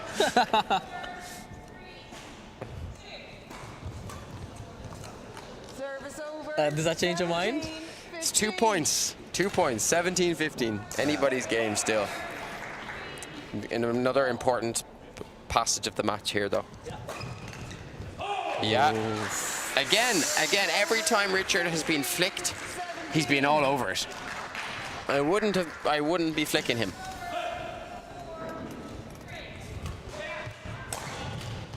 Good shot. Yeah, good pressure from Kevin Moynihan at the back of the court there. Smash in center, middle. Kevin is enjoying it. You can see it on his face. He couldn't hide it. He's enjoying smell it. the victory, potentially. Nice body shot. 19-16. So, prediction? Anything can happen, Long. Anything can happen. You know that. Good return of serve. That's good.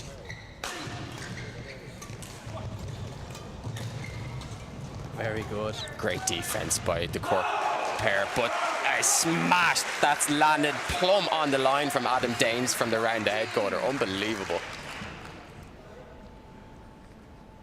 They keep They can't, surely. it alive. Can they? They can't, surely.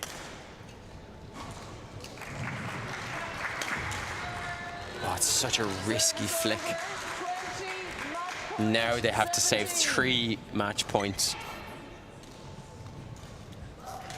3 match points to save.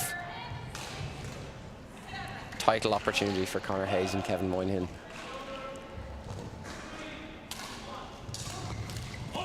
Oy, that's a great return of serve from Adam Danes. Yeah. Really good. Fast push into the long box of the backhand side. Yeah. Really, really good. 1 save. Oh, poor serve. Yeah. And punished. Yeah. Yeah. And punished. Yeah. Wow. What a Unbelievable. final. What a final. I mean, Adam and Richard. another 3-game final that was really exciting. It had all of the things you want to see in a men's doubles final. Went down right to the wire at the Adam end. is devastated. Yeah, the boys are know that Absolutely they've really had a chance to win that there, and they're gutted, I would imagine. And I'd say Conor Hayes and Kevin Moynihan are delighted to win that Grade B men's doubles final. They've won 19-21, 21-13, 21-18. If you're joining us there. So we're going to go across now to another match. We're going to go on to our forecourt viewing. If you're joining us, we're at the Victor Irish Graded Nationals in the indoor arena in Dublin. We've had a lot of really great matches here today, and we've been able to give you some commentary and insights into all the different grades and all the different matches that have been on. We are going to jump across for a little bit into the grade H. So we're going to the women's doubles there. On court 2. We've had a really close game to start in this match. 23-21 in the opening game of this ladies doubles, and really close again now in the second game, 11-10. So we are going to stick on this one for a little bit, and we will work back and forth between the matches as we go, just to give you as much of the games as possible here today and let you see as many of the different players. We've got players from every province in Ireland, many different clubs competing, from grade B all the way down to H. 862 total entrants across all grades in these events, which is staggering numbers. 2019, first of these single day finals took place, so running for its 5th year now, and really professional event being run by the Badminton Ireland staff. Events team of Greg Farrell and Conor Doherty putting on a great event for the clubs around Ireland.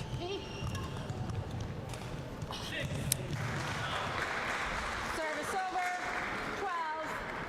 12-11. 12-11 now in the second game of this Grade H women's doubles final. We're going to stick for a little bit of this game.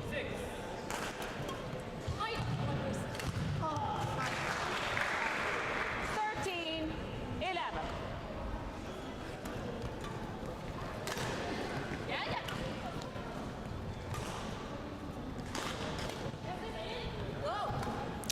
Course on court here we have Deirdre Fleming and Jean Walsh against Mary Healy McAteer and Orla O'Shea.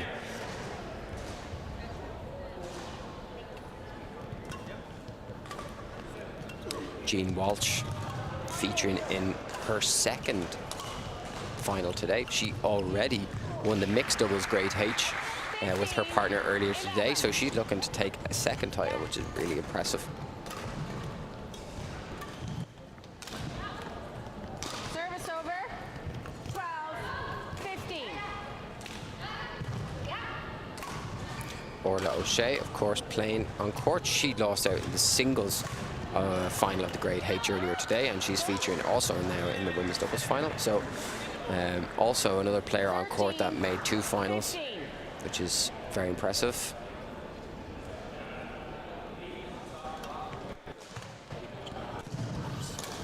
That's a nice return of serve there, pushed into the backhand corner. Very nice.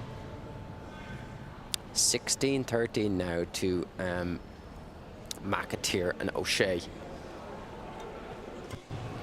Nice serve to the tee. Yeah, good follow up there off the net. 14-16. Bring it within 2. Service over, 17-14.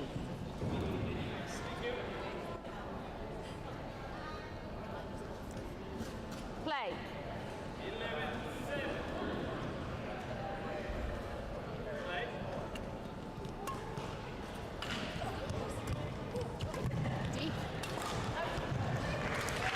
Just landing out that one, 17-14, now 18-14. Mary Healy McAteer and Orla O'Shea looking to take this final in 2 games if they can, after a close first game, 23-21.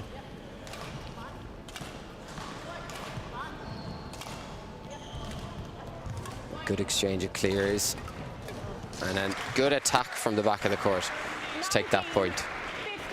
They look to be well in control here, 19-15 in the second game.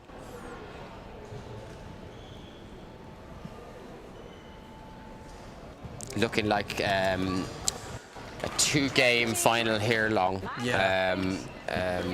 Some of these ladies have already been in other finals today as well. Yes. In the grade H, in singles and in mixed.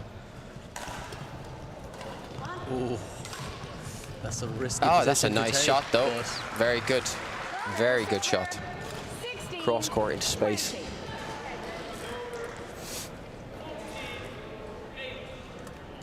title point. 17-20 now. Deirdre Fleming and Jean Walsh, they're just fighting back at the end here. And a very big celebration by from the crowd. by Mary and Orla there as they win. They're delighted. Big hugs all around from the ladies. Have played in good spirit that final too there. That final's just been won by... They are absolutely delighted. Yeah, they're delighted, yeah. I think... absolutely delighted.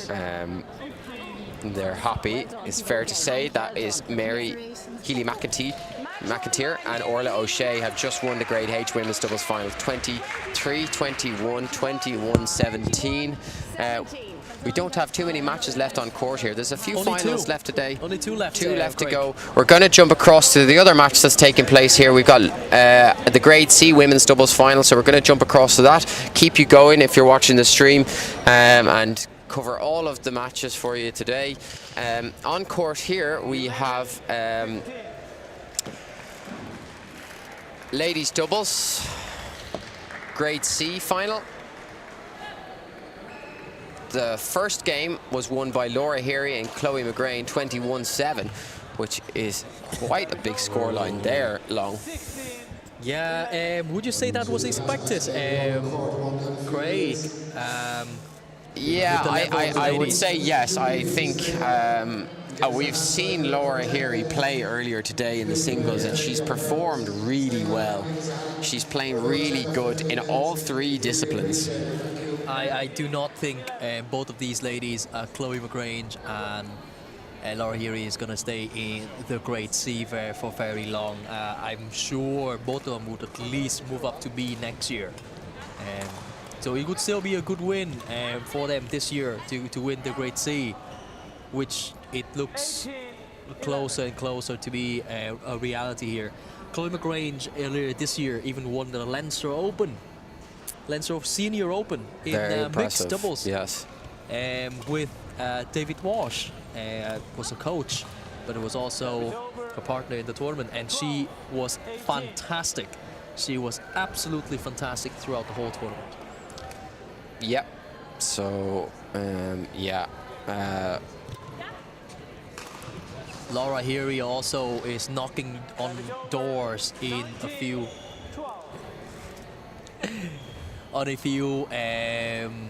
That was Mick O'Mara distracting me, if you were wondering. Laura Heary also is knocking on the doors on a few open tournaments as well, senior ranks. She's playing very well, and yeah, both of these ladies will not be seen next year, that's for sure. Good rally here. Yeah. Just fantastic women's double play. Chloe, very aggressive. Chloe, very good mid-court to net player, as she demonstrates there.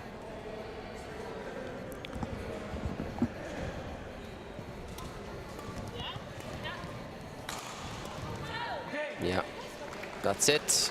That was a short final, being taken 21-7, 21-12 by Laura Heary and Chloe McGrain. 21-7, 21-12. Yes, you have to go to them.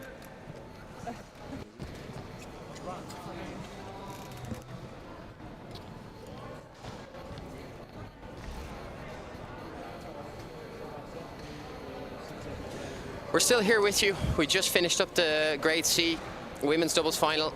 We have one more match left to go on court for our finals today. We're just waiting for the players to take to the court. I believe they're having to rest. Connor Hayes, he is allowed 20 minutes rest, as he came off a final there recently against Richard Kong and Adam Danes. Connor Hayes and Kevin Moynihan won that final, so he is entitled to rest between that before coming back on for his mixed doubles final, which is coming up shortly. We will stay with you for that. Correction, men's doubles final, grade C, is our last match to go on court today. We're just waiting for one of the players to get their allotted rest. Sticking with you though.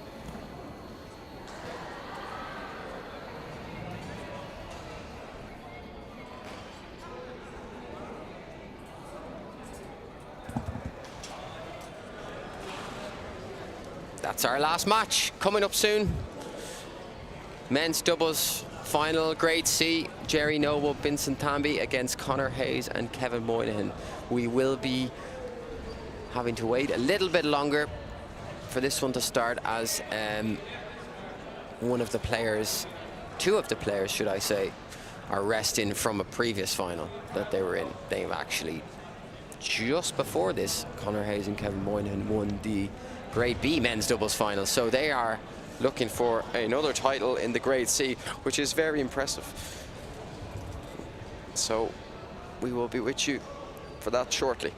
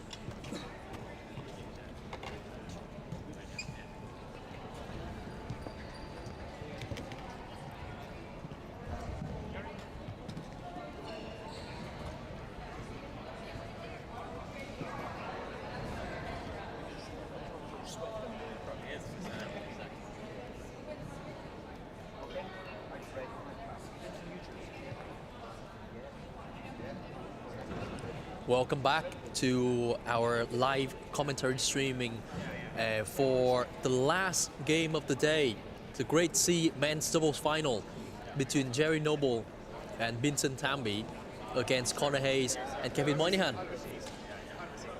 Now this is the third final that Connor is in today alone, and both of the other two finals have gone 3 sets.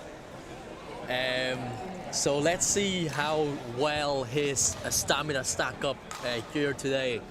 It will be a great test to the fitness level, even though Connor Hayes is very much a cerebral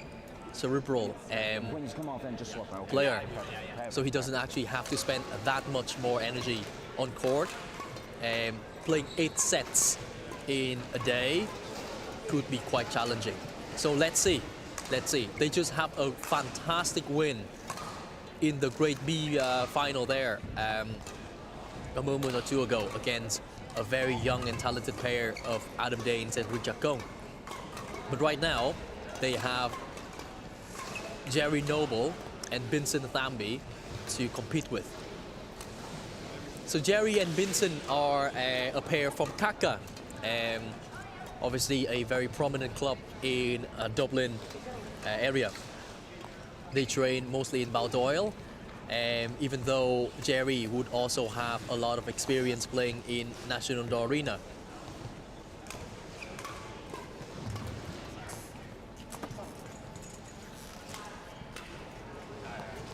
I am now welcome back my co-commentary partner for the day, also one of obviously I'm probably one of his best friend, Craig McCourtney. Craig. You keep saying that long. No comment. And I continue to have no comment for it. But yes, I'm back, and you're very welcome to the final match of the day. I'm sure Long's introduced this already. We obviously had a little bit of a delay because we had to allow Connor Hayes and Kevin Moynihan a minimum of 20 minutes rest between their last final and this one. They've already won the Grade B men's doubles final long, and now they're looking for the Grade C men's doubles final. So it could be a good day for the two Cork boys. They are looking to add their names to the Grade C Cup, which, as I remember correctly, was won last year by myself. That was a joke. Anyhow, so yes, this will be a good game between a very different style of player as well. Vincent and Jerry. Yeah, a tricky style for sure, and it'll be very different to the style that Connor and Kevin just played in the men's B final. It'll be interesting to see how they need to change their style now to play against Jerry and Vincent, yeah, we're about to get underway. And the last match of today, the Victor graded national finals. We have very experienced Seamus Halpin to finish us off in the umpire chair. Seamus Halpin. Very experienced umpire. Also going to be officiating at the 2024 Paralympics in Paris. Of course, one of the biggest badminton events. As we get underway.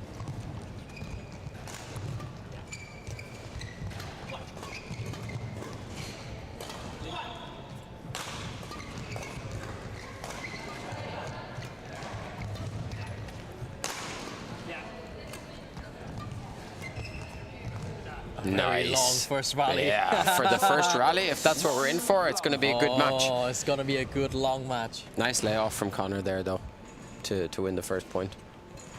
He did that very well in the other final a few matches ago. Good Yep. events. Yeah.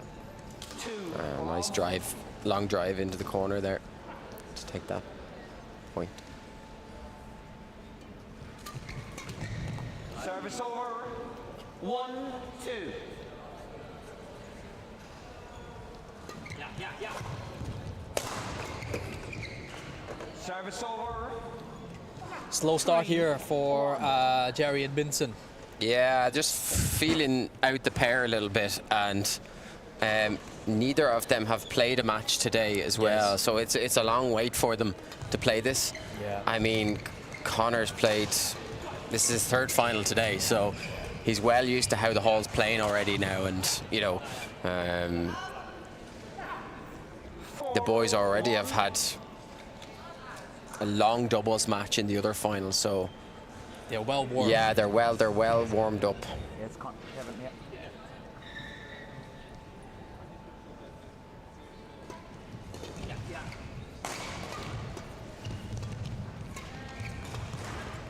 But to be in a grade B and grade C men's doubles finals is quite impressive, Very good. to say the least. Definitely they'll be looking at an upgrade, I would imagine, for the new season. Oh yeah. I think that it's long overdue as well, because they have been winning grade C for forever. Yeah. Connor and Kevin has been winning grade C for forever, and even Connor got to the final of grade C last year in mixed. I think I'm sure they are overdue for improvement into grade B. Yeah. As we mentioned earlier, Jerry Noble plays a lot of Masters events. He plays doubles with Enda Daly, who Yes. featured in one of the finals earlier today. Jerry recently was runner-up in the men's doubles 35 at the Irish Masters Open.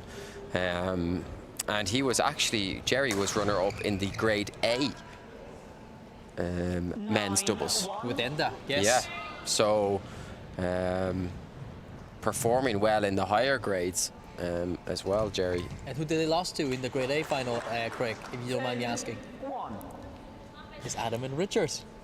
We just You're commentated right. on their game. And they actually 3 sets. 3 games. You're Yes. correct. You are correct.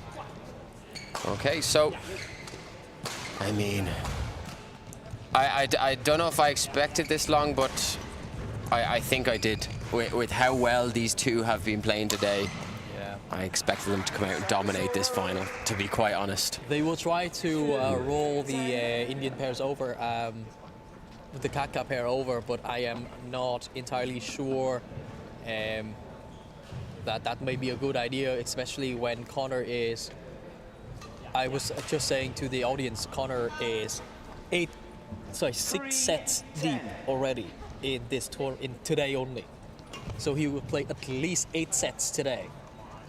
Yeah. So Which coming is out gun a blazing. lot considering it's just finals. Yeah, I know. But I mean, he was in 3 finals, so we'll see how the body holds up. And playing against Vincent, smashing at him, I don't think is the way to go. No.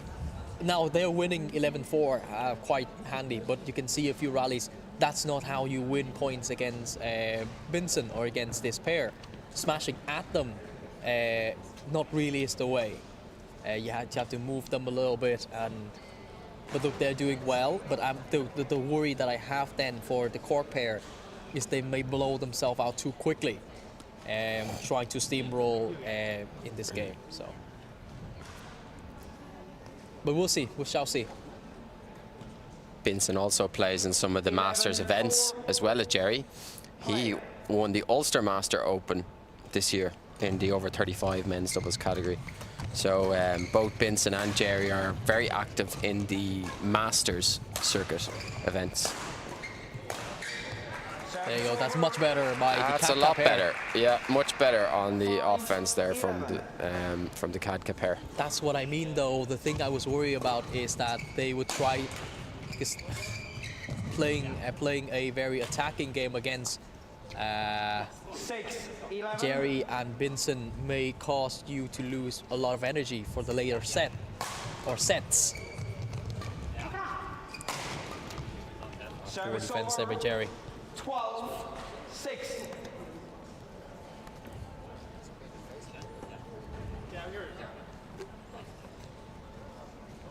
Thank you. She better get out of the way.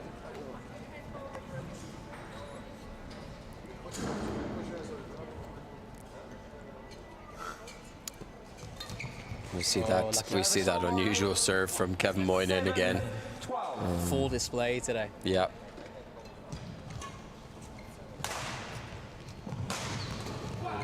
Good attack. But see, that's what I mean, though. Smashing full pelt as Vincent, not really the answer for me. That's a good bit better in terms of tactically, but that went way out. Yeah, it was nearly on the black matting. Okay, we're 8-12. Good, decent comeback here from Vincent and Jerry in the second half of this game. I mean, they were 11-4 down at the interval, so they're trying to come back now. They were 10-1 down as well. 10-1 down at one point. Yeah. Yeah. But so decent comeback so far. They could have just slipped completely away at 10-1. So it's good to see them trying to fight back a little bit. That's landed quite a bit out. Be interesting to see if Conor gets tired after having played so many matches today. I just don't think playing full pelts like that is a good choice. Yeah, that's much nicer. That's how you win the points here. That's how you win the points in this match, by playing soft to Vincent.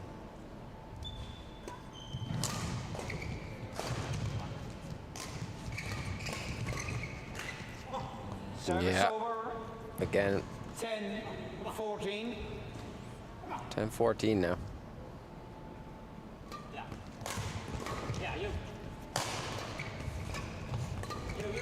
See, every time they try to smash like full pelt at Vincent, it's because he's actually quite good at deflecting shots, and they have deflected a lot of the shots that make Conor and Kev were way out position. It's nice by Vincent in the front of the court there.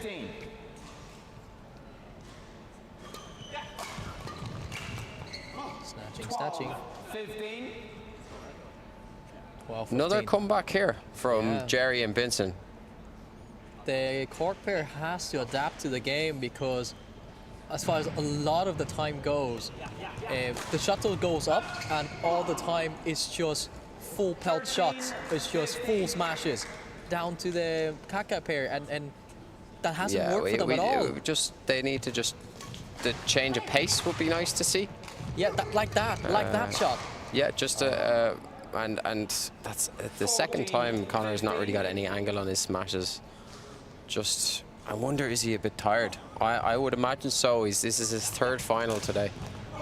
I would say more mentally, That's I would just, say, because landed out. I just don't think they're really thinking at the moment. They're just playing reptile almost style, but they have to. They are making it really much harder for themselves in this game.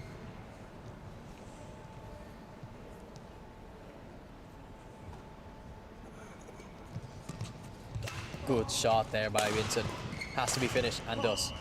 Service over. 16 all. 16 all. Who would have seen this when they were 10-1 up, the cork pair? Good flick serve there by Vincent. Good defense by Connor. Yeah, that's really nice by Vincent and Jerry there. 17-16 up. They held on with their attack very nicely. I cannot believe that they're back at 18-16 now. Jerry and Vincent were 10-1 down at the start of this game, and they're back 2 points lead now at 18-16. Astonishing. I'm a little bit surprised with the experience of the cork pair, and they don't really talk to each other to change their approaches, because this is this, like, even there, like, Yeah, even they there, got like it through. They got it through, but it's such a close smash. Yeah, it has to go down. Vincent almost still got it back, almost. Like, they have to figure out a way, because with the experience, I'm very surprised that they are not adapting to it. Good shot by Vincent. Great defense by Connor. By Kevin. Connor, sorry. nice by Connor. Yeah, I much prefer that long. That passage of play there where Connor's just kind of tucking the shuttle down, past towards the service line and looking for that mistake to get them below level net. I much prefer that than we've seen so far. 19. But still 19-18 the lead for Jerry and Vincent. This is just much better by the cork pair. Much better. Yeah. See, that's what I mean. Like, again, you can't give them pace like that. Again, that's a shot where the cork pair slowed the shuttle down, and there you go. There you go, much better.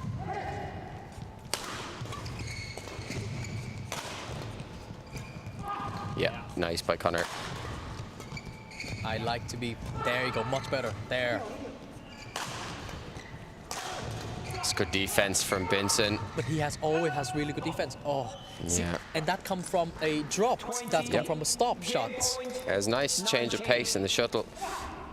Game point to Connor and Kevin. They've come back well. Yeah. They were 18-16 down.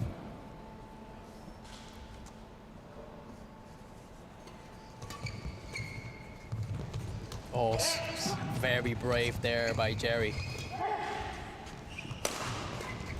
Oh, Good try. lucky Jerry. A fantastic first game. Yeah, great first game. Momentum swing all over the place. Yeah, very much so. I feel like Connor and Kevin really got a little bit better on their game plan in the really late stages of that game. They started trying to change the pace of the shuttle. They tried to get Jerry and Vincent below level net instead of having the shuttle level with the net and not driving it so much at them. And once they did that, then they were able to take that first game. So I think if they do that again now, they should win this final. But again, Connor has played a lot of matches today, so he wants to conserve energy and not be trying to hit hard, because they're a very difficult pair. We've seen in this game so far, they're a difficult pair to hit through, Jerry and Vincent, especially in this hall where the shuttle is a bit slower. Very good that the Kaka pair has got back into the game from being 10-1 down.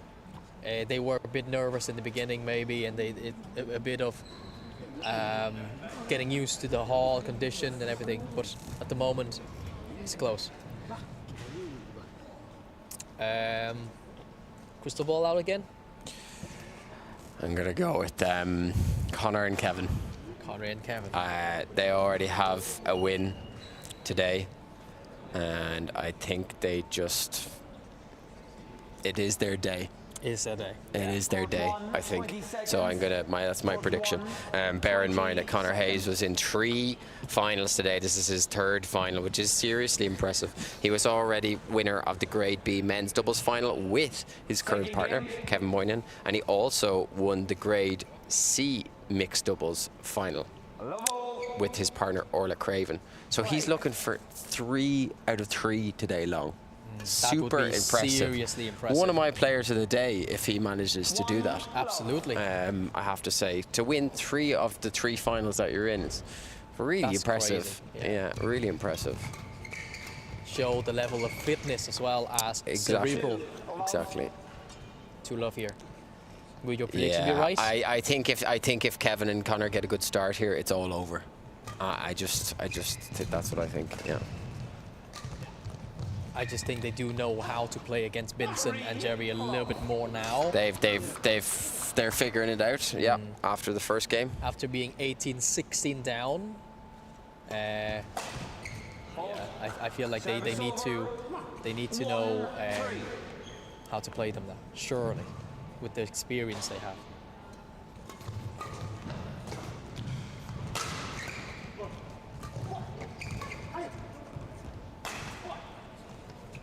I like that. See, I love that. Yeah, it's very not. good. It's not a full pelt smash. Yeah, But it's just a placement. Yeah, half smash with a bit of angle. That's a lot better from Conor. Just a bit snatchy there from Kevin, but playing the right style.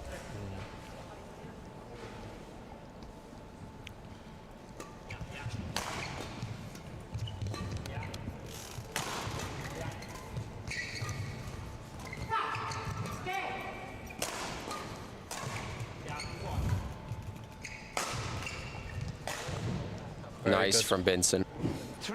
Solid defense. Help. Yeah, very good. There.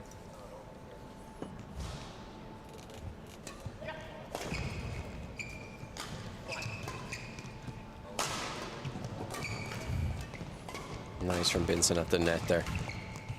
Ooh, bit unlucky. A bit lucky there. Service over. Didn't need to go for the line, tram yeah. line. Yeah, I feel like he smashed middle there and just get ready again.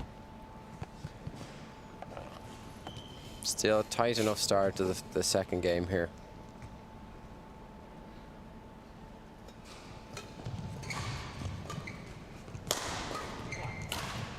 Service over. Correction. 4. 4. It's close. Yeah, very close. Nobody got the early advantage here. No.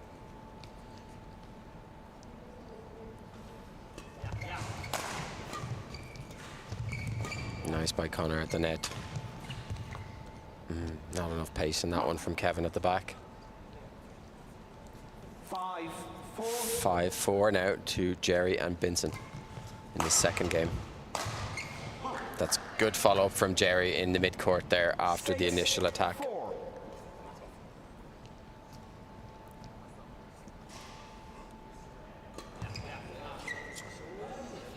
That's Service called out. over. 5. 6. 5-6 now. Conor Hayes to serve. That's a nice shot by Conor, just guiding the shuttle down into space and forcing Jerry and Benson to do something with it. 6 all.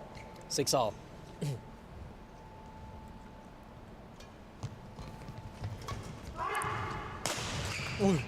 Good smash by Jerry. That was head height by Jerry. Yeah, That actually, I think that startled Kevin a little bit.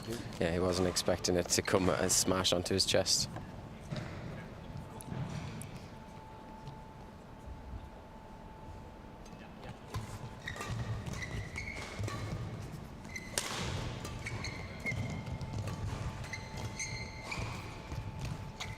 Very It's close. very, very loose by Jerry at the net. 7 all.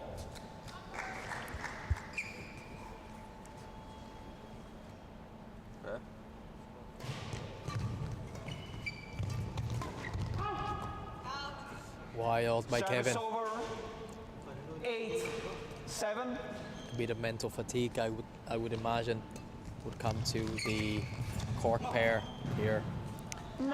Yeah, that's what I was saying earlier. I mean, Connor's played 3 finals today. They were long games, so it'll be interesting to see if they start to get tired. Very good there Good by Jerry. Very good. 10-7 up. Follow up, yeah. I mean, it's all to play for. I would not ask you to predict anything for me later. I'm not going to predict any more today. Out. Oh, good. Service over. Yeah. 8. 8-10 now. Let's see if they can get it back close before the interval.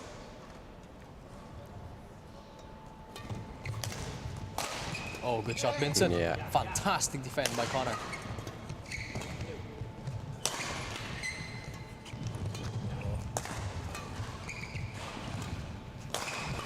Good rally.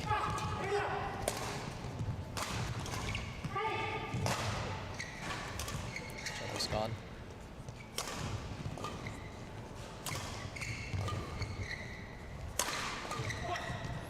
Connor's getting tired, I think, at the back. What a rally. What a rally. Service over. Fantastic. 11. Fantastic rally. Interval.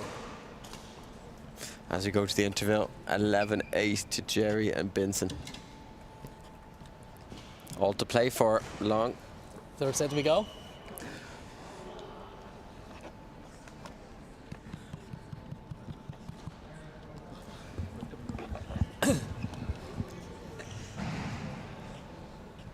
Yeah, I feel like possibly the Cork boys are a little bit getting tired. They had a very long final against Richard Kong and Adam Danes before this final, and they got their minimum allocated rest time, but they've had to play a lot of badminton low. So I think Jerry and Binson need to take advantage of that and Drive on. push on there. Thank you. Because I think it's anybody's in a third game in this particular instance. Thank you. 11-10, 11-8 now to Jerry Noble and Vincent Thamby. 11-8. Play.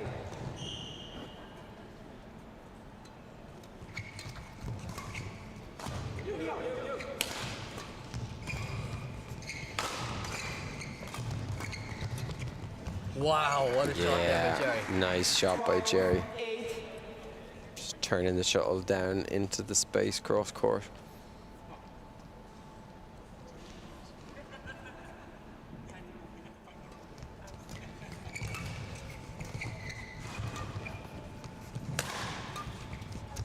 Service over. Oh, I just left that one short. Yeah. Yeah, I just needed to guide it a bit further.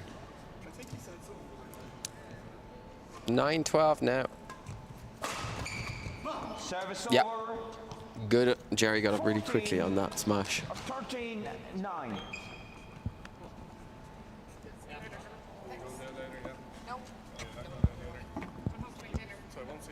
9-13 now. 13-9 to Jerry and Binson. They've got a good lead. Good attack by Connor at the net, who's looking quite tired, I have to say. That was my fear in the beginning of the first set as well, because they were going full pelt. Yeah, but both Cork boys looking a little bit looser with their shots than they were earlier today when they were really sharp. So a bit of fatigue setting in. That was so short by Kevin. Got away with it. That Got was away so with it. short. Yeah. They would love to win this in 2 games long. Yeah, They would. They would. I think in a third game, I don't know. I don't know if they can do it. I think, you know what, I'm going to go out the limb to say it. I think if it goes to third game, I think the Cork might lose. 15-11. I don't Okay. think they have enough in their tank at the moment. Let's see.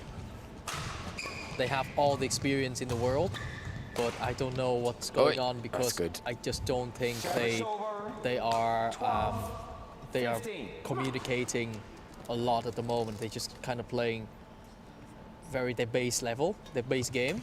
They're not adapting, and I don't think that will be enough. They have to 16 adapt here. here. They need a few points in a row here to keep within arm's reach of Vincent and Jerry. Because if you think about it, the way that they win the Great B was by being so solid and so tactically adapt, and we're not seeing a lot of them in this set. Their strength is not full pelt smashes. Their strength are not. I mean, that was a tired-looking shot there from Connor, I have to say. I think they both kind of just got to throw the Tired. second Nice set shot there, away. though, to keep a little bit of pressure on Jerry and Vincent. They'd like a bit of momentum to finish out if they're going to lose this one. Would you say this is kind of what happened Nice in shot. the Great B final as well? It's a little bit, yeah, it's very momentum swing, Yeah. which is very similar to the match earlier. In the Great B, yes. Yeah, so it'll be interesting to see how this goes.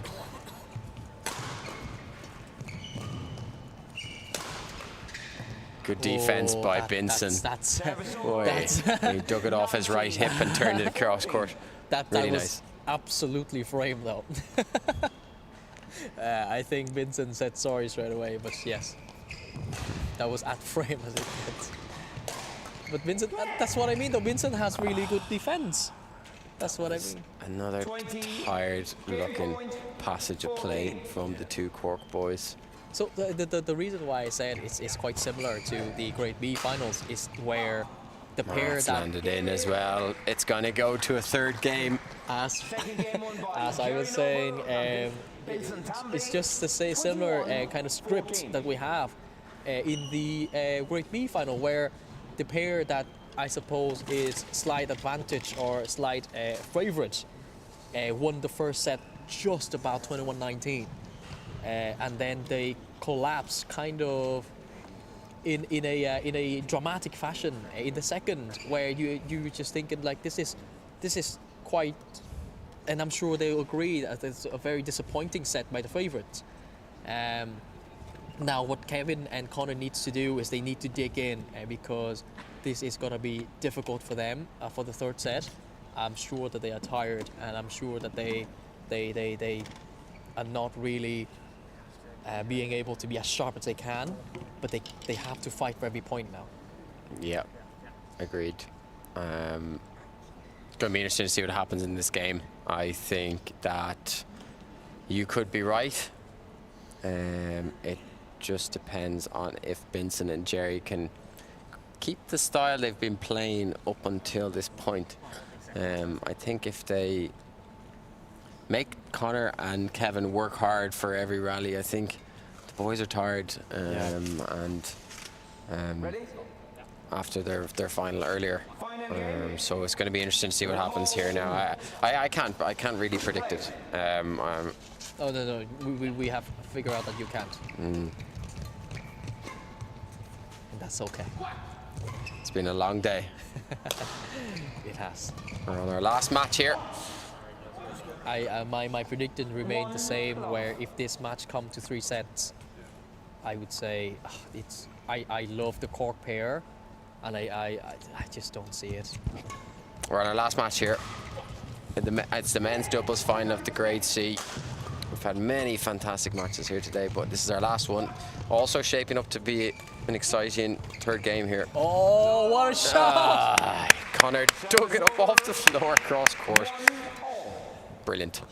What a shot by Connor. That surely has woken him up. Very impressive. 1-1 now. Oh my goodness me. Oh my goodness. 2-1 now. To do that after such a good shot, I don't understand this. Like how are they doing this? Because why you keep smashing full pelt at Vincent? It's just good serve. Good just serve right unbelievable into to me. the wide side where the tram is. That is poor. I feel like he didn't need to jump for that. He just no needed to need for probe that. it down. Jerry and Vincent 2-4 now. Connor and Kevin don't want to give them too much of a lead. Good shot by Vincent. Very stylish shot.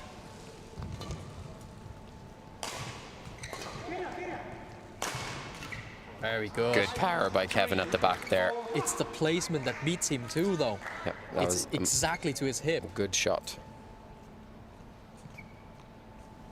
They need to keep pushing on.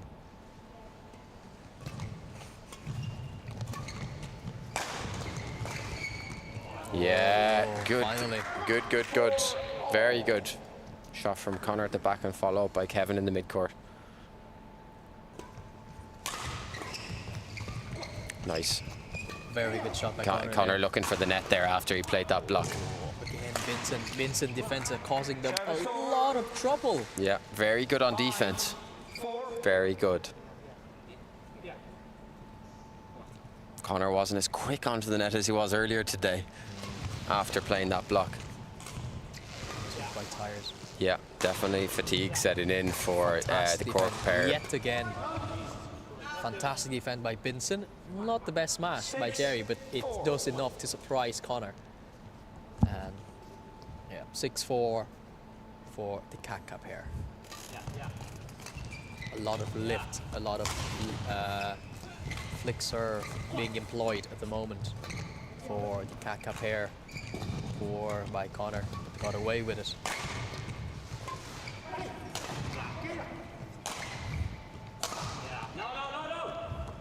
Very good call by Connor. Yeah. Very good call. Anybody's game, Craig? Anyone's. It is anyone's. We've seen a lot of 3-game finals today. We had one in the many of the doubles matches today going to 3 games. And it's always the way long. The last match of the day going to 3 games. Always the way. But it is fantastic badminton, so I would not... Absolutely. I would not complain. Yeah, it's been a very entertaining match so far. I think Connor is really frustrated at the moment. I think so. He's I think very frustrated. He's tired. He is, but the way that he rushes defense there, I think he's so frustrated at the moment. Yep. Again, I would say they... Very good by Kevin there. Before the game that they would be more of a favorite here, and they are being chased down aggressively by the Kaka pair. Yeah, very different style of player they're having to play against here. Last time Kevin, go back to Connor, it was a flick, right? Taking this much time, it was a flick. Let's see. No commentary curse, no? No, not at all. 7-all now. All. We're still here. We're on the last match of the day at the Victor Irish National Graded Finals. As we see Kevin put a serve in the net there. 8-7. Kevin Moynihan and Connor Hayes looking for the Grade C national title. That was poor, very poor by Jerry.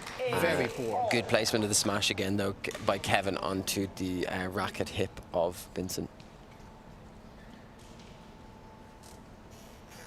8-all. Again, Yeah. I don't get it. Why do you go cross there, full pelt again to Vincent? Like it's just, it's just I suicide. much prefer a straight smash there to build. It's just suicide. Nice. It's good. Yet again, cross match to Vincent. I don't get this. They need to change the pace.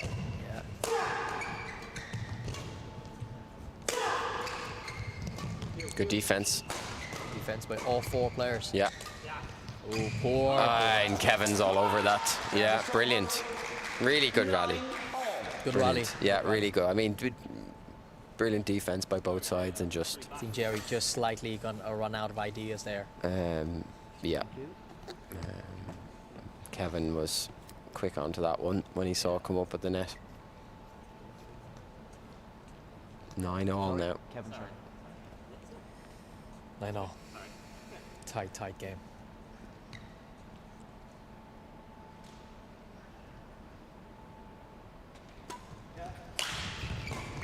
Miss hit from Jerry.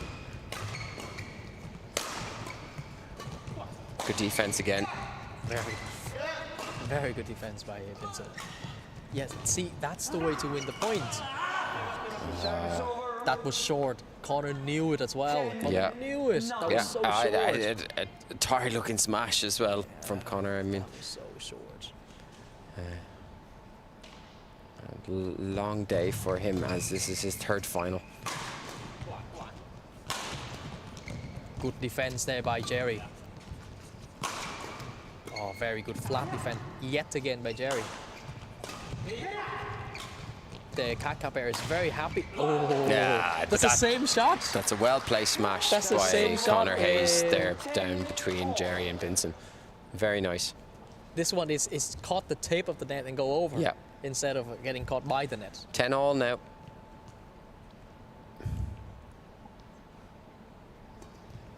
Good serve. Very good serve. The cat pair is very happy to just defend. Very happy, no problem. You have to find different ways to do it because they are so happy to defend here. Yeah. I'd like to see them take the net at some point. There we go. There we go. Connor making a move. That's what they needed to do. Wow. It's anyone still long. 11-10. It's going right to the wire, this one. I'm not going to call it. You're not gonna call it, no? Oh, come on, you have to get one right today. One right, come on. We'll leave this in your capable hands. I already make my call. And I have to stick with it. I made my call. I'm stick with mine then. What is your call? Connor and Kevin are going to win. Okay. Okay. Let's see. Let's see. 20 seconds. It's meant to be. Seconds. It's meant to be Connor's day. Connor has a chance to win 3 out of 3 finals he's in today. And he will go down as one of my players of the day, I think. Oh, the player of the day. Surely, if he wins this one as well, the player of the day. Yeah, I would Now have he's to making agree. it very hard for himself. It's a long day, and we're all matches have finished. This is our last one on court. Yeah. We had to take a bit of a delay on this one because Connor and Kevin had played the Grade B final previously, and they needed the appropriate rest before starting this. So hence it's gone on a bit longer. Service over. 11-all. Right to the wire. Jerry, very quick onto that flick. Smash onto the body. Good defense there. Good by- defense. I like that though by Connor. Really good. Let's change the pace, because if you keep hitting like this, I don't think it's the best. Because the cat pair is so ready. They are so happy to just play pure defense here.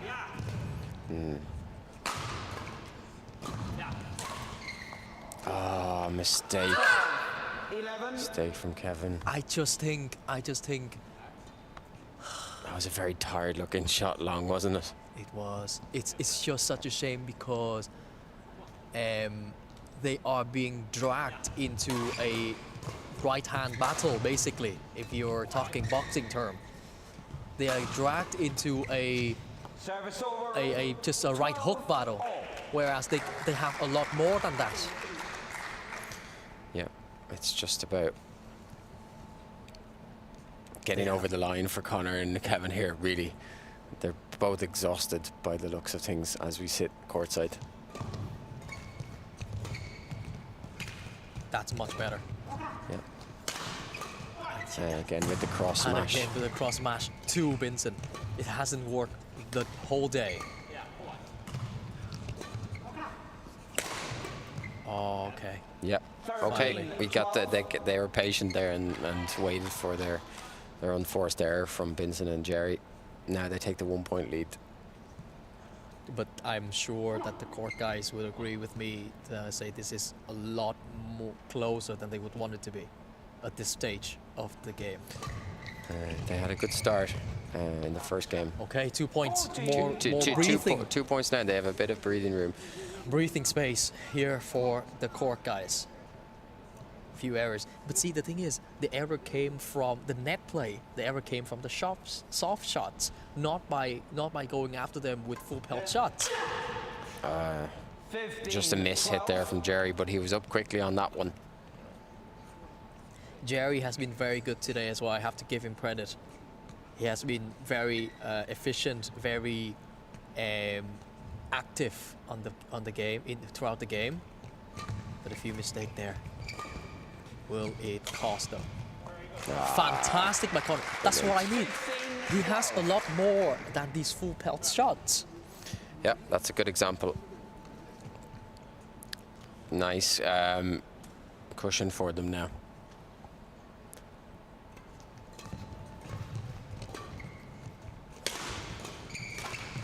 Okay, that was Nice. a half smash there to Binson. It's just falling away for Binson and Jerry here. Yeah. So your prediction is finally coming? Well, we will wait and see. Nice by Jerry. Again with the cross smashes. A sense Good of defense urgency here. from Connor and Kevin here. That was fantastic. Fantastic play. Yeah, brilliant. By Jerry. Brilliant energy there to try and continue their attack. Very persistent. Very good. They bring it within 4 now.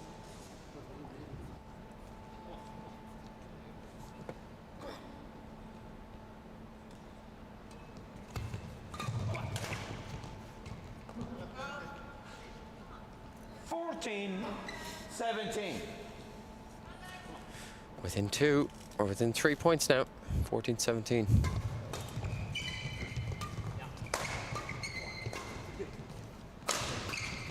Good attack. Looked out. Yeah, and that's landed on the back. 15-17. The tram. A small comeback here. Good comeback.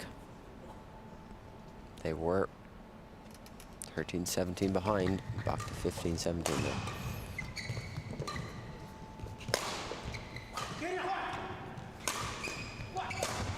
Very good. Brilliant by Connor. 18 now. Nice follow up there into the mid-court.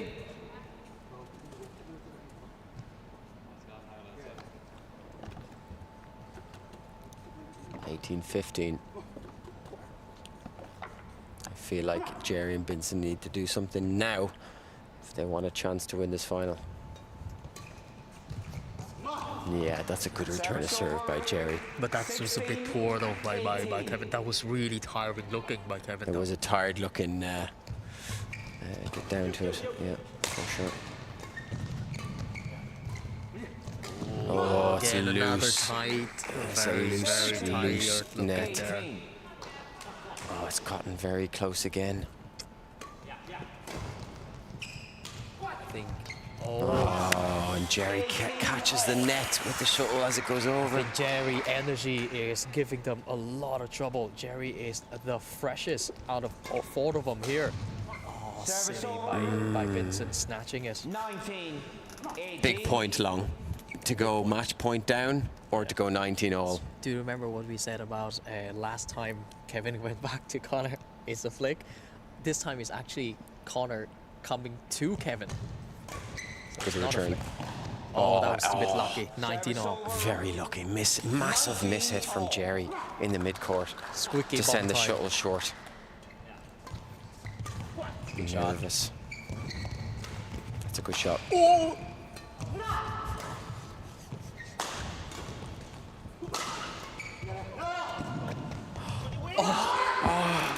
It looked like it was out.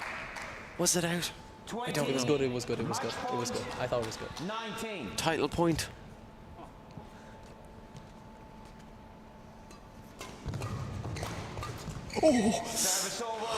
Benson snatched at it to make it 20 all. Now, my apologies for the very loud ooh. If you have your headphones on watching the stream, Apologies for long shrieking. The reason for that was because Vincent smash there feel like it's gonna come straight to my face. That's how out I thought that was. Good shot.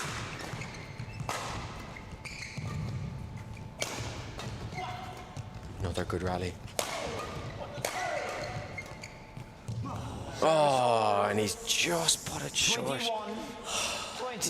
21-20 now. Again. Another chance at the title for Jerry and Binson.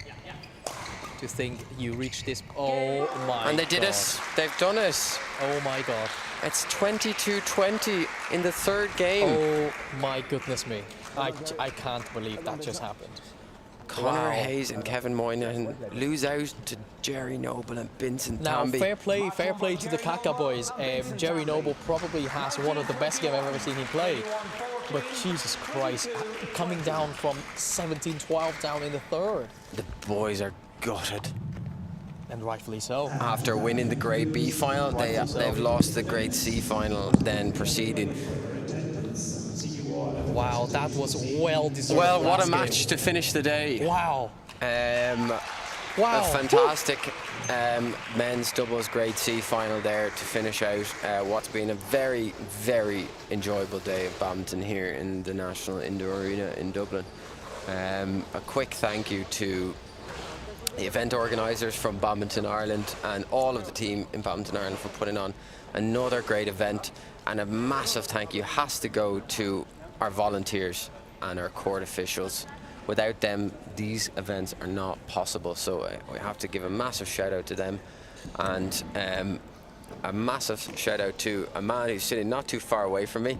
His name is Philip McKeown, and Big up, Philip. and he makes these streams possible for you guys who are watching at home, and all of our live scores and streams across our various events go down to him, so a massive shout out to him too. And last but not least, a shout out to my partner in crime for the day here, Long Nguyen, who's sitting beside me all day long, patiently putting up with me. Your best friend. And I have no comment on that, but this is one of our last national events of the year, and it's been thoroughly enjoyable to have you on stream with us, watching all day, and some fantastic matches. So I am going to, along with Long here, wish you a lovely rest of your weekend and safe travels home to everyone who participated today. Signing off. That final game signified the end of this season for Badminton Ireland calendar. What a season we've had, and this has been a great season for everybody. Thank you very much for tuning in, and see ya.